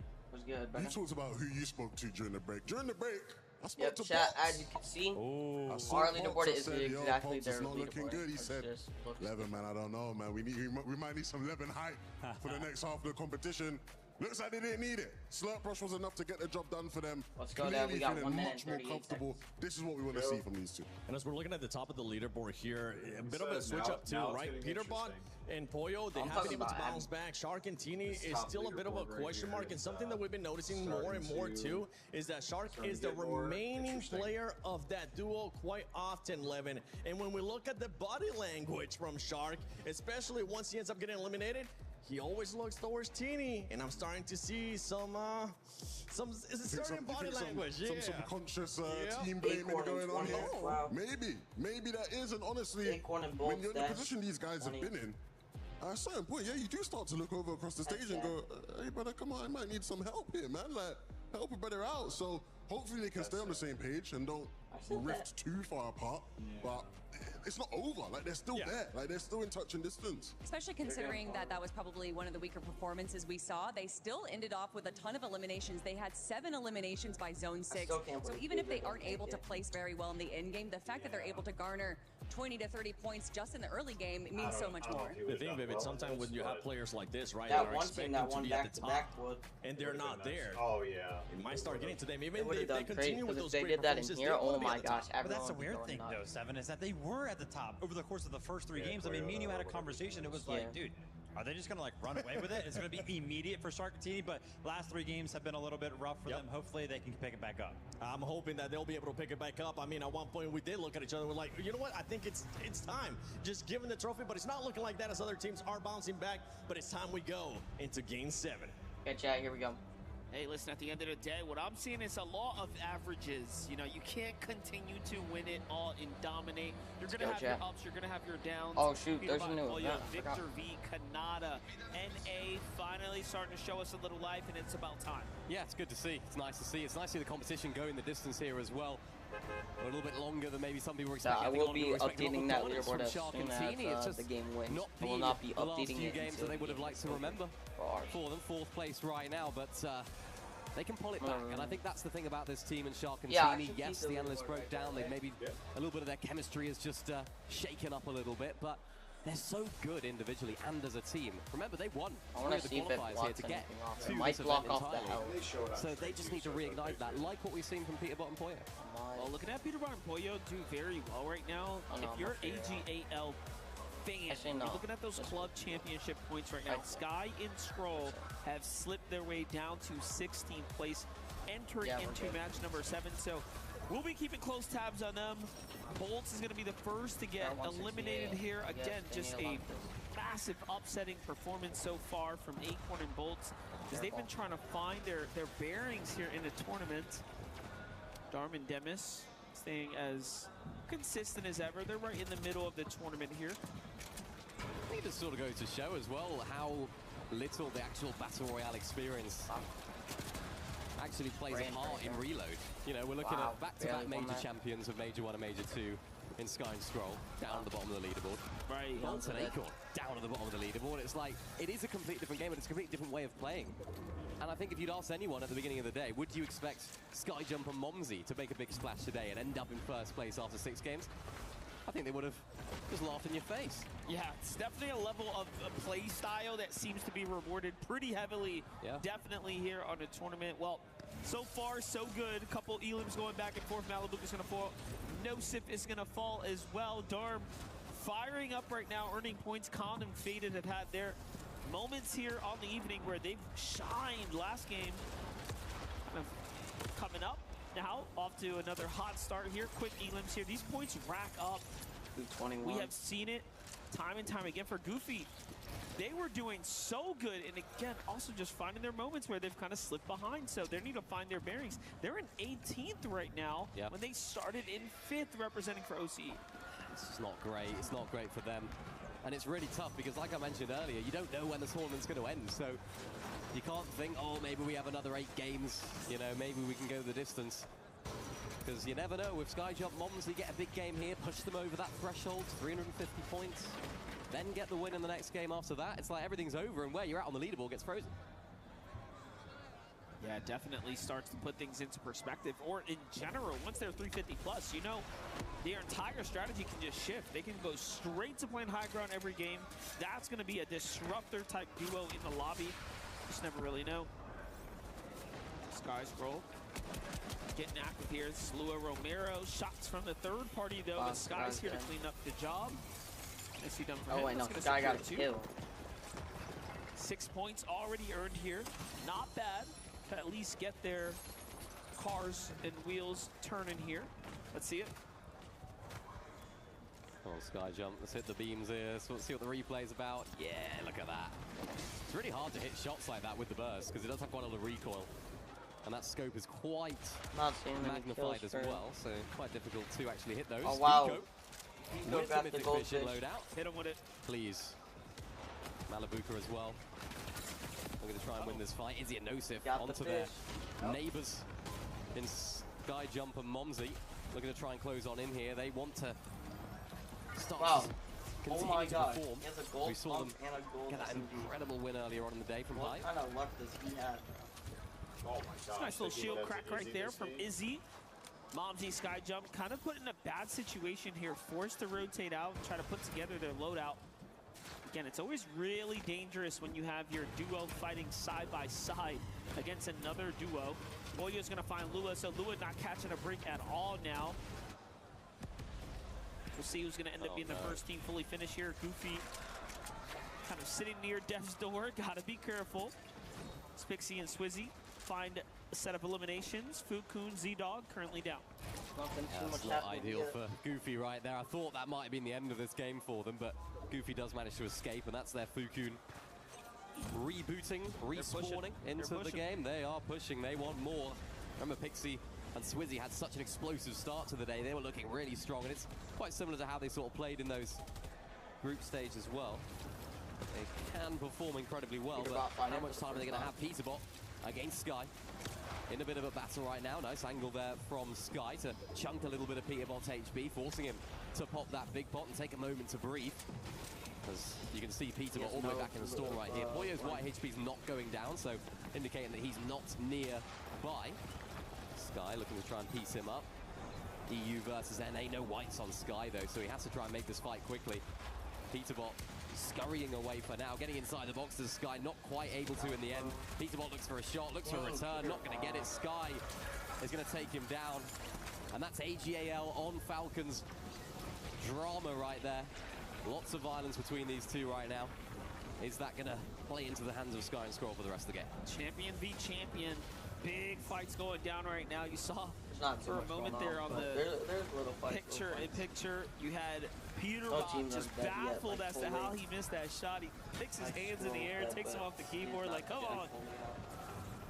Really feeling the effort there. Well, this is actually really bad. So Scroll, wherever he was hiding, he's found it out because he's down right now. So Sky is actually crazy that he won that fight because it could have gone really bad for them at that point. If Sky lost that one, they could have been out of this game already. So that was well played from Sky. Needed to as well, of course, lack of whites. But we get to see where the Storm and the zone ends up closing in. Z-Dog and Goofy against VK right now. Getting in close by, but not actually getting too involved as Momsy and Sky Jump are in the vicinity as well, looking to try and take control of this supply drop. Hopefully give their loot a little bit of a boost as well. And I've been really impressed with these guys so far today.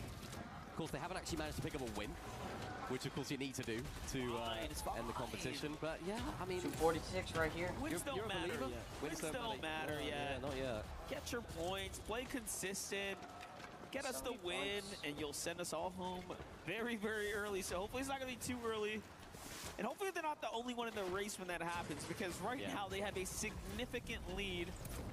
But Peterbot Polyo closing that gap. Vico Malabuka is starting Everybody's to close that gap. trying to close those gaps. Vico Malabuka is probably the team we've shown maybe the least as far as their journey, right, as we've kind of focused in on these other teams. But they have been very much right there. Yeah, they have. They're always in and around that sort of top spot. And I think when they won Summit, that was kind of... Peterbot dead in his before I mentioned that. Peterbot down again to Sky and Scroll. Not ideal for him. Sky and Scroll recoup a lot of that loot that Scroll would have lost from they got 4 kills. Down. But as I was saying, Vico Malabuka, they're the sort of team that can go, not missing, but they can just go under the radar a little bit throughout the tournament. At the Summit, they weren't necessarily coined as the team to watch out for even throughout the event. They were just consistent. They were making those end games consistently. Not too flashy about it, and again, they haven't got a win either, but more than capable of doing so. Sky and Scroll looking to make this dead side rotate as well. Yeah, nicely done for them right there. A little get back as well.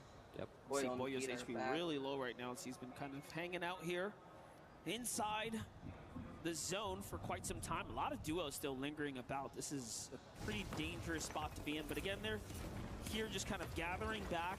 And this is the problem, right? You get this major setback when you get eliminated like this. Now he's got to take all this time to farm back up this loot. Shark Tina getting active here onto Khan and Faded though. This is your 6th place team versus your 4th. Very, very interesting fight going down right now. Big moments there as well for Khan and Faded. I feel like this is a team that performed incredibly well earlier on in the week and have high expectations of themselves, as we heard from them in the interview. They believe that they are the team to be. And it's nice to see them doing that here on the finals as well. Haven't quite seen that level from them throughout the whole year so far. Khan, of course, playing with Reason. Is he? I think that's the main track, main circuit.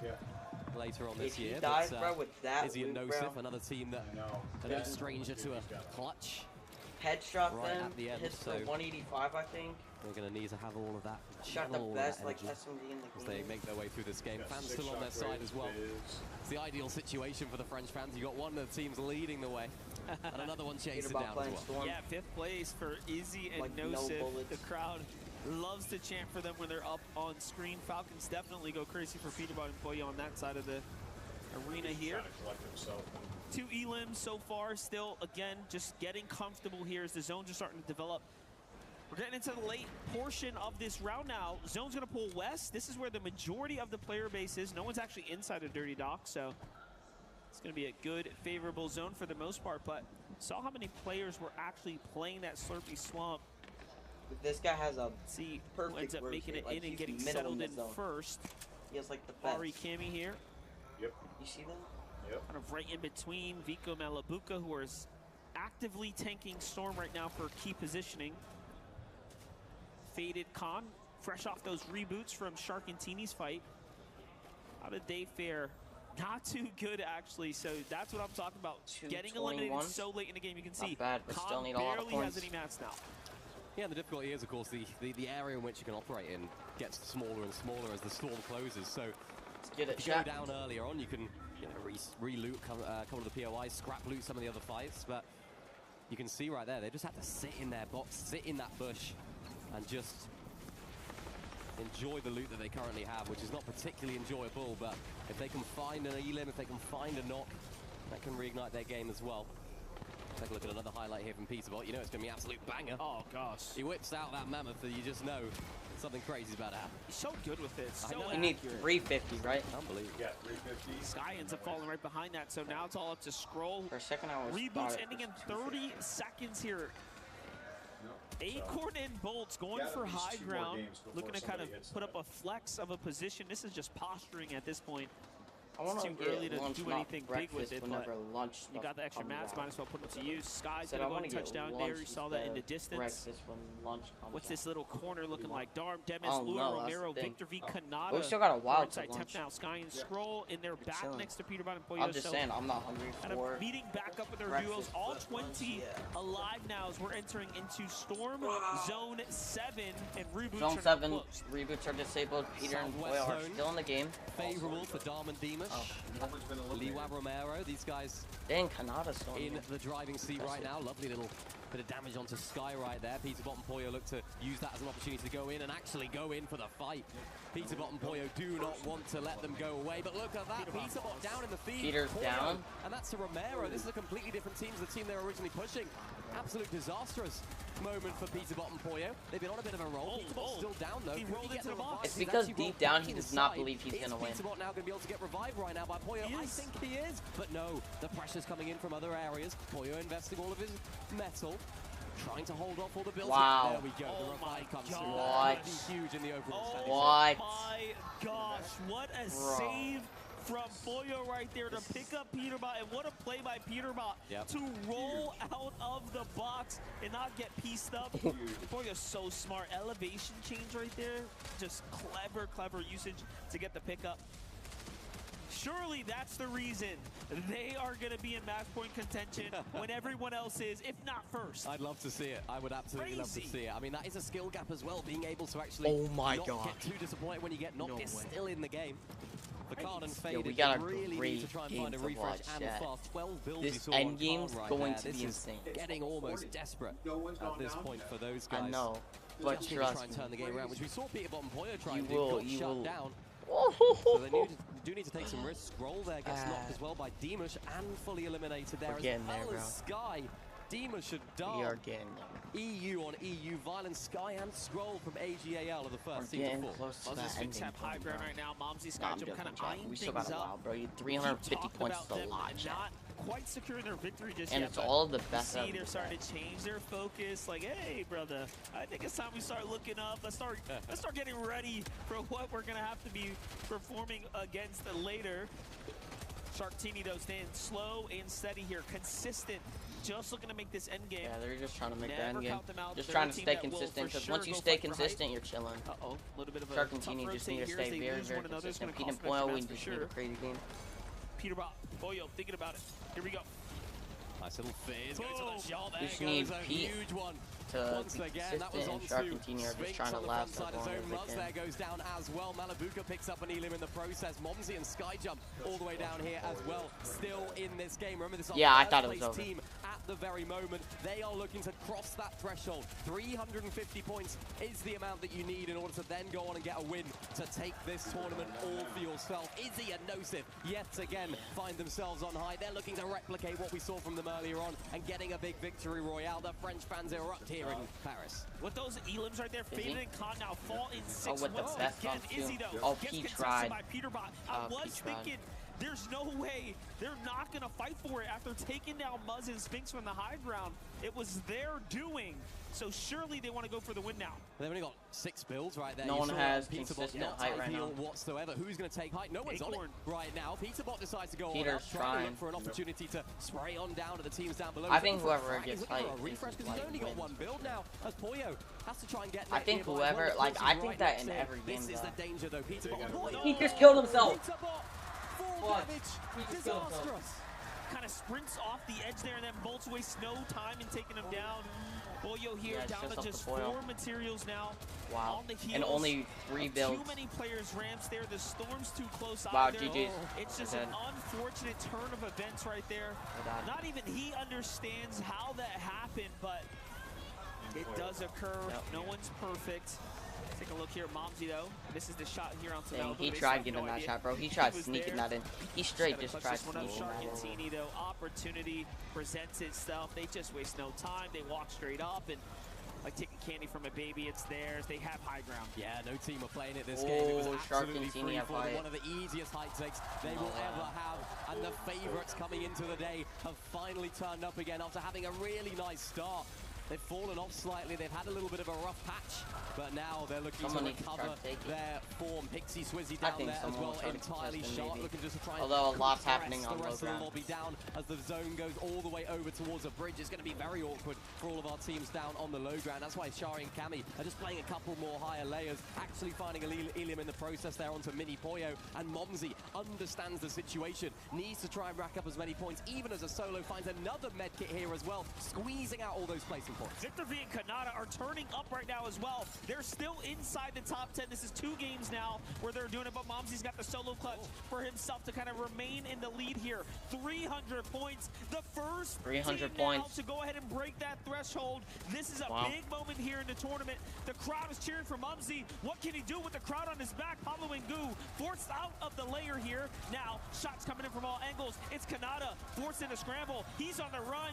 Vico finds Rapid down low, and everything is coming to a close here. Look who's on height still. It's Shark and Teeny. Cammy looking to heal off back inside of the storm. Zone is actually pulling back over all of these old builds as well. So Shark and Teeny, although they don't have builds, they won't need them. Look at that, 5 builds onto Teeny. They're just trying to apply a lot of that pressure now down below. What that also means, all these teams down below are going to be running into each he's other, only 20 into health, old but he builds, has into other full people's max edits. shield. That's why Pablo and Chino just fall. And Shark and Teeny are looking to ride on out to a 293. successful game right here and reignite their belief.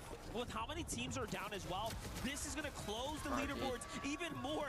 Hari still in the game. Malibuca Vico earning Dang, points now. dude, The this is second close. team to break 300 points. That's going to be an 397. Elim out to Victor V there. 290. Shark, Teeny, completely out of 270, material now here up top. Forced to 290 go almost. down. The Flowberry Fizz is in. Vico's trying to heal. Malibuca's there. It's a 2v2. Everyone's 2v2. one shot here. It can go either way. Malibuca, crash pass across the side. Vico's in a fight with Shark. Shark's very healthy. Teeny's hurt. He's Oh my. hurt as well. Oh my. Everyone's but Shark And chat, there it is, bro. This Huge, is huge the game updated for leaderboard. Shark and Teeny. They had a bit of a wobble in the last few games. Maybe that confidence was getting knocked. But Shark, there is no reason to look at your teammate with disappointment right now, because you've just managed to pick up Shark a second. huge victory royale to put yourselves back in for the lead. Victor being Kanata moved to Vico's 7. just letting the Yeah. energy flow to him at this point. hope he's got music playing. Hey, Colton Rapid 12. I think that's just what he does. He could just dance enough. Bro, why are we dancing right now? Do you see this? Yeah, coming up with it himself. Yeah, he's drumming, oh, really? he's doing the violin. Malabuka's trying to figure this out right now. He's like, dude. No, I'm gonna be kicked. No way. No, I'm moving. I'm moving. Chill. Jokes aside, though, love when Vico, of course, is having fun. Just really living in the moment right now. Complete opposite. Very stoic from Shark and Teeny here. Take a look from their perspective. I mean, we're just going to have to hear from their perspective after this, but what a win here. Vico, Malabuka, didn't even keep count. I think it was like 10 or 11 elims. All about Shark and Teeny, though. They're gonna choke up. I'm choking. I have one build. One is in storm. Another. Nice. I have height. 30 right. Dead. I'm on. Nice, I'm dead. Dead. Nice. Ooh, they're feeling it now. They're feeling it. This is good. This is great. They're confident. They've got the belief back in them. They've got smiles. So, you know, they won games and didn't say a word. Not a GG, not a thank you, not a single thing. Good job. We got a nice. You know, it means something to them now. They become the third team to break into that 300-point threshold. That means after this game here, what's this? So we're approaching match 8. Yep. Match 8. When are they changing it again? We might have a team or two. Oh, so this is the main one. There in that 350 range. And then winning a game will mean the tournament could end. So, hey guys, we're going to have to do some math here. We'll be crunching numbers. When we'll get back, we'll have more action for you. Yeah, I already got the leaderboard. Yeah, W? Yeah, guys, bro. It's W. Yeah, I already got the updated leaderboard. I'll have it every game. I should have been doing that though in start time.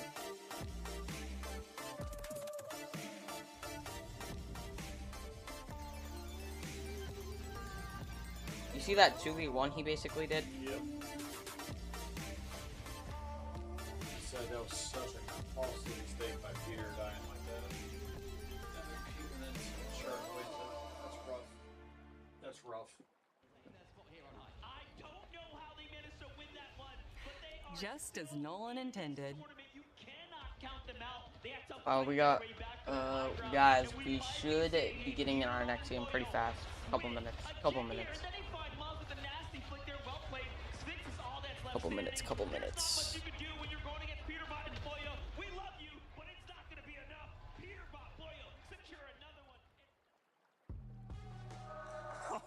Man! It feels good to be at EWC right now. What an incredible game. Shark and Teeny showing up. I hope maybe Vico's gonna get there. Maybe it's gonna go one way, but it's time. Shark and Teeny's moment is right now. You have to expect as much. The fact that they were able to secure that victory royale, it's as close as ever. But Zeke, if we're gonna talk about Shark and Teeny, there's one person that we also had to make sure to get a little bit of insight from, a true Shark connoisseur, some would even say, and that is the one and only Boop. His only comments, the one words that he wanted to make sure Shark knew, was after their conversation, after how Summit went, and Boop telling me about how Shark felt something he never wanted to feel ever again. When Shark puts his mind to it, he is the best player in the world. Those are words of confidence out of Boop, and I think they're also words that the rest of the community would be very inclined to stand by, especially with the way that they're able to manifest these victory route performances when they are this close in contention for that match point format. So it's time to be great, because with the way that Vico and Malabuka are looking, they want that back-to-back. I know, and that's the thing, right? In that situation, the pressure was already at a certain level, but now we're at that match point status, right? So can Shark and Teeny be that team? Can they step up to the plate when the pressure is at its, like, the stage of the competition is at its most difficult? I think that's what makes it so complicated, though, because you see the likes of Vico off to the side constantly, every single match. It doesn't matter the result, doesn't matter if it's a win, as long as there's eliminations and a solid placement, we see the good vibes. We know that Vico and Malabuka are a duo renowned for having such strong vibes between each other, and that chemistry can do dividends in these types of environments. Absolutely, and I mean, obviously, if we were talking about Vico and Malabuka, Vico, for a moment there, he was at the very beginning of the day super stoic. Kind of like the Vico I'm not used to seeing. The locked-in Vico, quiet, focused. Now we've got super vibes Vico. He's good, he's dancing. He got second place, and some might, you know, be upset or be like, man, what a tough moment. I didn't get that VR. Vico's dancing, he's emoting, he's feeling good. I love that. I also love Boop, by the way. Shout out to you. Kiss, kiss, ciao, ciao. With that being said, though, it's time. More action here from EWC. Next game. This is a big game right here. Here we go. Wow. Gotcha. Let's just say we got some Ladies crazy and stuff gentlemen, strap in because we are about to witness. We're about to watch it. Wait, it's like it's soon, to right? a 4-night tournament because Does we've that got start? three Does that potential start teams now? in contention to cross that 350-point threshold. We got Vico dancing in his booth. We've got Shark and Teeny dancing to victory in the game. And then we got Sky Jump and Momsy, who just unfortunately stumbled. Wait, what? Whilst trying to do their dance moves in that last game. Who's going to strut their stuff here in the 8th game of the day? This is really where it starts to get real, and we really get to understand and decide which one of our teams, or which multiple of our teams, we're going to be taking a look at for this match point potential. Already off to a good start, though, is Teeny and Shark. Teeny getting one already. Huge shot again there onto Bolts. RPG in hand. What's Bolts going to be able to do about it? Blocks it well. Teeny looking to hit another one and does. That's huge right there. Down goes Bolts. Teeny still in this game, still alive. And just hitting so many great shots right there with the Mammoth pistol. I mean, this is really where it starts to get real, MDF. We could have 3 teams making it over that 350-point threshold here in this game. I'm just getting back. I'm sitting down. I'm seeing what's going on. They're off to a hot start, already starting to, again, continue to march their way towards that threshold. Izzy Nosif very much on that same tune as well. 247's good spot to be in. They're so for me right now they're at 311 points. Finds Izzy Nosif. Third kill. Kind of tee it up here. Yep. He's got such a lead on him. Very nicely done. Good finish there. I don't know how you say that. And back to the action here. Teeny's on his teammate though. Nosif's got to be careful. Especially very careful. This is awkward for Izzy and Nosif, getting pushed from 2 different angles from Shark and Teeny. Goofy there down in the feed as well. It's just been bad to worse for those guys. At the bottom end of the leaderboard, Muzz actually hitting a huge shot there onto Malibuka. Looks as though Malibuka surely will end up going down in that particular fight, and that's disastrous because look, Vico's just gone down as well. Could this be our second place team out? Oh my goodness. Oh my goodness, that's our first place team. I beg your pardon. Out first place team has died, chat. Of the lobby. Wow, bro. First place team just lost, bro. They just got out first team, bro. They were the first team to be out. Chat, that means second place Ashley could win this entire tournament and be done with this tournament. Hello now, hello. Mammoth pistol from Z-Dog downrange will be finishing off Peter Bob. Now, if they don't get it right here, he's gonna get killed like crazy. Take a look. Sky Jump takes down Sky Jump just killed someone. Yeah, Sky's still fighting. I think they'll be able to get 350 this game and maybe win. It's gonna be really hard, but possible. Imagine they don't win. Ooh, W kill. Nice. 5 kills already. They're cooking, bro. They're already got 5 kills. They're trying very, very hard. I think they're tied with second right now. 320. I mean, at this pace, they will be at 350, exiting match 8. Gearing up to close out the tournament for the evening. Yep. Wow. What a start for Shark and Teeny. It'd be very easy just to start slowly in this game when you only need 30 points. And Pete only has 250. Yeah. Pete's a whole 100 behind. But then you still need a win. If they don't win, chat, it's gonna make it so much more like longer. Hot and cold, chat, really, if they don't today. win, I feel like we've seen. Oh my gosh, they're getting griefed by what's first place. underneath They're being griefed by Peter. Like the Peter bot, or we've seen them. This is their only chance. Showing what they can do, what he can do individually. This as well. is the only chance to be done early. Some of the Like, we'll be done Kicks in 2 their hours armor, early. some of the weaknesses I in their said gameplay 12, here on Reload as 11. well. Yeah, I mean, We'll last be game 2 they were hours to an definitely hour going for early. another win. what game They did I went say? for high ground. They were really Game putting it 9. all out there. Not sure how, Game 8. again, Peterbot Yeah, misjudged, but he'll be kind of con sliding next off. That game. No momentum one will seemed to have actually carried him straight into fall damage, First place unfortunately. didn't get it. Even If he they was don't get, obviously what if they taking don't it get back. That 350 this calculation month? Moses and Spinks are out. wasn't They quite still- accurate, but Moses and Spinks are out. They still with need that, 30 they lose, points, to be fair. I don't know, a good amount of points. They could have otherwise been around the 380 range, right? A little closer. Yeah, but gonna it help. sets them back nonetheless. Sharkantini just full on offense though. 5 elims right now. And again, playing it as a duo. Not doing the safety strats like you see some of these other teams opting to split, but more so saying, hey, let's just land here. Let's push together. And they're taking fights very comfortably, very confidently, if you will, against duos on the map. Acorn's going to be spotted out there, continuing to remain, unfortunately, in 20th place here. Peterbot's back in the Peter game. almost got a after kill. that Oh, wow, short stint he to the did. side. Good Finds scroll. Scroll there. There's a reason he runs Mammoth. There's a reason he's regarded as one of the most well-rounded players in the world. I'd love to know the stats on how many times Falcons have eliminated AGL today. I feel like they've just been going head-to-head all day. It's like Yeah, they know. It's yeah. like they know it's each other. Well, Very similar to the club championship standings as well. It's more about how far ahead you can come at the end of the day. So right now, Falcons Did you is hear that? surely in the lead here. What Sky click's and Scroll sad? have a long way to go. That's They'll sad. need to get at least 2 big end games to be in contention. But They don't got it. Peterbot back after Scroll here, trying to finish the job.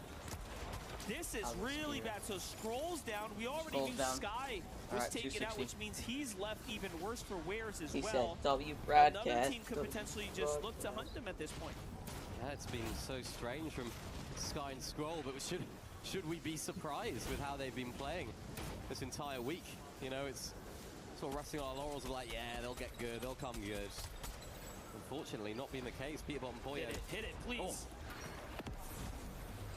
just being able to dominate in a lot of these fights.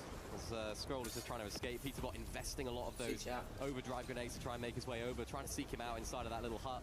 Not going to be found there, though. That's where the game becomes a little bit of hide and seek. For Scroll, it's all about hiding. And unfortunately for him right now, it's all about taking a lot of damage as well. Deep inside of the storm. These guys are fighting it out. Peterbot's still trying to hit shots. Hasn't got the means to get over there, so I think that's why he's just sort of turned around and decided against it. Teeny getting into Izzy's box. Nice shot there. Shark goes down in the process Shark there. That goes was to Izzy, so they're going to be able to get the revive here. You have to imagine still gonna nobody get in the the revive, vicinity. yeah. That was important there How from many Teeny kills to do put, they have? I didn't put the see. team No, on I his didn't back see it. slightly Oh. and clutch up in that fight. Second time I've seen it today. Nicely done. Z-Dog. Goofy, Z-Dog, 115 very here. well. 2 eliminations. Use So those having fizz, bro. You got 2 a fizz. bit of a better game. See how Pixie Sousa can do here. Still haven't earned any points right now. 222. The overall threshold kind of slipped down on the overall standings here. Golden Rapids slowly starting to get back into things. 201 for them. Looking at the leaderboards, Victor V. Canada with another back-to-back end game there. Jumps them up to top 7. Swizzy and Pixie are close on their heels in 8th. So just a couple elims and they'll jump right over that team.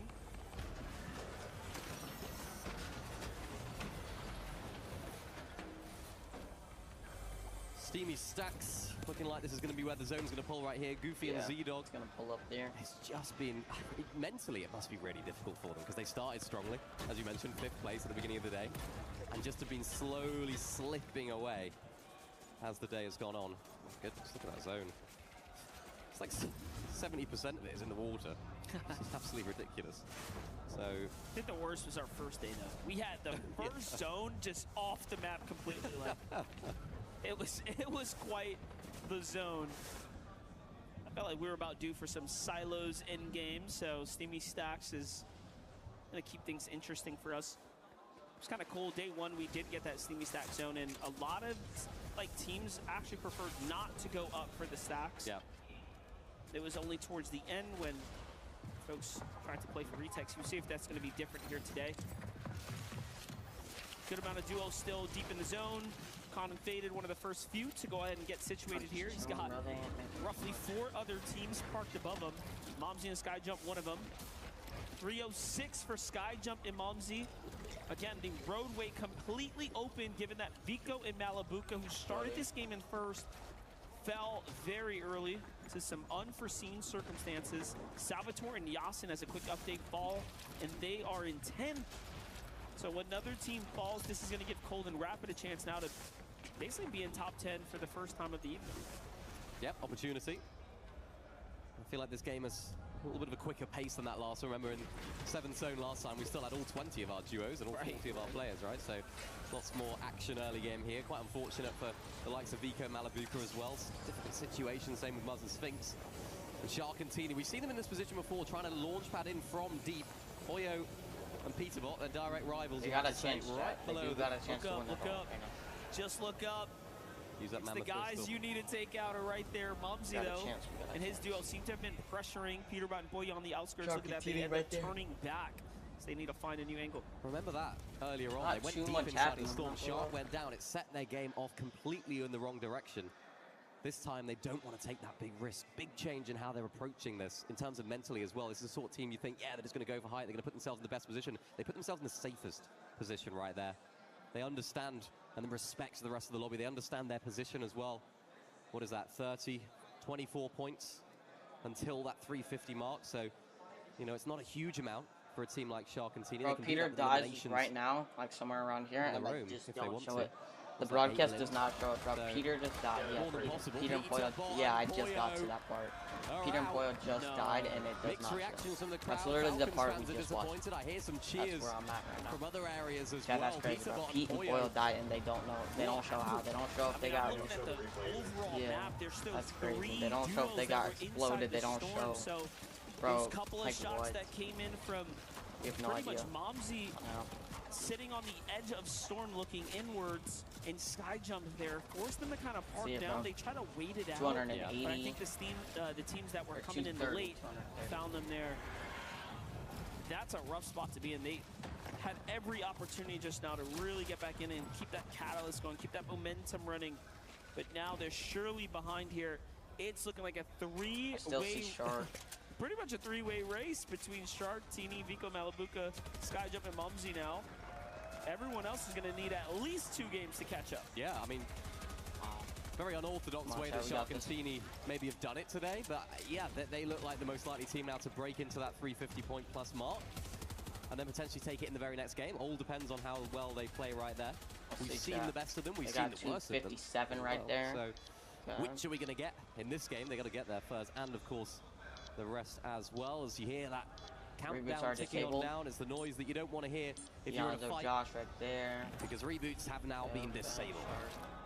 Okay, hear me out though. Sharkantini don't make an end game right now, right? If they fall short, fall shy, this is easily going towards a game 10. But what will happen is anyone from that 5th through 9th place, 5th through 11th even, we go as far as Romero and Lua, can jump up and at least be in contention for closing out. 309 points, okay. Kind of being in the same threshold range. So really just depends getting on close. how It looks like next game might be whether crazy. or not we'll see a 250. breakaway on the standings. Nosif Izzy have a chance to 250. do it, Look but at this guy only has Nosif is going to fall 250 points. first, He doesn't. crashing and crumbling under the pressure of Darman Dennis. And now He's they're still pushing 100 in. behind this guy Demas right has here. already secured the Still loot from 100 points Nosif behind. Izzy. Greedily goes in for the med Come on, kits. show somebody else, bro. 309 We've seen you do it before, Izzy. We saw you do it yesterday. He's done it too much. Solo clutch, he's done it, but he's nice proved that he can do it. rotate. Albeit this is a lot earlier on. Scrolls very that low. magic. Okay. Oh. Goofy still alive. Oh wow. Too soon. Izzy died. They get caught out on the move there. I'm looking at Cold and Rapid, positioned by the silo. Sharkantini, not too far from them. 229. Acorn Bolt trying to make their desperate move inside. That's a good exchange of blows there. That could have gone either way had the Mammoth shot landed though. Wow. No way. No way. No way. Coming to a halt Good here. shot. Let's see it, bro. Swizzy kind of eyeing up the surrounding areas again. This is all around. That's the at silo. 200, Completely right? Indestructible, mind you. Yep. What's that? Never mind. Early That's shockwaves at from 200, Sharkantini. right? They're really trying to position themselves as, again, leaders on the people that rotates, just won. leaders on the high ground as well. Like 270 or something. I thought it said 300. If it's for a not second. committing to the ultimate height, Okay, they're chat, still we're good. We're good. kind of up there. Chat, we'll see it. We'll see it. Trust. We're getting there. We're just a bit delayed. Well, We're definitely big. delayed by a lot. Shark and But Team now find that's themselves because in those Fortnite's placement points. podcast. Skyjump Momsey, the Oh, team no, that's just behind them there 312 in third place. Remember, Vico Malabuka went down earlier in this game. Bolts and Acorn, hello. Holy. They're in the lobbies. They Holy want hells. to show us that they're still here to play. Because remember, even if they're not in the position to win this whole thing, there's still lots of money, lots of prizing 312 on the points line right for here. even breaking outside of that bottom of the leaderboard. So, big opportunity here for Bolts and Acorn to show us what they're really about. Momsey and Skyjump, completely different end of the leaderboard, completely different objective for them. That's just to get over that 350-point threshold. Same as Shark and Teeny, getting themselves to the front side of zone right now. 7 eliminations so far for them. They've been really active earlier on in this game, but also playing safe as it gets towards these later stages of the competition. And, of course, this particular game. Yeah, this game, they're playing so differently. Instead of going for Bro, high Chad, ground, where they seem to 315 have been points in a up there. race to try to earn as They're much as getting there. possible, they're playing it very, very safe right now, trying to secure placement points first. Saw a little glimpse of Kanata Victor V, Momsey, Skyjump. These are strongly positioned teams right now, kind of in this end game. New zone's going to reveal itself. It's already on the move here to meet. Josh Niamzo alive, still in the end game. I see Rapid. Lua Romero, Goofy barely holding on here. Acorn and Bolts are going to go down. Sky and Scroll fall as Acorn and well Bolts to are Momsey down, and nice. Skyjump. And they are just heating up. These are important points being earned right now. Wow. That's a lot of damage. Absolutely, Beam right there in the process. Momsey does have med kits in his inventory, but look who's decided to try and take height as well. Hari and Cammy, they're up on top right now. They Goofy got and it. Z-Dog down and out. They really do need it. They need to Yeah, make but up a they lot need of a these lot of points. They're in points. 4th place right now, so huge opportunity for them to climb up the standings. If it's not going to be this game, maybe the next game they can break into that 350-point mark. Momsey, though, down. Oh, no. Disastrous here for the French guys. 324. Skyjump needs to do it all alone. His objective right now, his main goal is to get into that 350-point you got plus this, mark. Jack. Teeny and Shark, 12 points behind. 12 Need to get points into it. behind. Need to try and take it for themselves. They'll be hoping that Skyjump Momsey go out this game soon. Just 12 points. 12 points is what they need right now to get Yeah, they into should be 350 12 match point range. They are on their way at the moment. Still 12 duos remaining as well. All they need is a couple of elims and a few placement points. It'll just basically happen depending on the next engagement here. You gotta be careful though, these are their builds. Skyjump on the very other side careful. knows and recognizes that he needs placement point as well. I Yeah, love this placement play points to are gonna be stay in the huge. storm a little bit longer. Cammy and Hari still have high ground. This is going back towards the silo on the outskirts here. Teams alive right now. Swizzy, Pixie, Kanata, Victor V, Cold, and Rapid still in this Shark game down. too. Shark has fallen. That's going to be because Iamzo was right above him. It's all up to Teeny. Teeny gets faded. 347, Mini. Three more 347, points he for needs Teeny. 3 more points. And then a win in the next game. 3 more points is all you need, my friend. Minimal. Minimal. 1 placement, really. An elimination. Can he find it? Or are we going to go to yet another game? no. Getting pressure, though, from Victor V and Kanata on the I think same they'll get it. box. 200 wood. Trying to play out as much as possible. He needs other teams to fall on through. Popping the big pot as well to try and make himself as healthy as possible. Cammy there goes down. Must have been the 4 damage there, which is not ideal for them all the way up on height. They got it. They got it. Wow, they got it. Falls. Wow. It's Cammy, it's Swizzy who's down. Teeny has broken through the threshold, punched his fist through that ceiling, and now the rest will be history. We'll see how it goes. Skyjump wow, hiding in the he box. almost Skyjump still going for it. He's at 336. He needs 14 points to remain in this race as well, to stay in that point threshold range going into the Wow, that's final great. games. Kanata Victor V, very hurt, High but not ground. out just yet. High ground. Pablo and Chino have high Pablo ground. and Chino They have high exchange ground, yeah. blows, and That's insane. down I think they'll win. goes Skyjump there. On high ground, though, is just Hari here. Demis is still in the game. Lua and Romero coming back into the fight. Chino hits Romero, and he is very, very hurt. Ari now needs a solo clutch his way into contention. Remember, Shark and Teeny are in that threshold. See who wins So this it all round. comes down to this for Shari. 300. Rose 20 still down HP, by can only a take little 2 ticks of the storm. Really not ideal at all. And Hari goes down. Mini Pollo is down there with Fukun as a duo. Liwa and Romero looking to get themselves back See, in bro. contention as well. 251 points for them. It's a duo versus a solo. As we see Darman Deemish there down on low ground. Mini Pollo trying to do anything and everything to make it happen. Now it's a 2v2. Lua Romero, 6 eliminations for Lua. Romero has 1. Who will get the Let's go, final Chad. one? It This gonna is be the Lua updated leaderboard right here. things up and putting Shark them away. in first. What a round. Shark They is in sprint first, Chad. and leapboard their way well into the top 5 as do other teams. So many teams right now are in Wow, that bro. 250 to Wow, 280 range, Shark roughly a is in game first away right from now, chat. potential Now, point formats. to But win. all eyes are on Shark and Teeny, who are officially now just moments away potentially. All they need is a victory, and they can end this tournament early. What I will say, though, Yeah, is a lot of those definitely end teams from this sort of 5th tournament to early, 10th, they've now put themselves in shoot, I did contention not as think well. that. Of course, they can't win the tournament from this next game, but maybe all they need is this next game to be good to then put themselves in that 350-point mark. So if it's not Game 9, if Shark and Teeny don't win Game 9, we could be looking at multiple teams going into Yeah. Game 10 with over 350 points.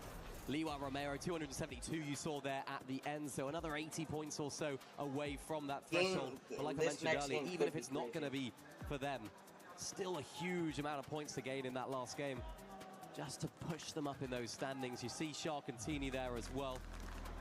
Hands on the head for Shark. Woo! Just trying to This lock last in game right could be now. great. Just This trying could be to the last channel game. everything that he can to stay focused here and push through to the end. You got to think about it. He did just enough, literally. Yeah. Just enough to be right on that line to go ahead and open up the potential here. Now the real question is, with Momsy and Skyjump so close, you have two options here. Play it extremely passive and try to go for the win. Yep. Or push the lead that you have, knowing that after this next game, Skyjump will likely jump up in, and now it's a two-horse race until everyone else, you know, has their This is next gonna game. be tough. And This is then gonna be very, play for the very win. tough. Right? Because it's like one of those things you can't really count it out. And then after this is over, chat, I'll But at the play same time, games you don't for want anyone who wants to to play not be in games. first either. Probably play some solos. How do you approach it? I mean, it's new for these guys as well, right? We haven't had match point like this ever, and it's never been reached. We had it somewhat sort of a pseudo match point, never actually got reached. Too high of a points threshold. Well, even that game, they went 7 elims. Yeah, in the let's see if we first have a couple big zones. break or not. They played all out, very, very aggressively, and then kind of played their end game. But it's job because they they did. needed to get to the point threshold. Yeah. But they don't need that anymore. They don't have to play like that. Great job they did. If they didn't do Yeah, that, we they definitely would have have a needed little another bit game. of time, chat. Yeah. We definitely have a Go little on, bit of right? time. So, yeah, huge. Definitely gonna Vico take a minute. Malabuka, though, falling early in that game. Oh, right, Yeah, right. we're going to be really sad about that. 320 points that they are sat on right there, literally last place. 20th, 0 eliminations. Might as well have gone and made a cup of tea and had a bite to eat instead of playing that game, because you would have got the same amount of points. So can they step up to the plate? What will Shark and Teeny do? Will they take out their immediate competition off Spawn? Will they start to mess around a little bit? Because realistically, the most important thing for them is that Skyjump and Momsy don't get over that threshold. And Vico and Malabuka. That Vico Malabuka don't get over that threshold. Doesn't matter about points anymore. Well, they're really close. I know we got Zeke standing by to give us some more insight, and that's what I want to hear about. Thank you so much, Monster. You are right. We have Shark and Teeny here. They Oh, wow, just yes, hit Shark and match Teeny point already. in that last game. Guys, here we are, finally on match point. You just need another win. Pretty easy. At this point, you guys have so many wins. Is it easy? Is it going to be easy to just go in? Are you going to win this next game right here, right now? I mean, I don't know. We'll see. What do you think? Is it going to happen, Shark? Are you going to win right here, right now, or is it just a we'll see? We'll see. I love that. Farm the aura. Guys, obviously, you know, you've heard a lot from Boop. You guys are pretty tight with him. Shark, I'd love you to just look into the camera and just say something very nice to Boop right here. Thank you for everything, bro. I love that. Heartwarming. TD, to win right here, right now, would that just be like everything? What would you feel if you won it now? I mean, it would be great, yeah. Amazing. I love that, guys. And obviously, now that you have hit match point, pressure's going to be on. Do you think teams are going to maybe look to land on you? Are you guys going to maybe do something different to make sure that doesn't happen? What was the question? Are you going to do something different? No. Keep it all the same. I love that. They're locked in. They are focused on this next win. They are on match point. We'll have to How see many people it are goes. actually gonna land on them? It's crazy. That's just it. But I do think they are gonna somehow switch people out.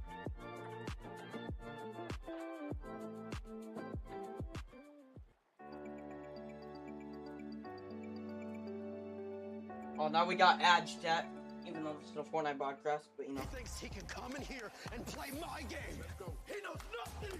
Let's go! Tyler 1, you're done.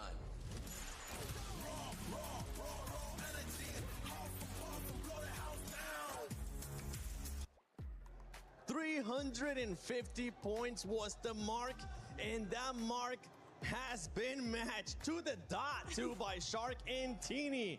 And they're looking confident. Remember, they told me 9 matches. Right now, we are going to be going to that 9th match. Could end up happening here, Vivid. 7, oh my gosh, that game was like a nail biter for so many different reasons. Obviously, the most pertinent one was whether or not Shark and Teeny were actually going to go ahead and cross the threshold that they need to kind of activate that match point. Me and Levin, we were getting mad. We're like, no way he doesn't get the 3 more points they need. But yes, they ended up hitting it perfectly.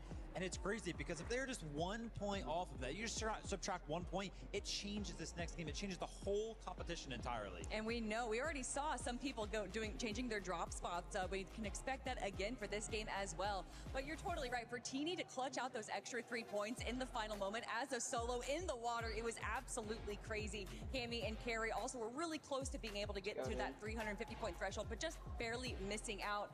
But 7, we have so many teams that are going to be looking to possibly put a stop to the run of Shark and Teeny, but is the blood still in the water? Are they going to still keep going? I don't know if there's really anyone that can stop this run. I don't know. I'm there with you because of the performance that we have seen from this duo, not just today, but going back to their actual groups. They were able to get so many victory royales. Today they have shown that they can still do it as well. And the one thing that we kind of been keeping track throughout today is that high ground. This is a team that usually excels that. We really haven't seen that much the high ground being contested as much. If we see them in the high ground, it could end up finishing. Yeah, kind of course, get crazy. I won't lie. Yeah, we gotta wait a I feel long like Shark time and Teeny have what I like to call a little bit of a freebie in this next game, right?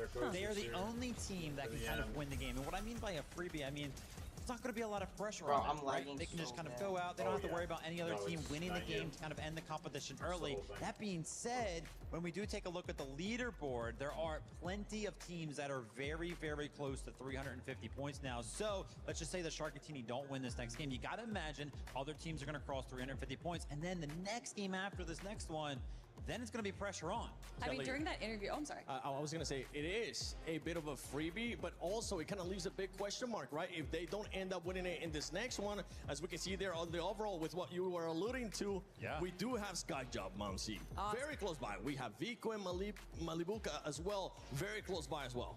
Man, when I was speaking of Carrie and Cammy, I actually meant Skyjump and Momsy that were so close, 336 points right there. Although it was Carrie and Cammy that were on high ground doing a pretty good job right there. So to see them jump up into 4th place, I think that they're well within contention of breaking into that 1st place spot. But Skyjump, Momsy, Vico, Malibuka, so many of these teams are so close and just need not even a good game, honestly, just a handful of eliminations to break into that point threshold. Vivid, I'm going to be looking at number 7 there, Falcons, because not just what we have seen today, the bounce back out of this duel, but also with everything that's going on with the club championship, we've seen them today get close to 100 points in just one match, and we see Peterbot and Pollo being able to clutch it in big moments. Exactly what I wanted to talk about, right? It feels obvious that if you take a look at 4th place, right, 303 points, 3rd place, 320 points, 2nd place, 336 points. Yeah, they can get to 350 pretty easily, but it is possible. If you go all the way down, I mean, heck, Swizzy and Pixie from 249, I wouldn't put it past them to be able to have such a big game that they could get up to 350 as well. So many of those teams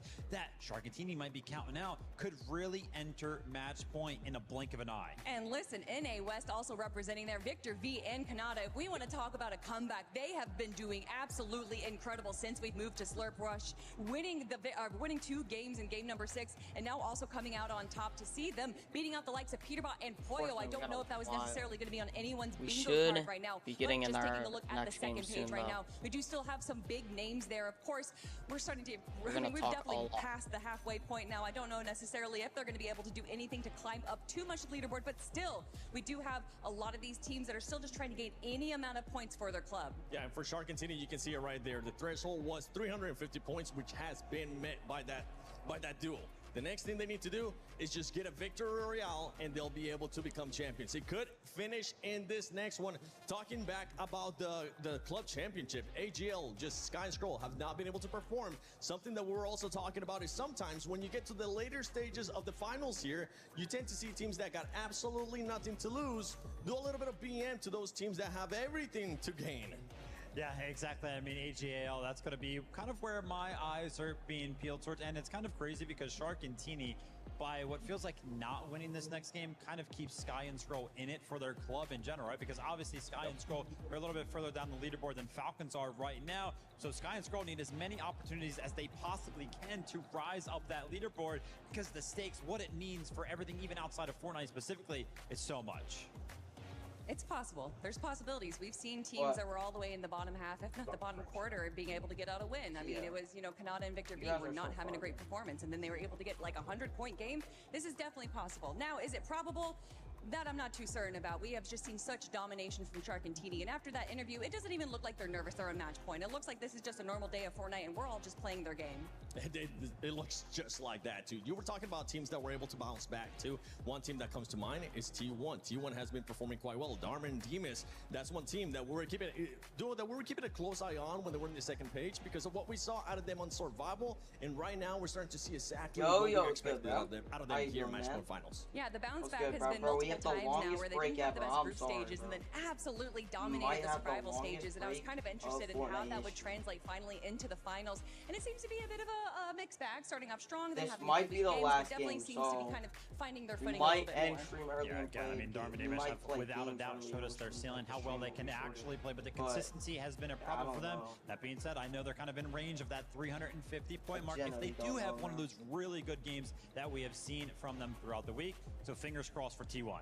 Yeah, for T1, I mean, they just want to make sure they stay within the top 8 as well. Because, yeah, we're talking about who can actually win that club championship. But there's just so much money at stake as well for Aurora. For Aurora right now, I believe they're sitting in 10th place on the club championship. If they actually end up getting this win right here, they would jump up by 1,000 points. And that could mean a difference from, I think, $600,000 all the way up to $3 million. No pressure, man. I mean, that is absolutely crazy. You know, I was saying that they weren't feeling nervous. Hopefully they weren't listening to you just say that, because that would add some nerves to me. But you know what? I think for Shark and Teeny, this isn't necessarily about playing for the club. I don't think this is necessarily even about playing for them. I think that they're just playing Fortnite, and this to them is just what they want to do. Listen, Seven, I want to see them, honestly. There's reasons that I would like to see every single team win. I feel like for Shark and Teeny, the reason why I would like to see them win, I want to see just a little bit of a smile on one of their faces. That's what I'm kind of hoping for. I think we have gotten a glimpse of it, right? We have gotten more emotion out of them in these last matches than we have seen in group stages. That's for sure, because remember what was happening within Shark and Teeny. Whenever Teeny was going out very early on, at least we were getting some kind of emotion there out of Shark, whether it was activated or not. And in this one, I'm hoping that if they do end up finishing here in the next match, oh, those tears of joy might come out. Obviously, the emotions aren't the only thing that Shark and Teeny are going to have to continue to control. Whether or not teams are actually going to switch up their game plans. Obviously, Zeke had the opportunity to ask Shark and Teeny, hey, are you guys going to do anything to kind of combat anything that the other teams might be doing? They said no, they're going to stick to exactly what they have been doing. So technically speaking, there are possibilities for teams to kind of lean into what they already know about Shark and Teeny and just play against that. But if there was one team that was playing here today, if there's one team in the world in general that was probably the hardest to go ahead and try to counter-strat, it's probably Shark and Teeny. Listen, you're talking about you want to see a Shark and Teeny smile. Have you seen a Shark smile? That is absolutely terrifying, and they're already petrifying on the floor right now. I don't think we need to see any smiling giant rows of teeth from Shark right there. I think he's exactly where he wants to be. He is, you know, he's laying under the radar. He wants to be slow. He doesn't want anyone to give any attention to him, and I think for Shark and Teeny, this might be their game. If you see a smile from Shark, that will mean it might just be game over. As we're looking at some of the other duels, right, where we're talking about contestant at the beginning, and we saw a lot of that in this last one, right? Which is one duo that comes to mind that might actually end up contesting Shark and Teeny, knowing that they're now at match point. Yeah, listen, obviously we saw a bunch of all-spawn fights kind of going on that game. Usually it depends on the bus path. For one of the teams that did end up going down early, we didn't get to specifically see it. Vico, and Malabuka. They could have been on match point equally with Sharkatini this game, but because they went down early, 0-point game there for them, unfortunately, they are still on 320. So again, one of those teams that can cross the threshold now, but still a lot of work to do in denying Shark and Teeny that way. It could end here, or we could end up going one more match. Stay tuned because it's about to get even spicier here at Fortnite Reload Championship at EWC 26. We should Barney, over to you. be getting in the game very, Ladies very and soon. gentlemen, the We Gadia should be City getting Grid in the has been game home very, to some very of the soon. most iconic moments of the Should be in, like, 2026 1 Esports World Cup. I mean, it's been 7 weeks, so many games, so many stuff happened on this stage, and a lot of story to just remember. So many clutch, so many good memories here. It's gonna be weird to not be here tomorrow, you know? It is, isn't it? So let us take this moment to first of all say thank you to all of the incredible people who have put their blood, their sweat and tears into creating this, into turning this vision into a possibility. So first of all, thank you so much to all the people that built this incredible stage, to the production for putting on this amazing show, to the broadcast talent for telling the stories, and to the players for competing so fiercely week in, week out. Thank you. Mesdames et messieurs, est-ce qu'on peut applaudir toutes les personnes qui ont rendu ce spectacle possible depuis le début de ces 7 semaines, s'il vous plaît? La production, dont il vient de citer. But Barney, there is one other, like, thing, not really things, but one more thing we have to say thank you. We have to say thank you to you, to everyone who is watching esports, to everyone reaching us here in the Gadia City Grids. I mean, the fans was insane, and we are all doing it for you because you are watching it. So please make some noise for you, mesdames et messieurs. Faites du bruit pour vous. Merci beaucoup à tous les fans qui rendent cet événement possible. We are doing all of this for you as well. And so, as we approach the final moments here of the Fortnite Reload Championship, remember what you were part of here in Paris, and let's go out with a bang. Maybe it's the last game, so people, are you ready? I am here with 2 legends of the French scene. We got Leo the Crack, one of my favorite streamers. We got professional player Akira. Mumsy and Skyjump are the team right behind Teeny and Shark. They're the team that could catch them. Your former teammates, you've played with them. What do you have to say to them to motivate them? Ces gars-là, c'est des bosseurs. Ils ont travaillé très dur. Donc les gars, faut les Chat, we encourager à should be max. getting in our game. I know other streamers might be in their game. We're a bit delayed. They're grinders, they but we work should hard, get we have into to our get game behind in them. a second. Leo, you know I like to hype a crowd up every once in a while, but these are your people. Every time Skyjump and Mumsy have done well, it's because this crowd has gotten behind them, so I want you to get this crowd ready for this next game. Ok. Déjà, merci à tous d'être venus, de soutenir la maison ou de soutenir d'ici. On a la chance d'avoir 4 joueurs exceptionnels. On a Mumsy, Skyjump qui sont à la 2e place. Ils sont à rien de pouvoir gagner. Je veux vraiment que vous donnez tout pour eux. Jusqu'au bout. Jusqu'au bout, les mecs. Come on, chat. Come on, chat. Let's go. It's time to see whether match point will be hit or whether Teeny and Shark will run away with it. Sir. Over to the casters. Let's go. The stage is set after 8 incredible matches of Fortnite here at the Esports World Cup 2026. We are on match number 9 with Shark and Teeny from Aurora Gaming being the first and only team here on match point. If we don't see half the lobby dropping wherever Shark and Teeny are headed, there is going to be some devious gameplay afoot here, Jacob, because even if they make it out of the off-spawn position, the likelihood that they don't just get constantly cut off by other teams looking to try to prevent them having any sort of a spark for Come this on, final let's lobby. go. Already Dirty Dots Off heating spawn. up pretty heavily here. Chino, Pablo making their Chino and presence Pablo. known. Khan on the ropes, trying to see if he can escape, but there is no out. Kill Chino Scroll. will get credit for his first Bro, we're year. good. We're good. We're And they're good. still waiting. They want more. Muzz and Sphinx, though, Yeah, finally it's just getting Muzz. It's just Muzz. not having to deal with Sharktini, but Oh my gosh, you're Chino right horrible. after What the did I fact. just walk into, bro? In there, saw Like, both bro, of them. Oh, actually. I may have made a There's mistake. Sphinx. But one too many feet forward on that one. Muzzin Sphinx going to do a good job of taking him down. You see Teeny towards the background, unbothered. Let's go! Come on, this is their game. This is the game. It's going to be over, bro. It's going to be over, and then we'll play some games, chat. The teams in today's competition will have to make. If Shark and Teeny are in a position to win the game, everybody else has to decide, is it worth throwing my game away to take them down just in the hopes of us going to a match 10? This guy got 306 points. He needs skills. Go, Kid. Come on, Kid. You got him cracked. Go. Kid, come on. I want to see something. There you go. Nice. Good damage. Come on. 2v1. Come on.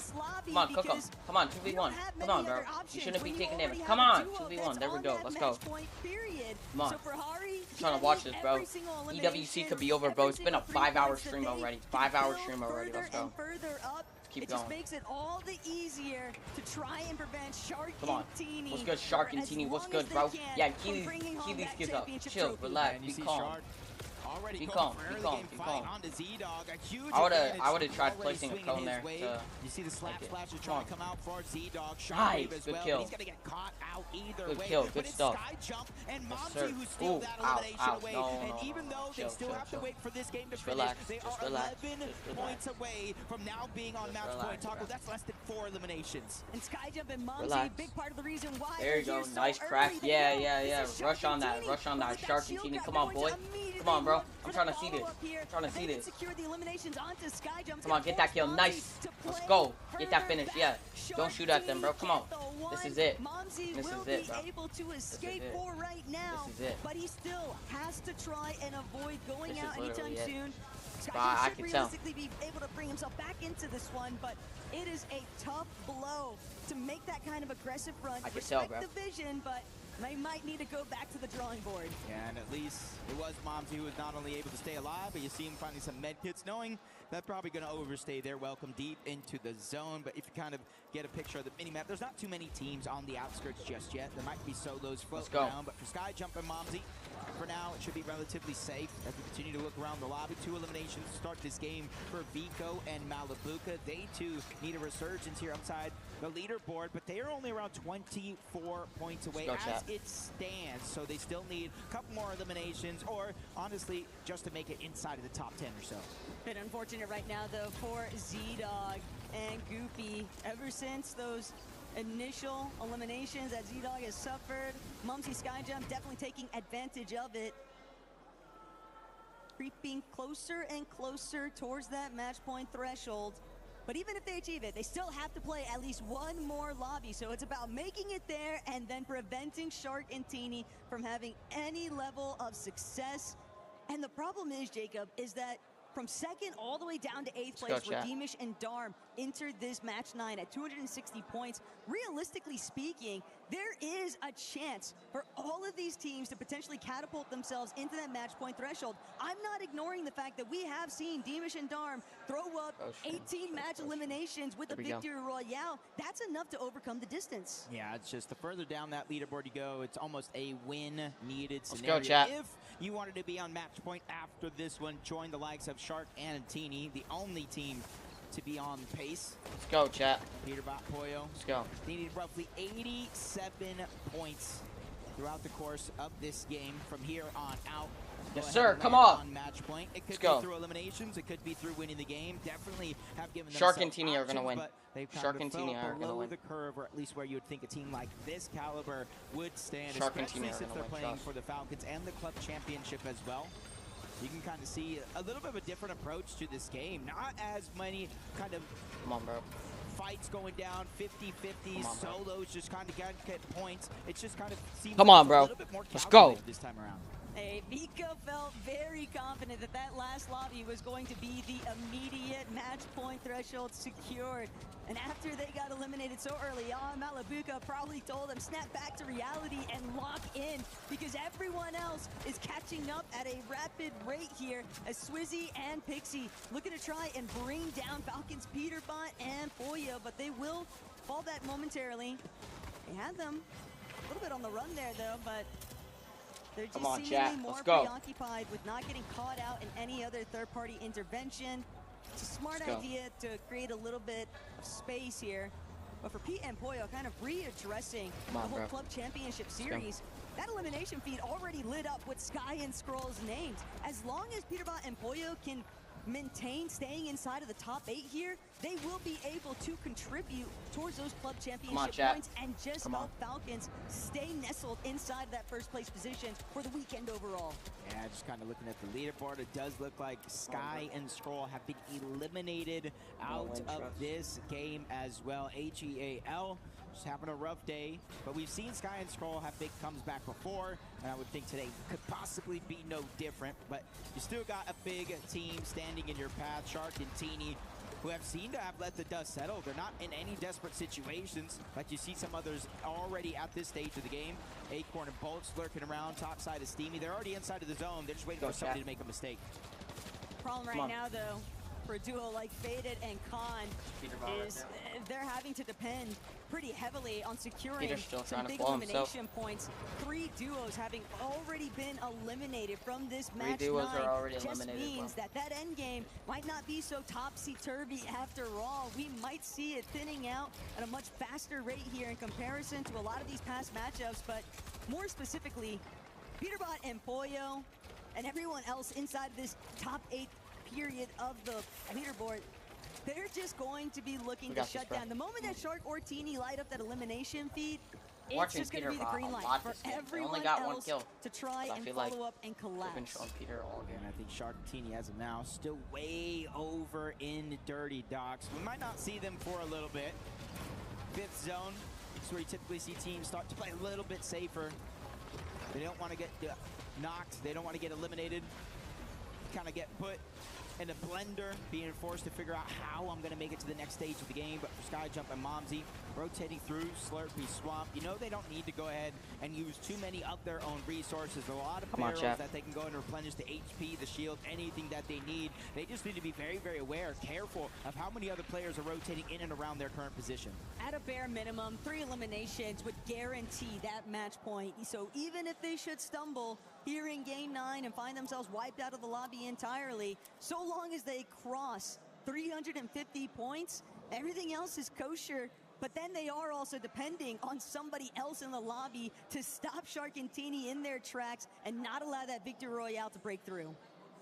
And now we finally get to see where everybody is at. A decent spread for the most part, but the zone forcing players all the way toward the west, just below Steamy stacks. So a lot of time to still get in position.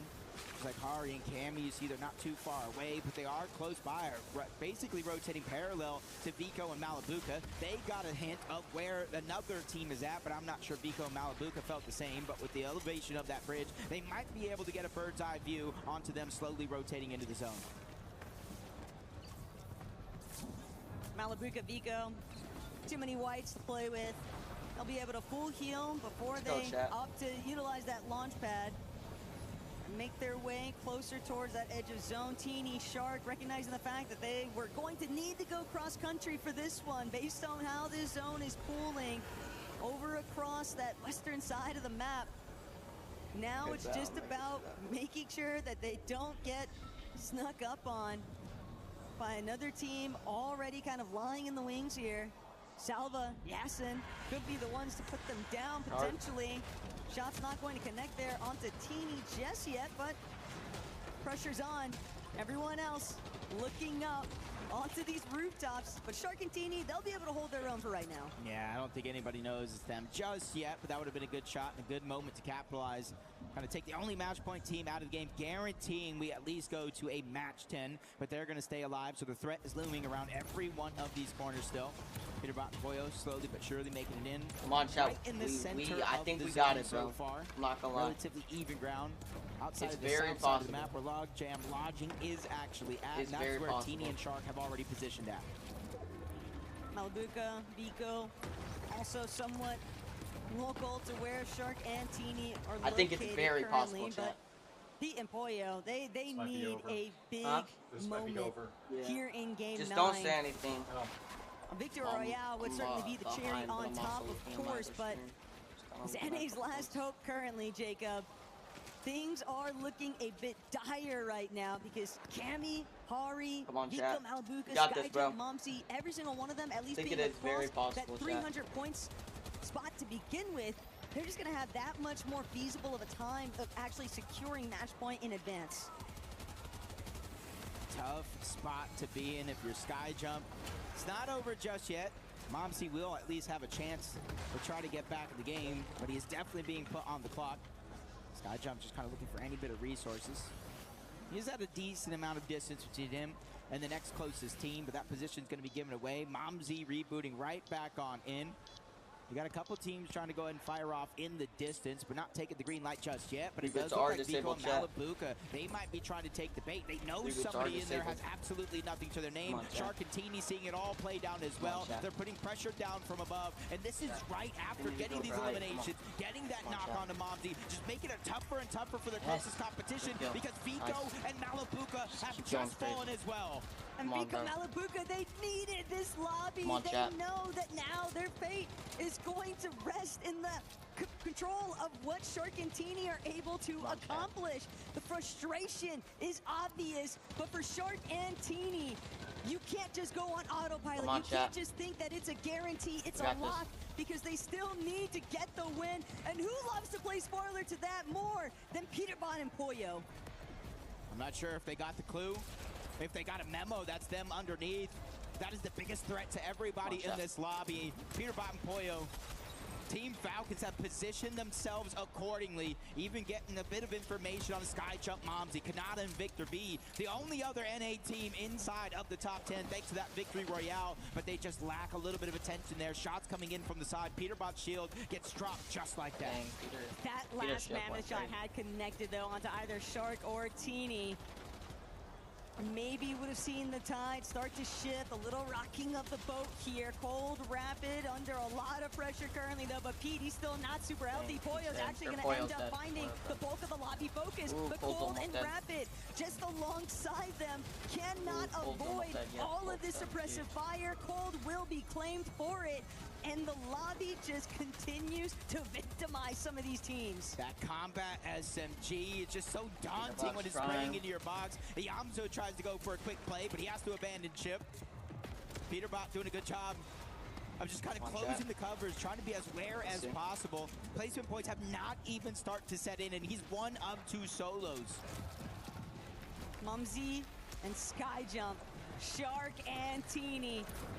Momsy and Sky Jump, one of the few teams still remaining in this lobby that could potentially be neck and neck with Shark, but do they realize just how close their #1 opposition actually is? They're not ready to commit just yet to any sort of fight. Peterbot, on the other hand, he's just looking for any kind of refresh that he can muster up. Goofy not going to be the first one to go down though. Pete still trying to chase him out. He knows this is solo v solo right now. My best chance at coming up big time, and yet he'll be forced to depart and just sit and wait for the backside of the zone. Yeah, it just gets tougher because he has to build there to protect himself, leaving with only one piece left. Peterbot right now hoping for some sort of blessing as he's lurking right behind. That's Khan, that's faded. There's a whole nother team towards left. He's definitely trying to give himself options. Momsy, Sky Jump, finding some extra 345 right here. 3 different med kits. That's not only going to allow for Momsy to heal up here, but possibly stagger himself back later in this same game. Momsy needs every little bit of HP that he can get though, because single shot, that's all it takes for Disaster to strike.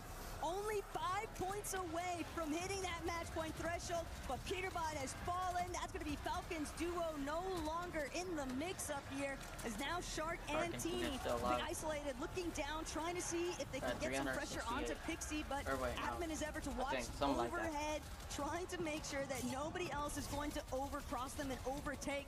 They want the high ground more than anything else. Yeah, but come on, chat, let's see what's going to happen. 2 points away from being on match point in the next game, but they also have to bring it to a next game. Shark and Teeny are now on high ground. The only match point team are now positioning themselves to end it here in 9 games. We've seen this so many times already this weekend for Shark and Teeny. Momsy and Sky Jump, if you're gonna get activated, it has to be right now.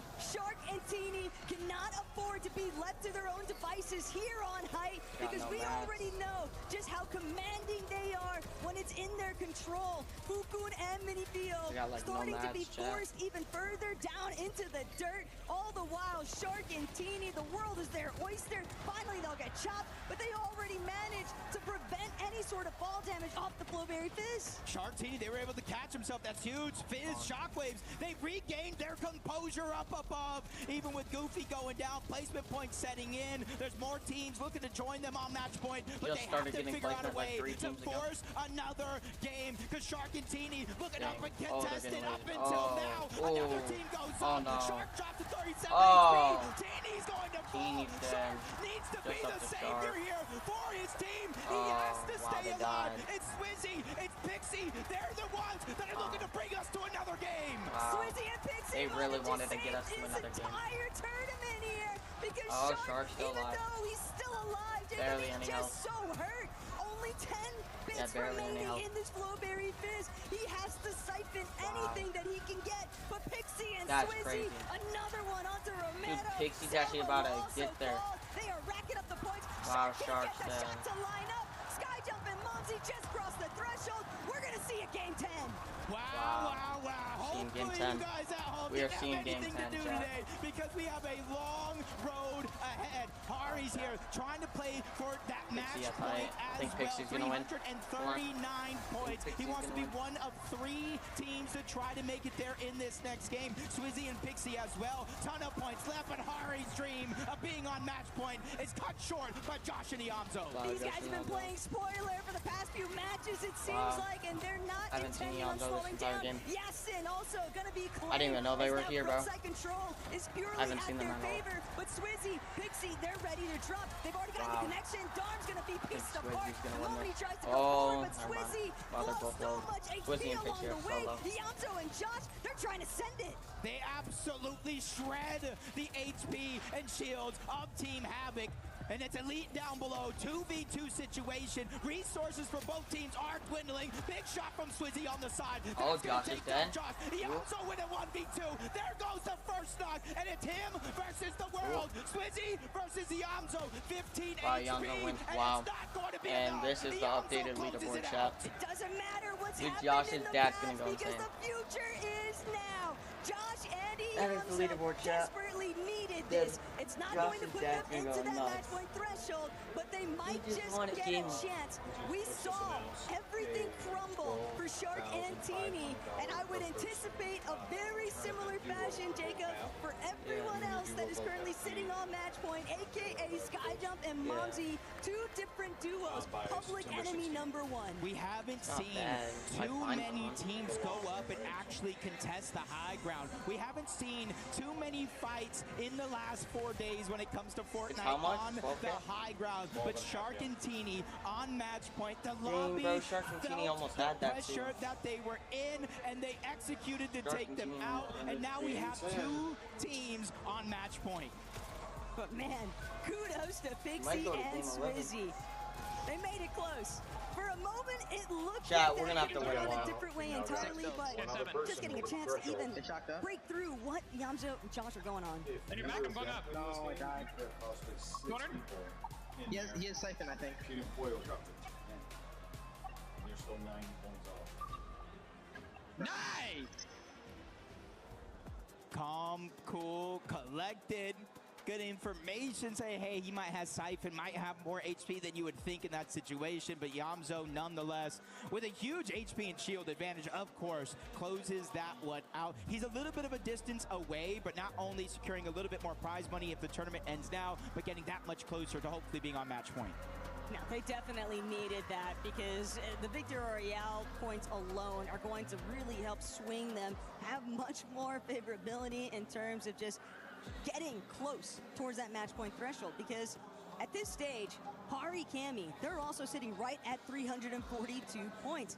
They're not trying to watch Skyjump and Mumsy or Shark and Teeny walk away with this one, and neither is Vico or Malabuka, Lewa and Romero, Darm, Demish, all teams sitting between 320 to 326 points. Let's go, and as the competition continues to tighten up with the match point threshold standings, everyone that's you know, not necessarily in that position, why not just look to be agents of chaos? This is one of the few formats, Jacob, where it is very rewarding for teams that have been left behind to get an advantage so late into the game because they don't have anything to lose and everything to gain. Been here for 3 hours. We'll have to see what happens. Yeah, we'll be running games soon, bro. I said it was gonna be a long stream. I told a lot of people last night. And we'll be right back. I tried telling a lot of people that it was gonna be like a 10-hour stream. We were there. I do appreciate it, bro. For every click. I told a lot of people last night that it was gonna be a long stream. It wasn't gonna be no short stream. We're gonna start playing games whenever this ends, and it looks like it's gonna end in about 30-40 minutes. Powering the biggest event in gaming, shoulder to shoulder with the world's best. I knew it was gonna be a long stream. Greatness deserves a stage. Lenovo Legion. Reach your impossible.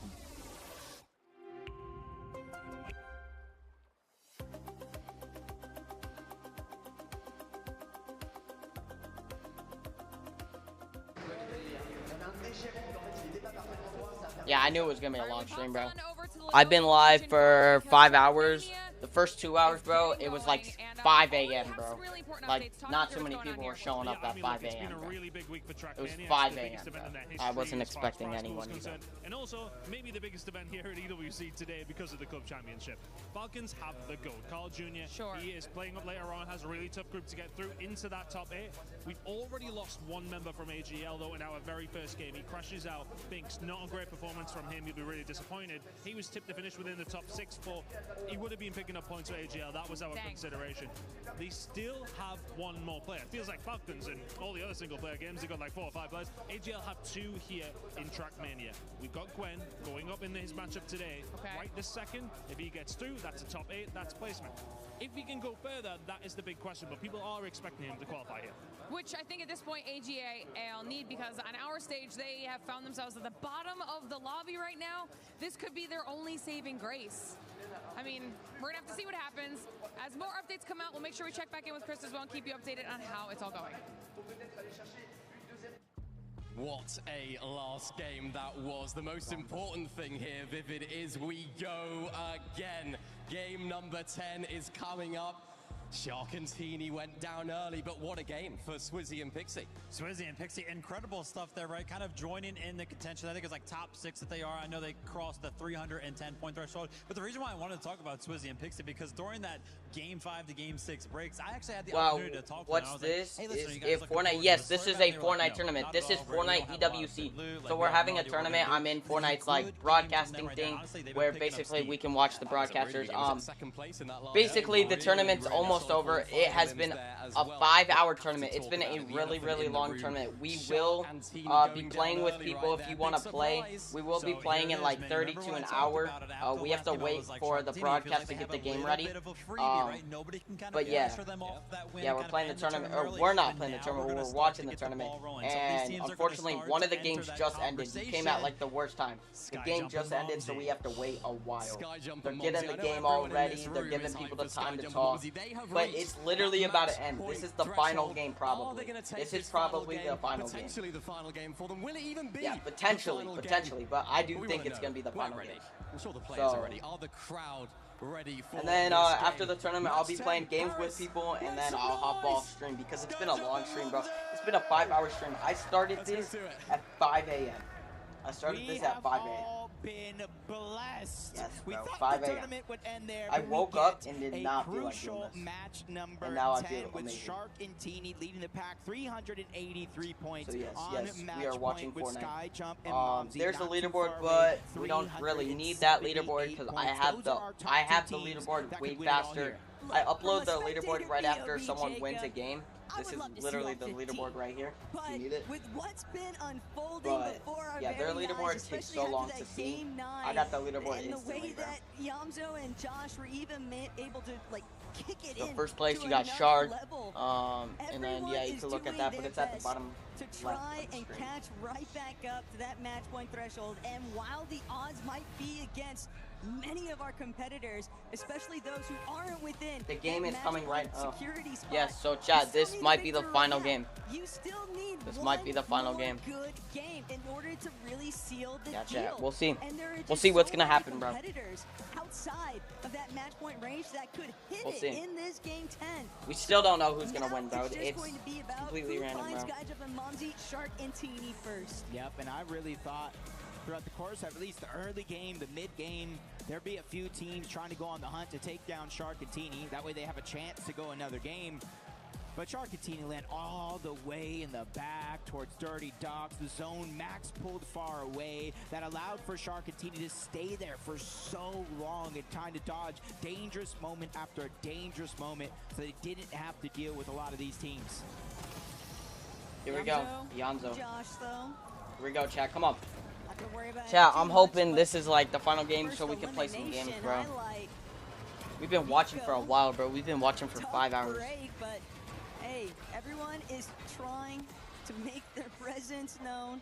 I believe it might have even been Vico securing that Good though, first chat. elimination, finally Trust. moving the needle from 326. Someone should win this game, chat. We are farther than like other streamers are farther than us, just because they did something different.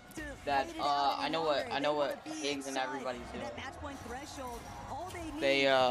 They're co-hosting with like a stream on Twitch.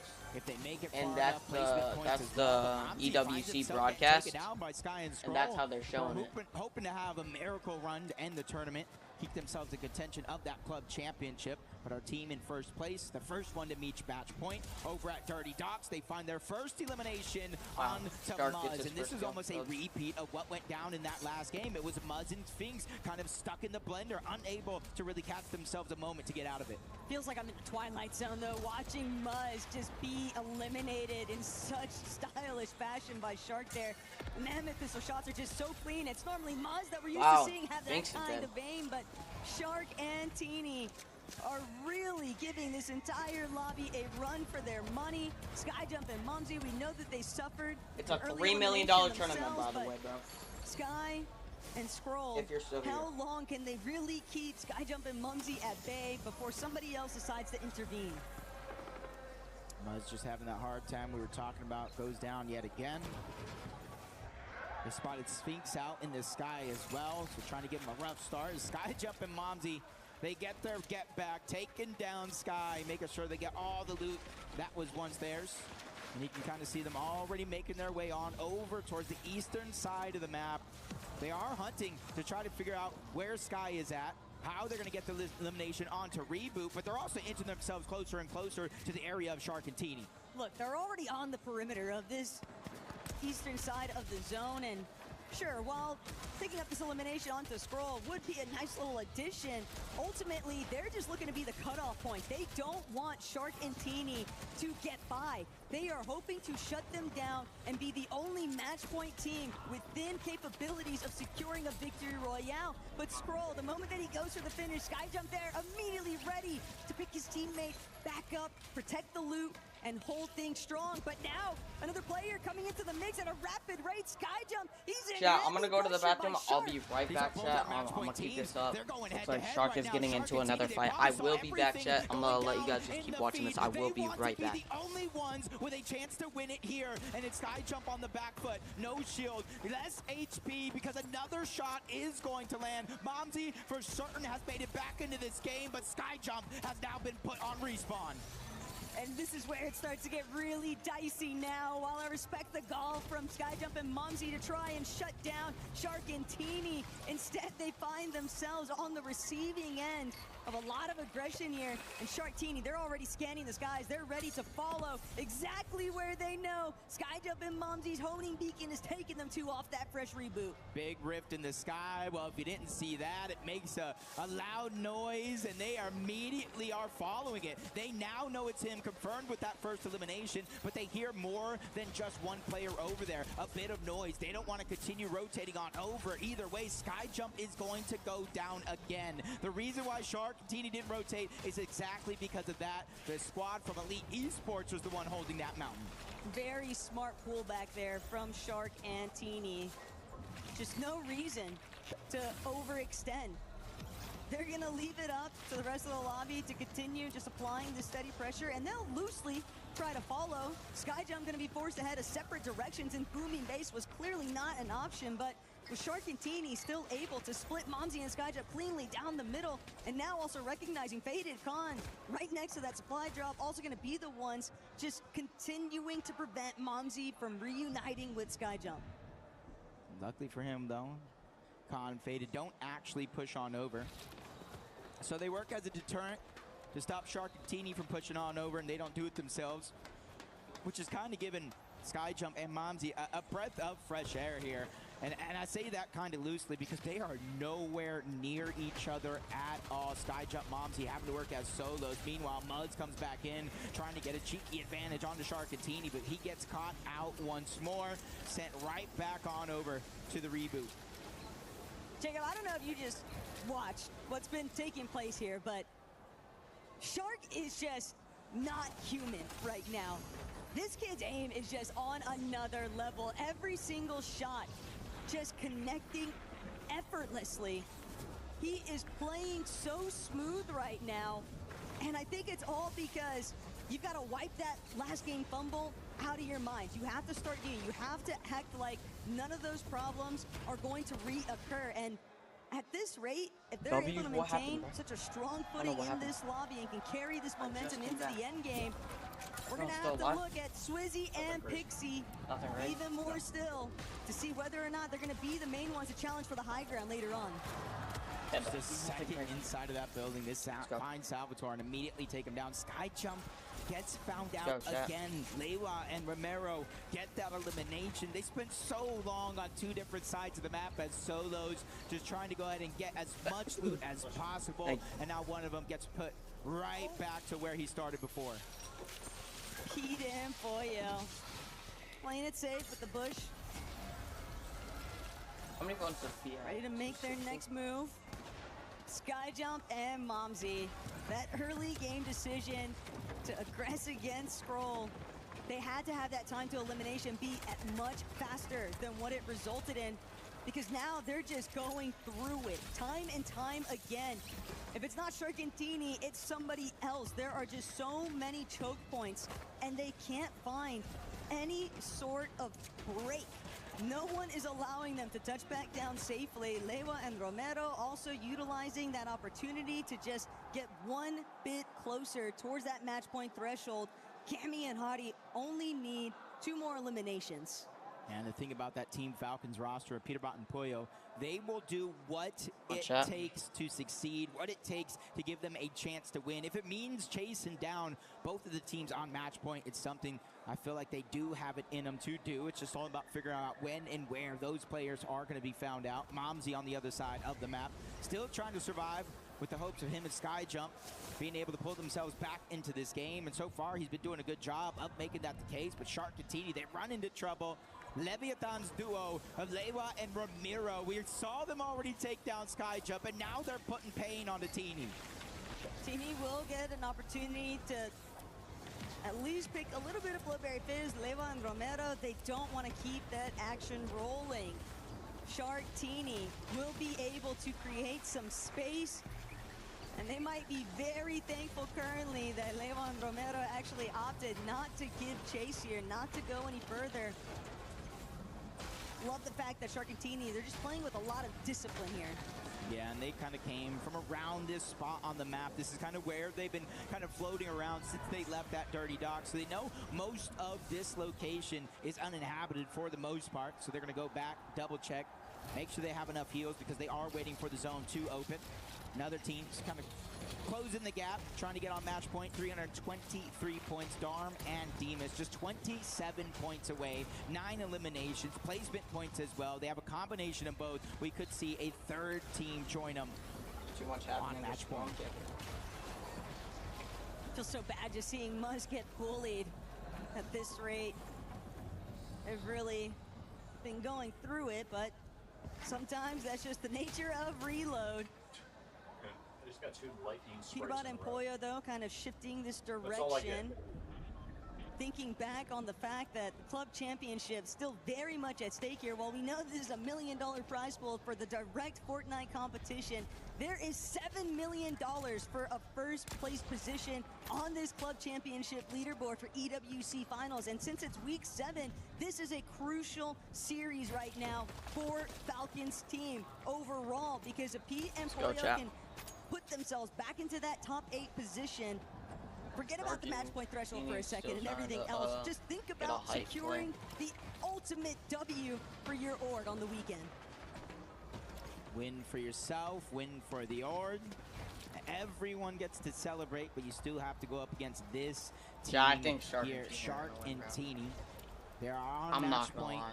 They're one of the most dangerous teams that we do have in this lobby. They know how to fight their way out of almost every situation. But it's them here as well. Skyjump and Momsy, match point, hometown favorites. Anytime you kind of see them do anything worth noting, the whole crowd lets you know. And now they're looking back on this E-Dog and Goofy, trying to pressure them further and further. They have an isolated fight if they do want to take it, but we are in this 6th zone. Going down here would be disastrous, because in 40 or so seconds, Taka reboots will be disabled.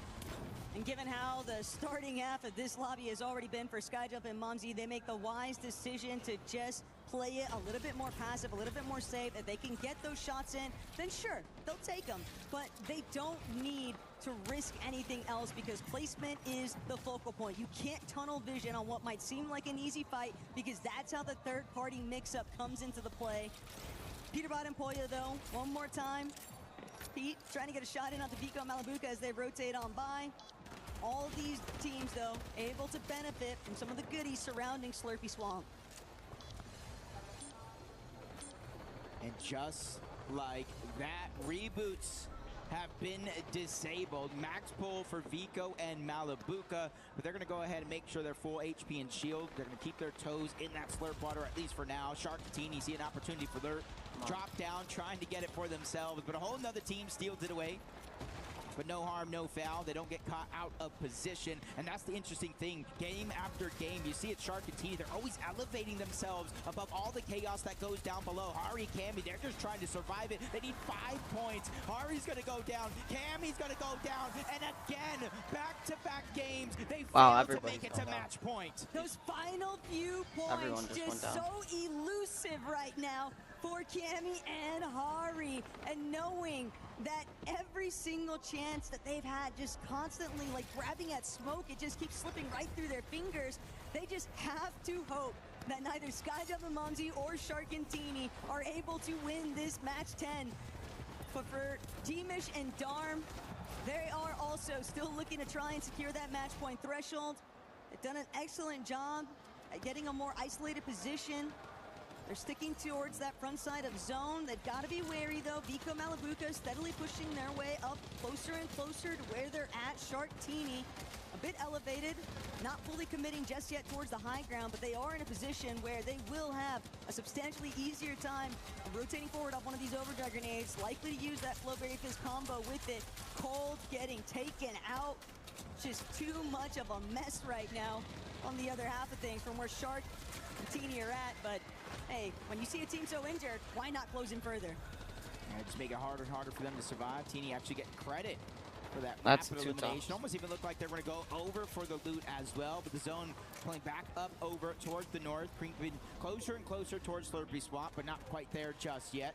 So everybody's going to have to rotate in unison, especially those that do got that max pull from the back. Salvatore just barely hanging on, 50 shield, even less HP, just hoping his teammate builds him a path that he can feel confident following up on. How many traits is it? And man, that is not good for Malabuka or Vico, because they still only need those 18 points before they hit that match point threshold. And knowing that it's only Malabuka left as a solo here in a sea of duos and just so many stacked teams in this endgame, this is a dangerous position to be in, but drawing things back in towards Shark and Teeny. Virtus Pro cannot be feeling great if they're watching this right now, Jacob, because they are currently the team in club championship standing in that 4th place position. And if Shark and Teeny win this game, the 1,000 points that they would confirm for those standings would take them from 10th place overall into that 4th place position, stealing away millions of dollars. That's not something I would ever want to be a part of. It's just too nerve-wracking to say the least. Just like Skyjump and Momsy getting to the front side of zone. They're getting pressured on one side, trying to take a whole nother fight on the next, looking up, seeing what they can handle. Shark and Teeny are going up, but they got met, they got pushed, they got punished, getting sent right back down below. Shark with a dream right now. He does get elimination. He does get a chance for the medkit to get the HP back on up. Splash is going through as well. They have survived, but at what cost? Skyjump alongside Momsy. Just trying to bide their time. They don't want to get overzealous just yet. It's difficult though when you are just functioning with so few builds, playing through that backside of zone, constantly thinking about whether or not a duo is going to open up any kind of singular shot for fire. Skyjump, Momsy doing everything in their power to try and play evasively, but the movement, will it actually be enough? They need to find a refresh, and Shark Teeny overhead, taking down Falcons, Peter, Bot, and Pollo. And they have turned the tables heavily in their favor. They're on high ground, and they have to be a team to contest them. Otherwise, they could end it here and now. Skyjump has fallen. Another match team has been ripped apart, and it's all up to Momsy if they hope to make it here, but he goes down as well. Taco, there's one team left on match point. But Swizzy and Pixie, they were already in the sky. They opted to drop all the way down, but if there was ever a team that was able to shut down Shark and Teeny, they already did it in the last lobby. Malibuca, Agent of Chaos, hoping to try and cause some problems, but even then, Malibuca with no builds sent Shark and Teeny flying, but has the damage truly been enough with this RPG overhead? Teeny's just making they cannot it choke too easy. 2 for 2, right? Using every single rocket.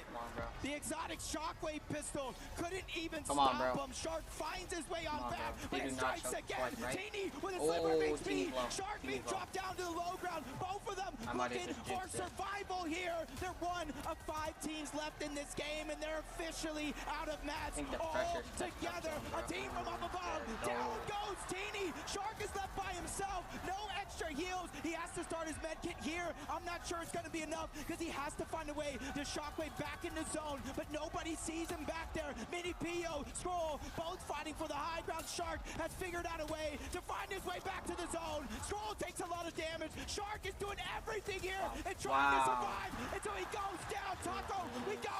Another game. Fukuda and Mini Pio, they're just trying to see whatever points they can manage to secure here, because Scroll, even as a solo, making a little bit of a bounce back here for AGAL, but it was none other than Swizzy and Pixie who ultimately stole away the high ground. They forced Shark and Teeny into such awkward positioning, and Fuku, Mini Pio, while they're trying to stand tall against the likes of Swizzy and Pixie, forcing Swizzy out into the zone. Scroll now gonna see whether he can actually solo clutch this endgame performance. This is big. This is big, not just for Scroll, but for AGAL as well. Swizzy! Swizzy is down! Swizzy is down! It turns into a 1v1 situation here. Scroll versus Pixie. This is for everything right now to rise up the leaderboard. This is his chance. This is 13 more points. He has 376 points, but he got it this game, so it does not count. So we're going into game 10. This game does not count, even if he wins. Even if he wins, let's see if he wins. He wants to fight on his own terms, but Scroll squeaks past. Pixie lands the Wow, and he won. Yo, that has to be so depressing. That has to be so depressing. Okay, chat, here's the updated leaderboard, bro. We still got Shark in first. They're in 400 place. They're 400 points. By the way, all they needed was 350, and now everyone's going in the 400s. Simply wasn't the case. Sky and Scroll, though, definitely got to be feeling pretty happy with themselves, because technically speaking, That'd be so hard. Well, Pete has a chance too. Well, no, he doesn't. I regret. Huh? Yeah, he's 11. Having a sweat watching what's taking place in this competition. And it was Falcons themselves, Peter Bot and Pollo. It was looking so good at one point or another. Not bad, Shad, not bad, but bro, the fact that bro, I wouldn't even be like, bro, I don't think Shark and Teeny deserve to win. They choked twice. They had it. They had it 2 times in a row. That's 2 times in a row they had height, and they got like top 5. Better late than never. I mean, brother, you can't like, there's no way. To be the case, better late Y'all than did never. all that work to There's get so many there, teams and then that were final just in game, dire need y'all been of choking those some last 2 games. crazy That big pressure is performances definitely here, catching Jacob, up, bro. to You try can and tell. play catch up on that leaderboard. That's 2 But games in a row. even if they did manifest every single one of those eliminations on top of a very strong placement in the end game, Swizzy and Pixie have got to be the talk of the town This right one's now. close, chat. Because Shark Chat, we're and gonna have a Team, huge for what break. it's I worth, can already they've see it, won chat. more than every single other team competing this chat, weekend. here we go, But the bro. We got a one huge break, victory chat. royale that they Sorry. need more than Got a every huge single other break. one. Yeah, that I said they've around gathered. 12. That's not a It bad just time. won't happen. It's just slipping through their fingers time and time again. And I think teams are realizing, man, their time is running out. We have to be able to not only take out these teams that Very are much on so. match point, but get to see match who's on point ourselves. That's why it was so huge for Havoc, Swizzy, and Pixie there to win the game, build that confidence, and join those top 2 teams that are already on match point, easing up a little pressure for themselves because now they get to play with a little bit more freedom in their own game plan. But when there's 3 teams that are sitting on that threshold for match point, and all 3 of them have already proven that they are capable of winning a victory royale, how does the lobby choose to respond? Because Swizzy and Pixie, they answered the challenge. They saw what Shark and Teeny were getting up to, and they immediately started to counter it. But will it be enough? Because now it's their turn to see if they can make it through. But Jacob, obviously, we got plenty more Fortnite action to come, so don't go anywhere. We'll be back shortly. My phone is about to die. Okay, all good, bro. I'll be playing games in an hour, like I said. I give everyone the time around 12. I don't know how many games I'll play, but yeah, I'll try to play.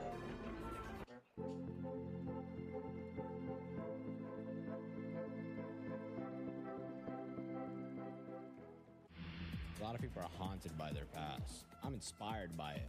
They're not just playing for themselves, they're really playing for their entire family. They have defeated their demons. They have crushed the curse. Welcome back to Fortnite Reload Championship at EWC 26. An insane game we just had, and also with everything going on here at EWC Glitter, tell us what's going on with the club championship. I gotta catch my breath. I was just running around the venue, trying to stay up to date on everything that's happening because I popped over onto Trackmania to see how things are going.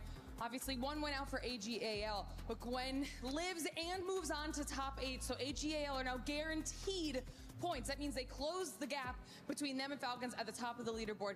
It's only a 100-point difference right now. They gotta do something to Trackmania, or if it stays as is right now with our standings, because Falcons are outside of the top 8, Falcons get 0 points in Fortnite as well, it would be a massive opportunity. Oh my, oh my. It's getting even more intense. Thank you, Glitter. I know you gotta go back and just keep on looking at everything going on with the club championship. Glitter Explosions keeping us up to date with everything. But yeah, I mean, we gotta talk about the winners, the duo that actually won this match, because now we have 5 teams, Levin. 5 wait, teams I see it. Hold on. with more than 350 points. I know I said I was excited. Wait, for this match is point. one I of know the that's not how I players. can take it. I might not get through these games. Hold I up. mean, you're just so on see edge this. towards the end. Look at it. It is unbelievable. Any one of these teams could be the team in the next game that lifts that trophy. And Levin, we're looking at 5-2, a team that you've been following, Lewa, Romero. We've been talking about Brazil. They also get in there with the match point. What a story that would be if Lewa and Romero were the ones to lift the trophy here. I mean, the last time we saw an Argentinian really shake up the world standings in Fortnite was back in 2019 in the World Cup with King. I mean, it's been quite some time since then, Kenny, but if anyone's going to do it, you got to think it's these two. And look, they already have a victory royale. So does Swizzy Pixie. So does Shark and Teeny. I mean, Skyjump and Momsy, Vigo Malabuka, they're playing incredibly well. But if they're not able to get that victory royale, then Vivid, it does not matter. 1/4 of the lobby is ready to win this competition right now.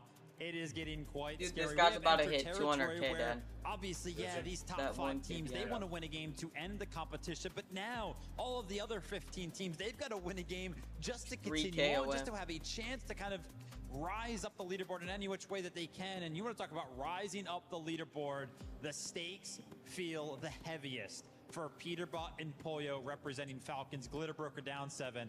I'm a little bit worried. I am a little bit worried as well. And we saw a bit of a bounce back there, too, from AGAL. They're in competition. They're wanting to get into that top 8 spot. 22 eliminations, Kelly, in that last match. They went absolutely insane. Levin, I thought for finally we were going to see the Sky and Scroll we all expected. The Sky and Scroll we all know. The Sky and Scroll that won back-to-back majors in EU. And finally, it might be too late, but I'm glad that they showed us that this is the Sky and Scroll that we know and love. Boys, where's this been all week? I mean, if you had the ability to come through and do this, it might be a bit too late, right, as far as pushing things up, but that is just, it's unbelievable. Would have been nice if they could have just lifted it up with the win as well, but that many limbs, my goodness. You know what's funny, but also not so funny at the same time, especially if you're a Sky and Scroll fan? Yeah, they picked up that 22 elimination game. Where do you think they stand? I don't know if you guys caught a quick glimpse of it.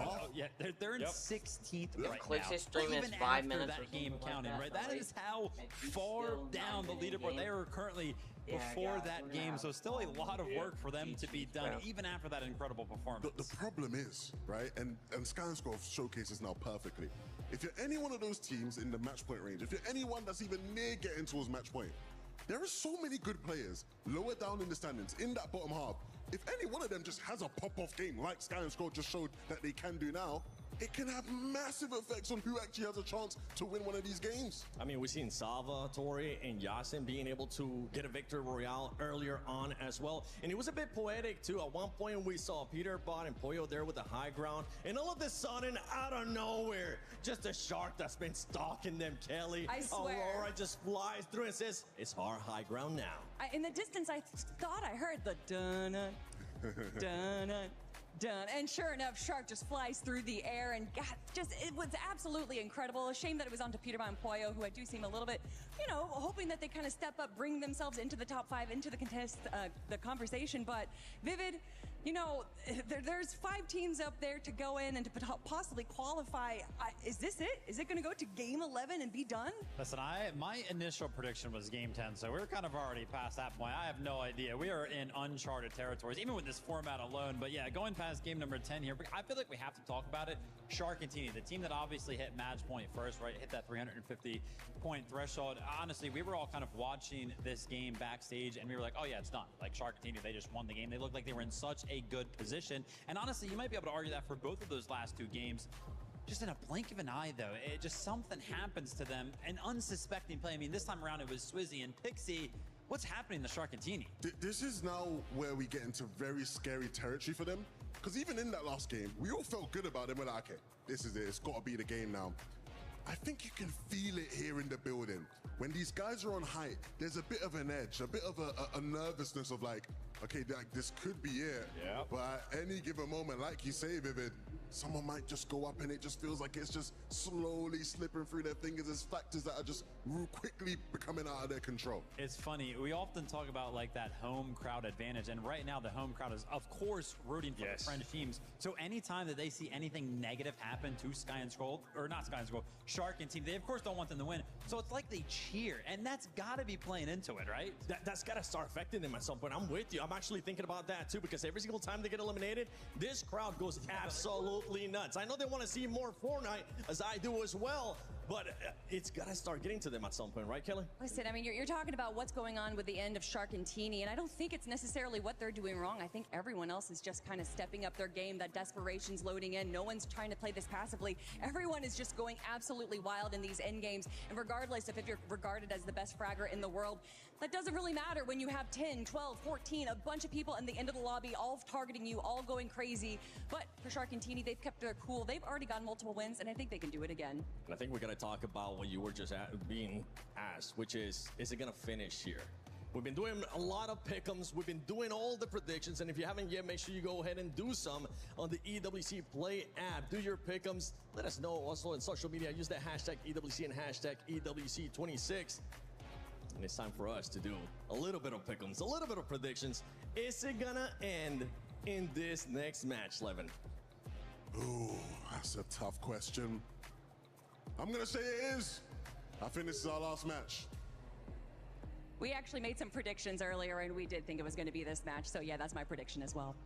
I am way too big of an NA connoisseur to ever agree with these two in that regard, because I need an NA team to at least kind of like enter the top 10 here. I mean, what are we doing, boys? I need Peterbot and Pollo to kind of pick it up. They are the ones that were supposed to be going head-to-head with Shark and TD. They can do it.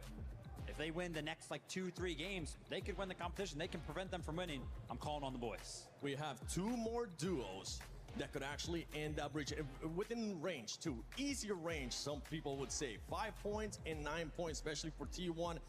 A duo that's currently in contention as well for that club championship. There is a lot of money at stake, not just here for Fortnite Reload Championship at EWC 26. It is $1 million prize pool, but with everything going on there for the club championship, that is something that I'm going to be keeping a close eye on, because for T1, for Diamond Demons, I mean, they were doing absolutely awful at the beginning of the day, but it has been a wonderful turnaround. I mean, so back and forth throughout the entire tournament, not just today, but it's Darman Demish. I think they're easily going to get points, even if they don't get any placement points, they're going to get some elimination points, and so we will see them probably reach that threshold if we don't get a winner in this next game. Yeah, there was a bit of a break there, and they were one of the teams that sort of left the stage, came back. As they were coming back onto the stage, I actually saw their coach, Sven, and he was giving a lot of instructions to Darman Demish. He clearly had a lot to say, a lot of input to give. Again, they're going to be one of those teams that pushes in. But look, Seven, we're at the point now where there's so many teams on match point. There's going to be so many different teams we're having to track in this final endgame. You know, you might be a Darman Demish thinking, okay, let's do enough in this game to really solidify ourselves and get into match point and get into the fight. And the competition's passed you by, and it's already done. And there we have it right there. I mean, the top 5 teams that are currently in that match point, Vico and Malibuca. We've been seeing Vico being so happy, and I think he's going to be happy now that he's at match point as well. But for any of the other duos, Vivid, that are currently not in match point, which one are you going to be picking, or are you going to be keeping a close eye on that they could end up just causing a bit of a heartbreak here and sending us to another game? Listen, obviously, I kind of already talked about it. I wanted to see Peterbot and Pollo do well, right? Khan and Victor V representing NA West over there with 322 points. It was a 5th place, 3 eliminations for them coming out of that game. So, hey, listen, 8th place right now. Maybe they can kind of cross that threshold with a win of their own here. You just got to hope for somebody NA. We gotta hope to see if Peterbot and Pollo are gonna be showing up, or any of those top 5 duos are gonna be ending it here. It could all end here, or it could end up going one more match, as we're going to be sending it over to Mini and Monster. 5 teams in the running. Is this the final game of the day, of the tournament? Or will we go one more? Statistically, Monster, we've got 5 teams here. There's only 20 in the lobby. You got to think that one of these teams is going to take it. 25% chance that the tournament ends here. I don't know. If I was a betting man, I wouldn't go with those odds, you know? I would assume that Peterbot and Pollo, not being, again, one of the teams in match point, can still do some miraculous things. They can obviously still win games, as can some of the other teams. Skyen, Scroll, Golden Rapid, Acorn Bolts. Listen, I'm not counting out the boys from NA. I'm here to be a little biased, as I'm the final hope for us to at least get to Game 12 for some new teams in the contestation.